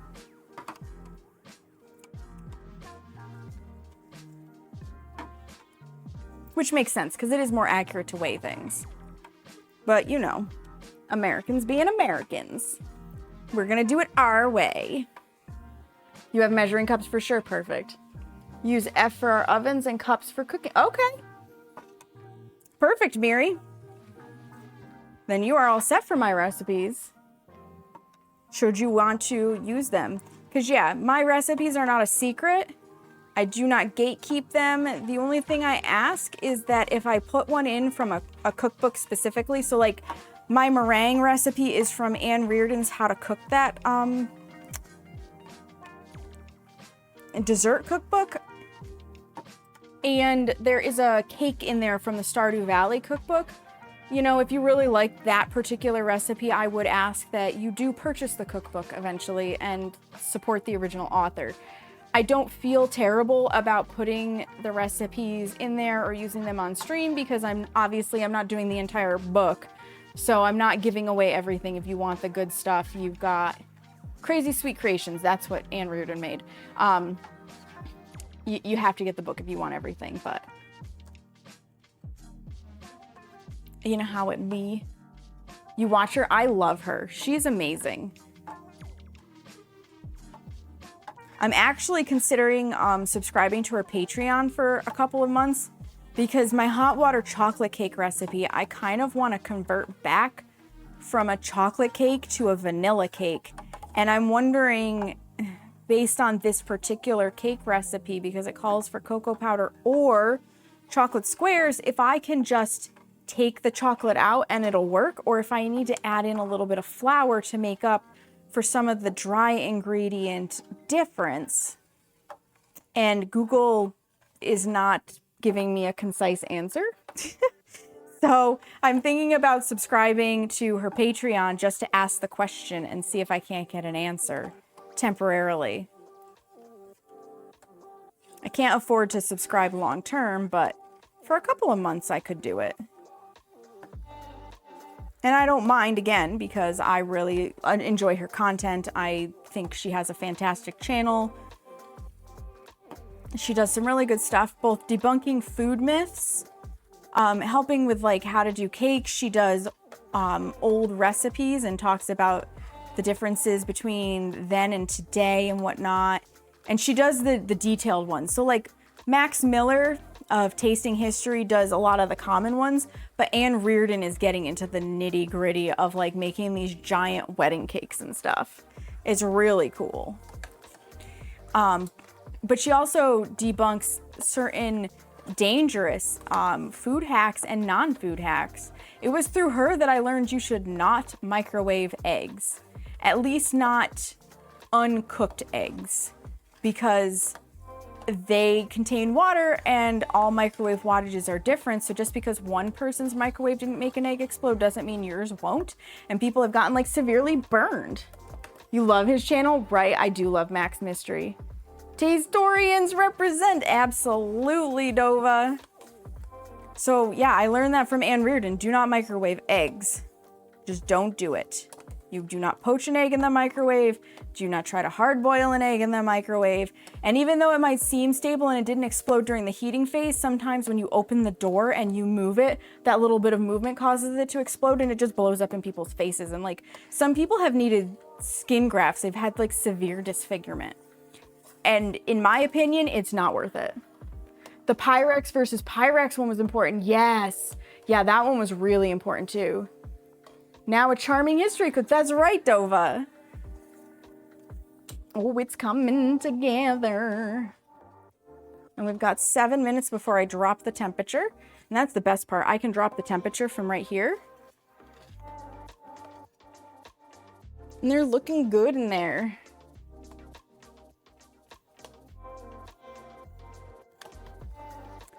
Anne Reardon was also the one who talked about the electro wood burning, where people were hooking up like high voltage electrodes to wood and watching it go along the grain and stuff and create those fun patterns, except for the fact that people were dying to do that, like literally losing their lives because the amount of voltage that they were just handling without any proper safety equipment being talked about and stuff was so much. Like electrocution is a really big problem with that.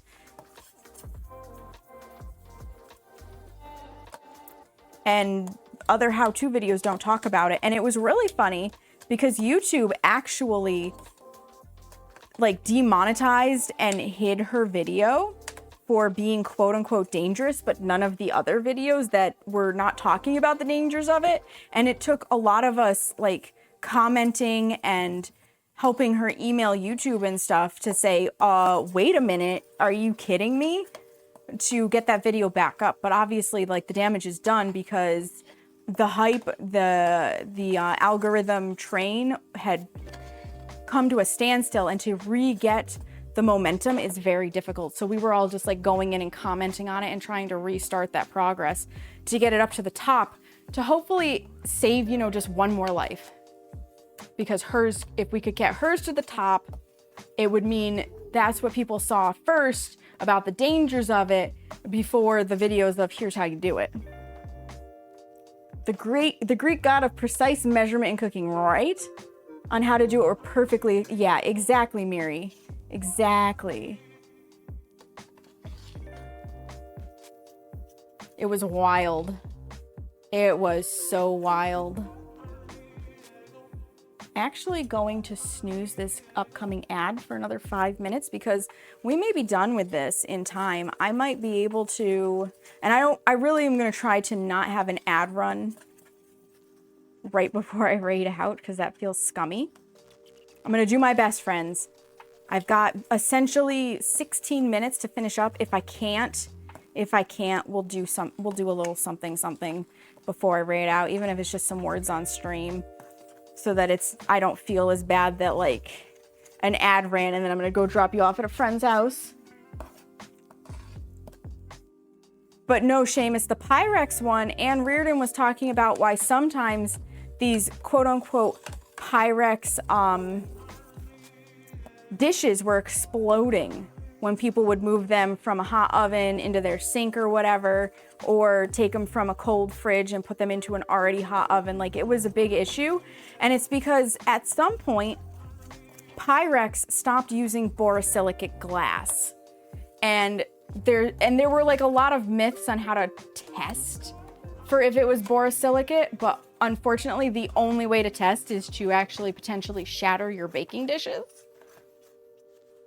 which is dangerous. And so she was talking about that and basically just general safety information on, just assume basically that it's not borosilicate if it doesn't specifically say that it's borosilicate. Oven to a cool table, yeah. Yep. Being super careful. That's why often, like, I'm pretty sure what Seamus and I have is Pyrex, borosilicate, but I'm not 100% sure.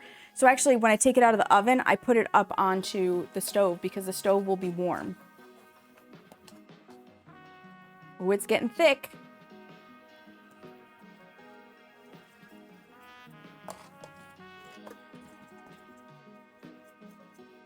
And we got 3 minutes until I drop the temperature for the pumpkin pies.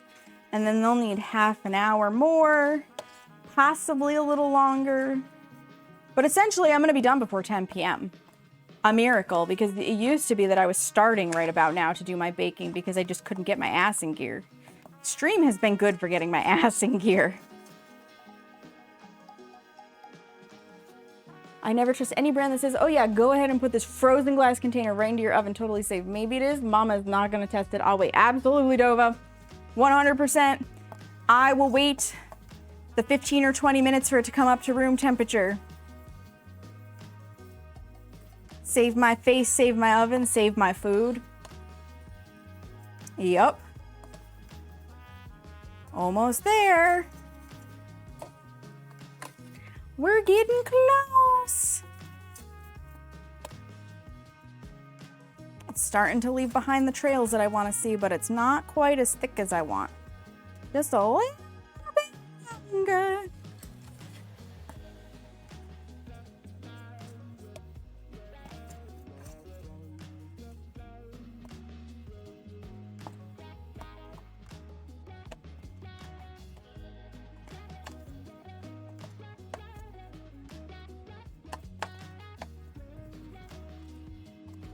It's amazing how fast this goes from I'm not cooked yet to I'm done. It really goes from like super soup to super thick in a matter of seconds, it feels like.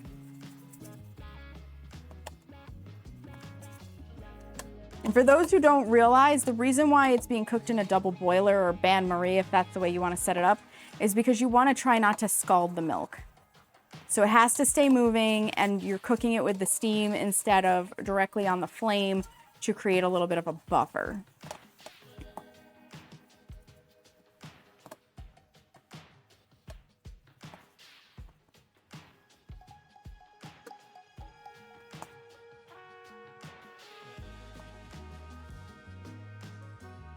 Yep, that should be done.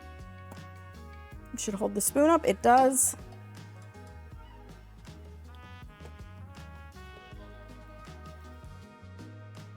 That goes there. Those handles are hot. And it is more even heat, yeah. Snooze it. Cool, I actually have an extra snooze that built back. Get our vanilla. Can turn you guys just a little bit more.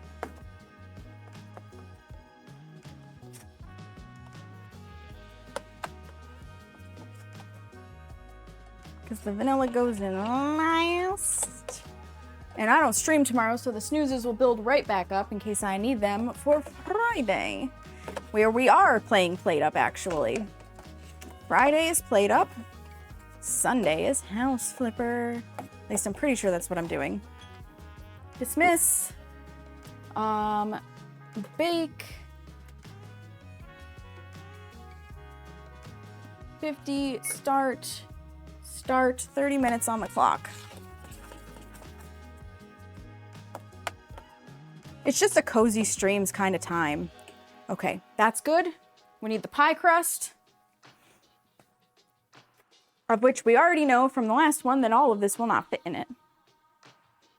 Sleep well, suspenders. You need to do some Xmas, click and collect, and then have sustenance. Yes, thank you for being here. Have a good rest of your night. Appreciate you. Or day. Actually, I think it's day for you because you are in Australia. Ooh, maybe we'll get more of this in here than we did the last one. I'm just kind of trying to coax it into the little crevices of the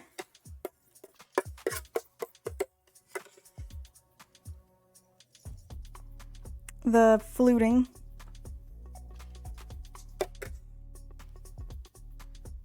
But I think that's it. That's all we're gonna get.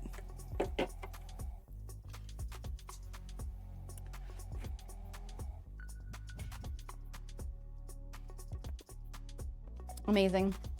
Delicious.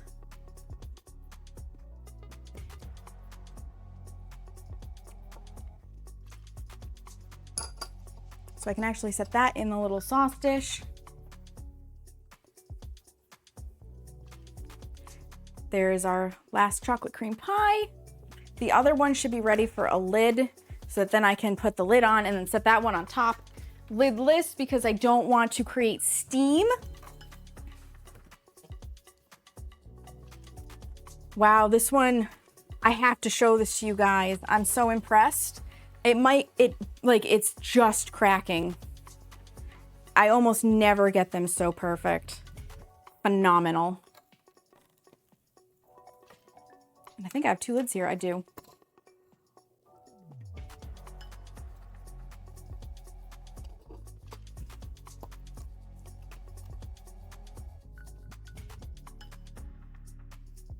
What the heck?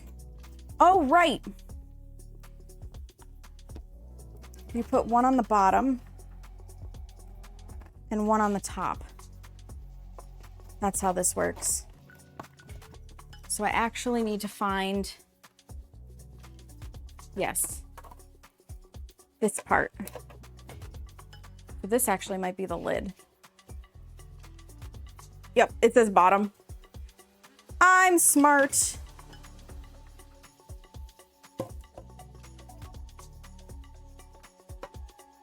Lift.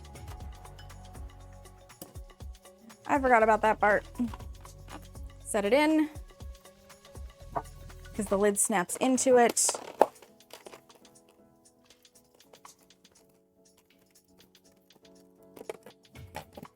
And there's still a little warmth in here, but not enough to create condensation. So that one sits there. And then this one just goes in on top to sit.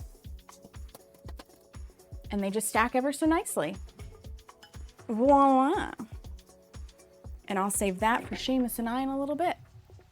Woo! Okay, so I am just going to slide this and then there will be a brief moment of no me. I'll come back to you at the other computer and we're gonna go find ourselves a place to raid.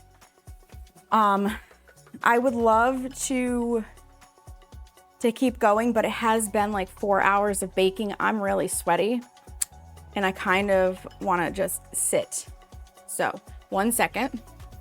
We're gonna move to the other room together.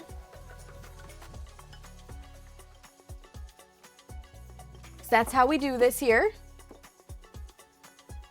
Let me just quickly turn on my lights and open up OBSBot. Yeah, I need sit time real bad. Real bad. And you no longer need to be banished to the dungeon. You didn't have to be banished to the dungeon in the first place. You just don't want to be on camera. Which is totally fair and fine. I don't mind that at all. I've switched microphones, so it's going to possibly sound a little bit different. I just need to get OBSBot set so that you can actually see me. Here we go. It's going to be in the wrong position. There we go. There we go. Here I am. Here I am. I can now also make this so that it's reset on the Zoom. You'll explore my dungeon. Ooh, woo. Ooh, woo. All right, let's see who's on and going. I know where we're going. So we're gonna go see Mr. El Kukui. He is actually celebrating his birthday. It is his birthday stream. I don't know that he's doing anything special for his birthday, but we're going to go visit Mr. Elku. I met him out in Minnesota when I went to the mini meet. Thank you, Miri. Thank you. And he is a doll. He is an introvert like me. He is a doll. I really appreciate him. So let's take all of our enthusiasm and happiness on over to Mr. Elku. Wish him a happy birthday. Hang out if you like his vibe. Like he is. He's a super chill dude. He's currently playing Monster Hunter Rise, which I like the Monster Hunter games, so maybe you will too. It is Elku.